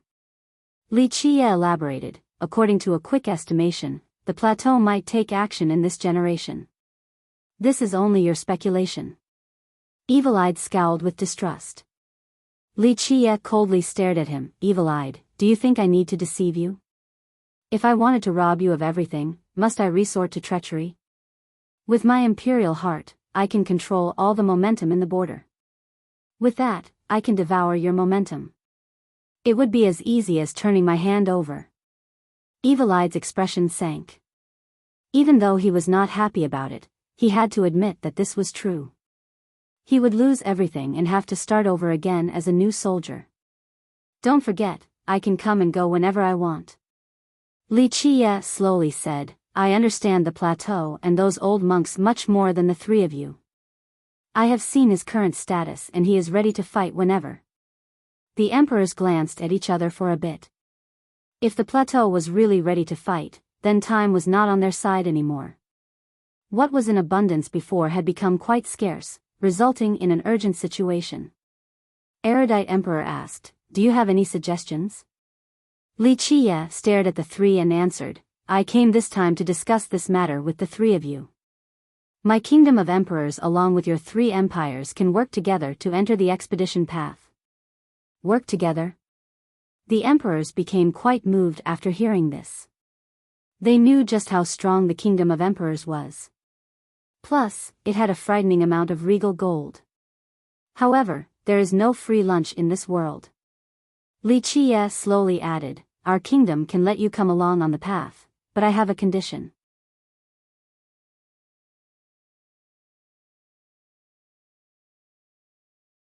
Chapter 1099, Decision. What kind of condition? Evil-eyed cautiously stared at Li Qie. Li Qie promptly replied, "It is very simple, I want your 3 empires to be the vanguard. So it boils down to you wanting us as cannon fodder." Evil-eyed snorted, "If we act as your vanguard, only your kingdom will benefit. We will not participate in a matter like this." Li Qie only coldly stared at him and spoke, "Evil-eyed, how many years have you lived for? Your vision is still so short.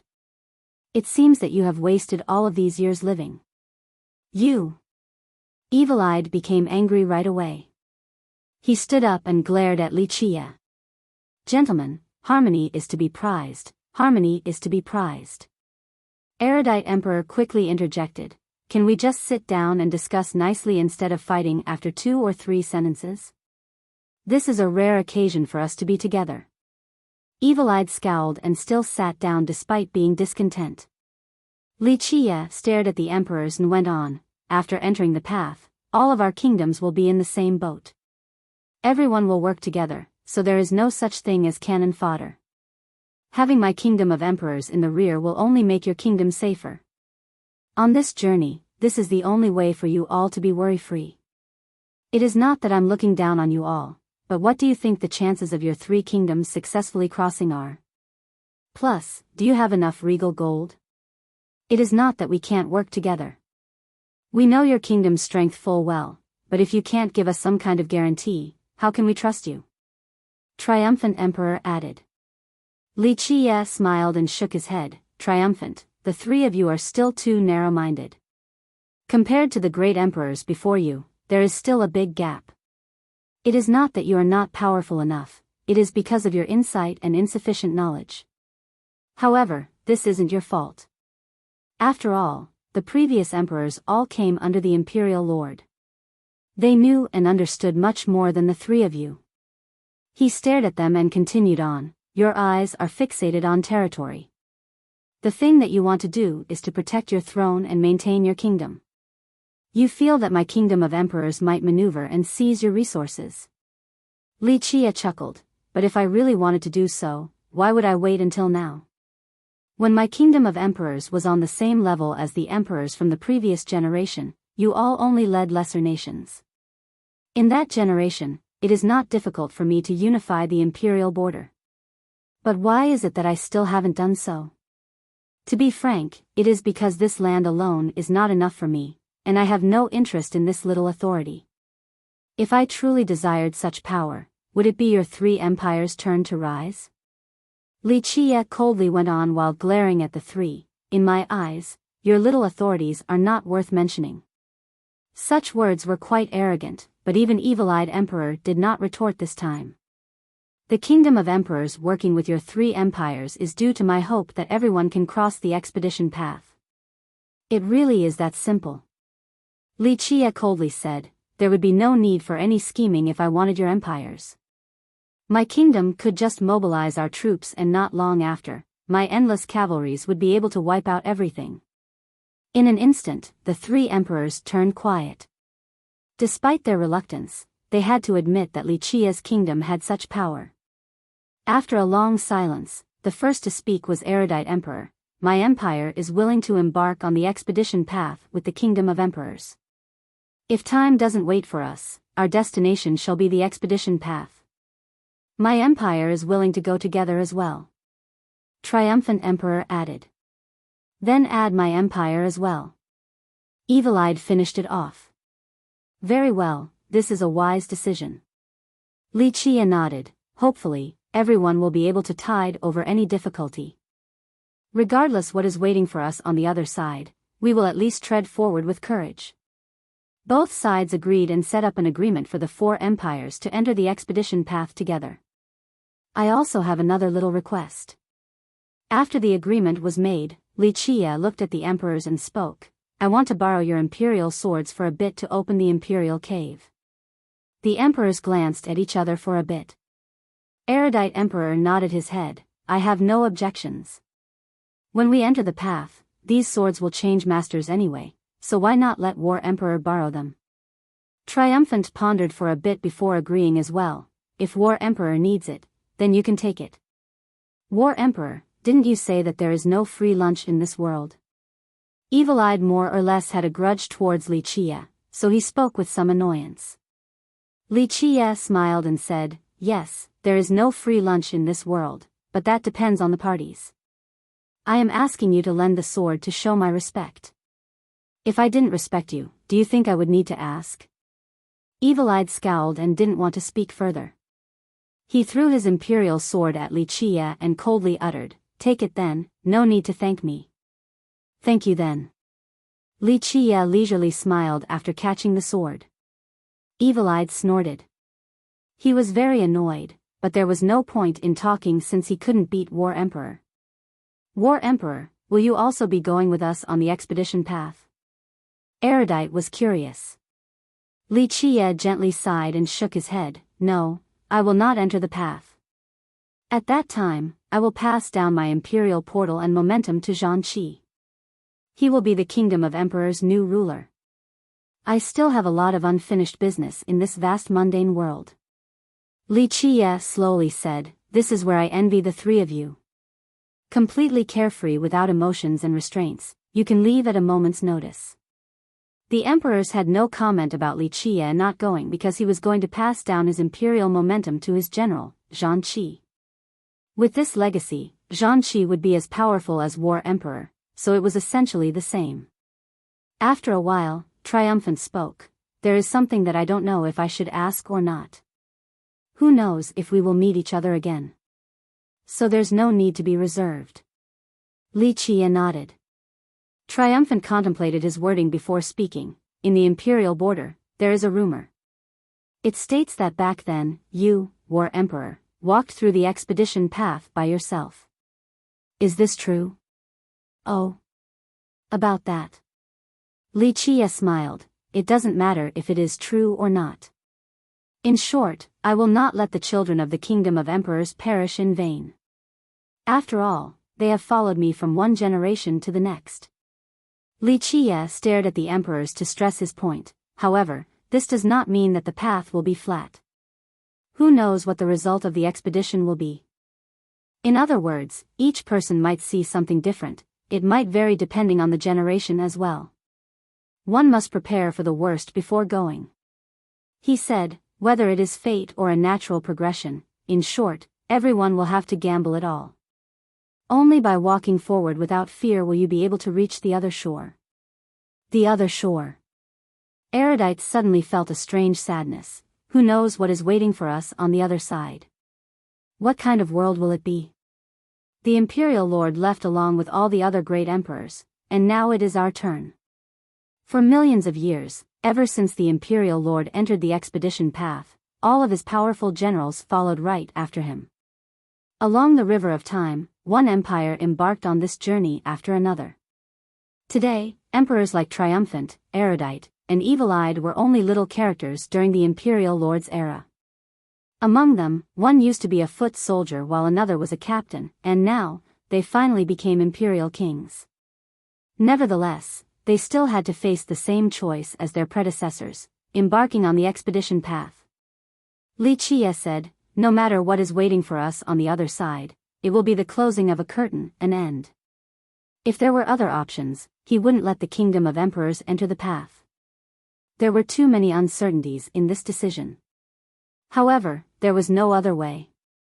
If he could take imperial soldiers out of the lesser imperial devil world, he would have done so long ago for his millions of troops.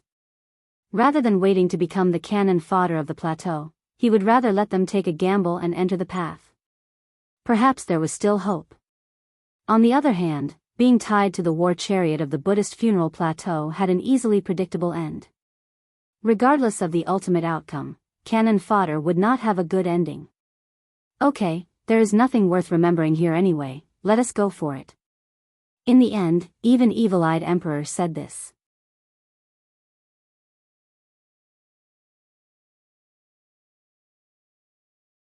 Chapter 1100, Wei. In the end, the negotiation was a success. The three great kings left the city of emperors and brought their troops back to their kingdoms. They also had to prepare for the expedition. Li Qie took the 4 imperial swords outside and told the girls, "Let's go." Many people were staring at him from the outskirts of the city. They saw the 3 emperors arriving, so they could guess that the emperors were here to see Li Qie. At this time, they watched from the distance with many speculations about what Li Qie obtained from the city running through their minds. Just what kind of treasure did he get in there? Someone quietly wondered. A big shot from the previous generation shook his head. For Li Qie, treasures are only supporting items, they might not be important to him at all. I think this summoning might be to discuss something important. This Li Qie is too much. He actually became an imperial king and managed to summon the other 3 imperial kings from the border, completely inconceivable. I've never heard of an outsider able to become an imperial soldier, let alone a king. Regardless of how knowledgeable someone was, they would still find this unbelievable. There is a rumor that once an imperial king is powerful enough, they can summon the other kings. No one knows whether this is true or not, though. A paragon from the previous generation commented. Li Qie and the girls left the city of emperors and went southward across the border. Eventually, they came to the southernmost tip of the region and met a beautiful scene. They arrived at a valley with scintillating imperial lights. Each of these rays resembled a divine sword. No one could enter this valley. It was said that some experts had tried to force an entry, but they were all turned into bloody mists by this terrifying imperial light. A god monarch had tried to do so as well, but he didn't make it far into the entrance before losing an arm. He was scared out of his mind and instantly fled, not daring to come close again. "You guys wait out here," Li Qie commanded while standing at the entrance. He looked at the valley for a bit before entering by himself. The moment he set his foot inside, one could hear a clunk. Countless lights instantly fused into a sea of swords, wishing to chop him into a bloody rain. Zhang, amidst the action, the 4 imperial swords left their scabbards and hovered behind his back. They created a huge barrier to block the approaching sword sea. However, after this barrier was formed, it seemed like the sea of swords purposely granted him entry. It slowly disappeared and let him pass. After seeing this scene, the girls became quite curious, wanting to know what was inside the valley. After stepping into the valley, Li Qie found gurgling streams flowing everywhere. There was lush vegetation here along with a refreshing atmosphere. The depths of the valley was where all the imperial lights came from. There was a big tree here, seemingly carved from a piece of divine jade. However, the incredibly terrifying imperial might emanating from it made it look more like an invincible king standing there than a tree. Others did not even know its name, Sovereign Tree. It was a regal tree with an extremely powerful imperial momentum. Under the tree was an old man silently meditating. He wore an embroidered robe with an indifferent expression. There was a gigantic sword in front of his knees. He also emitted a horrifying imperial momentum. Without a doubt, he was an extremely strong imperial soldier, much stronger than Evil Eye's group. The moment Li Qie approached, the old man suddenly opened his eyes with a glare capable of penetrating everything. This terrifying glare fell upon Li Qie. "War Emperor, long time no see." The old man slowly spoke after seeing Li Qie adorned in the imperial armor. His voice was full of a wondrous rhythm like jade and gold. Li Qie met his gaze and said, "Grandpa Wei, long time no see. Millions of years passed in a flash, your venerable self is even greater than before." This old man ahead was called Wei. He was a personal guard of the imperial lord, but after the lord embarked on the expedition, he was the only one who stayed behind.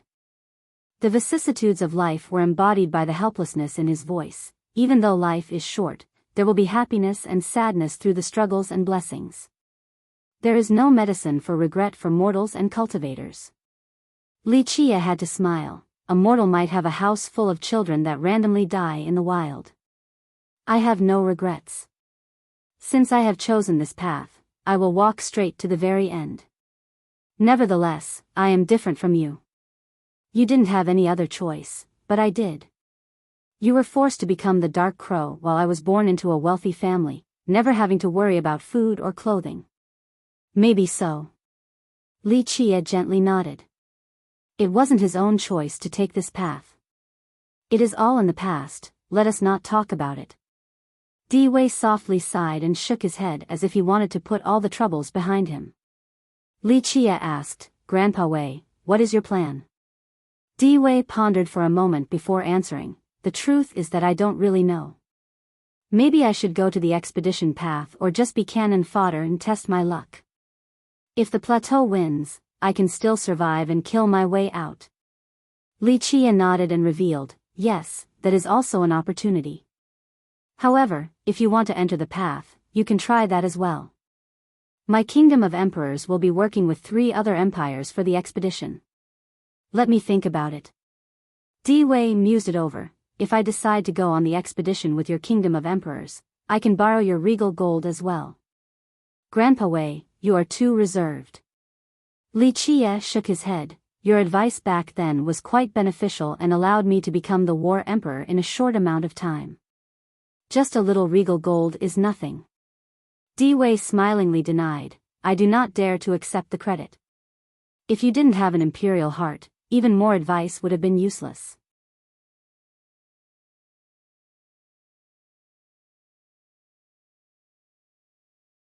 Chapter 1101, Elusive Heavenly Golden Water. After hearing Di Wei's praise, Li Qie only smiled and didn't say anything else. Di Wei saw the 4 floating swords behind Li Qie and asked, You want to take that thing away? I know Grandpa Wei is guarding this place. Li Qie smiled, so please go easy on me, I wish to enter. Di Wei smiled and gently shook his head. What is this about going easy on you, the most powerful imperial king of the border and holder of the 4 swords? According to the rules, you are qualified to enter. However, whether you can take the item or not is up to you. Di Wei said, You aren't the only one to have come here. Even the most powerful general under the imperial lord has tried before, but alas, he couldn't take it away. I'm quite confident. Li Qie smiled, otherwise I wouldn't have brought these 4 imperial swords. Li Qie couldn't help but chuckle, Grandpa Wei, are you testing me? The truth is that I might not be too certain. It has been too long, so there are virtually no records. Moreover, I think there is more than one name for this item. It seems like you have done a lot of preparation. Di Wei smiled and nodded, if you can take it away, then it is all yours. Li Qie slightly bowed before speaking with a smile, Thank you, Grandpa Wei. Di Wei shook his head, There's no need to thank me. I know that the imperial lord back then wanted to take it too, but the conditions weren't right, so he had to give up. It was waiting for the fateful ones. If you are meant for it, then you can naturally take it away. But if not, then all will be in vain. I understand. Li Qie acknowledged the fact that he might fail. Suddenly, Di Wei shifted a tiny bit, but this movement carried the force of a shifting mountain. The stars suddenly turned upside down as a cavernous entrance appeared before Li Qie. It was shut tight with 2 imperial doors. It had an old architectural style with 4 sword grooves coming together. It seemed that these 4 swords were sealing the gate. Good luck. Di Wei smilingly said, If you can take the item away, then my mission can be considered complete. In the future, whether it be on the expedition or to fight for the plateau, I will no longer be tied down. Li Qie gently nodded his head and went towards the entrance. Zzz, Li Qie took the 4 swords and pushed them into the corresponding grooves. Clank, the heavy gate finally opened after he inserted all 4. He then entered without any hesitation. Once his figure disappeared inside, the gate slowly closed again. The cave was not as dark as one would expect. On the contrary, it was very bright with a clear blue sky. One could hear the sounds of crashing waves. This was not a cave drowned in darkness, but a vast ocean. It was difficult for people to expect an ocean waiting behind the entrance of this cave. Squeak. When Li Qie looked at the sea, he heard a dolphin leap out of the water like a little elf. Li Chia smiled and jumped on the dolphin's back, then patted it with a smile. "Little fella, take me to the place where the rainbow rises." The dolphin merrily cried out, then leaped up high. It took Li Chia towards the end of the sea through the winds and waves. It was extremely fast as it carried Li Chia on this trajectory for a long time. Li Chia stood on its back and allowed it to go where it pleased while watching the rippling waves of this ocean in silence. There were many secrets hidden in the lesser imperial devil world. An entire era was buried here. It was once a brilliant era that eventually tracelessly vanished outside of this lesser world. Eventually, the dolphin stopped after it carried Li Chia to their destination. The sight ahead was as beautiful as a surreal dream, capable of ensnaring others. Ahead were many rainbows slowly rising from blue waves all the way to the recesses of the sky. Each of them was heading towards a different direction and destination. Li Chia glanced at each rainbow with a faint grin on his face. All of them had a different destination, but only one truly led to that place. The other ones were fruitless paths. Only those with the purest of faiths know the real path. With a chuckle, he took out the Buddhist lotus and loosened his grip. The flower flew outside as if it had grown wings. After circling around in the air, it finally stopped in front of a rainbow. Buzz! The flower went into full bloom and sent out a surging Buddhist light. It dyed the rainbow a golden shade. That is it. He immediately knew that the dyed rainbow would take him to the right place. He set foot on the rainbow and recalled the flower while walking into the sky. The rainbow acted as a bridge to a heavenly kingdom. He was crossing through space from one world to another, from one generation to the next. It seemed that he was going against the current to find out about the past. Without this rainbow acting as a bridge, one would never be able to reach the other place because it was crossing through time and space. No matter how powerful one might be, they wouldn't be able to pinpoint the coordinates. There was no sun or moon here. The concept of time did not exist alongside this rainbow either. In this manner, Li Chia kept on going forward for an unknown amount of time. Eventually, he made it to his desired location. It was an island in an unknown space. A refreshing breeze blew by once he reached the island. This was a reason for joy and gave off an indescribable feeling as if one finally met an oasis after a long trek in a desert. It was not large and there was nothing else on it outside of an extraordinary lake.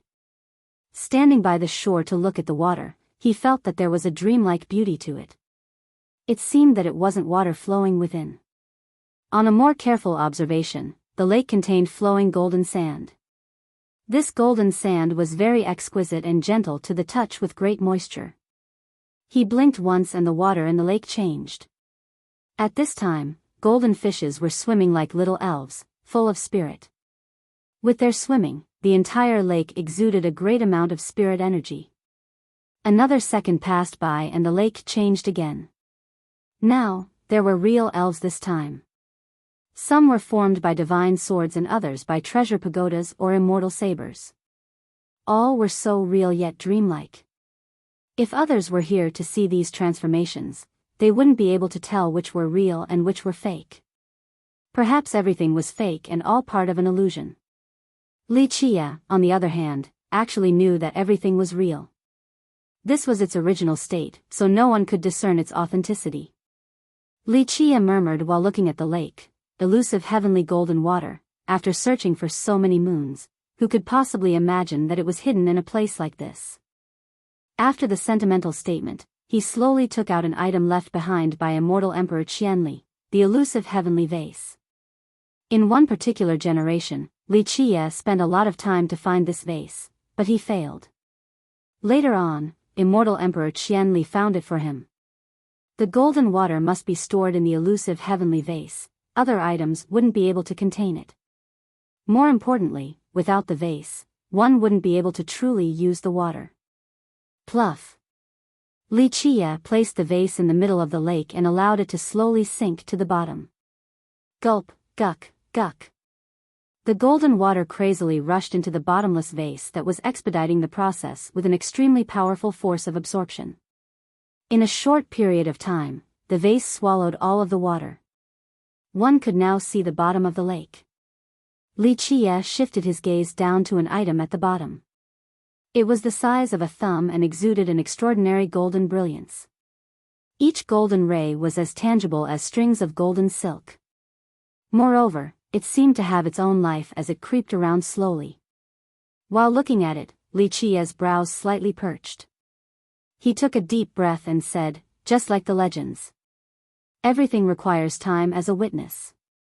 Without time, even the golden water won't do. No wonder why the Imperial Lord didn't take it back then. Li Qie held the vase and slightly applied a suctioning force onto the item. It was attached to the bottom of the lake and seemed to be very reluctant to leave. However, before the mighty power of the vase, it no longer had a choice and was eventually sucked inside. After collecting it, Li Qie patted the vase and said, a journey of 1,000 miles just to take half a step further. Elusive heavenly mountain, one day, I will get what I want. With that, he put away the vase and left.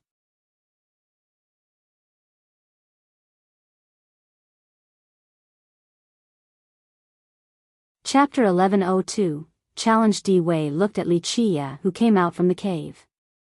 His eyes slightly shifted as he stated, you have really done it. You are indeed with no equal, especially with regards to patience. After hunting from one generation to another, the deed has been done. I will be successful in this generation. I have waited for too long, so it is time for me to reap the rewards. Li Qie grinned. I also pray for your success. It will herald a new generation that even I cannot imagine, an era that has never been seen before. With that, Di Wei looked at Li Qie deeply and solemnly said, because no one has ever done it before. I shall. Li Qie gave a leisurely smile from his heart. I hope I can see that day. Di Wei smiled back. This was a blessing for him as well. Li Qie sighed secretly. He knew Di Wei had made his choice. In the end, he said, when it is time to go, I hope to see you there. Maybe. Di Wei smiled but didn't elaborate. Grandpa Wei, there is a question I'd like to ask you.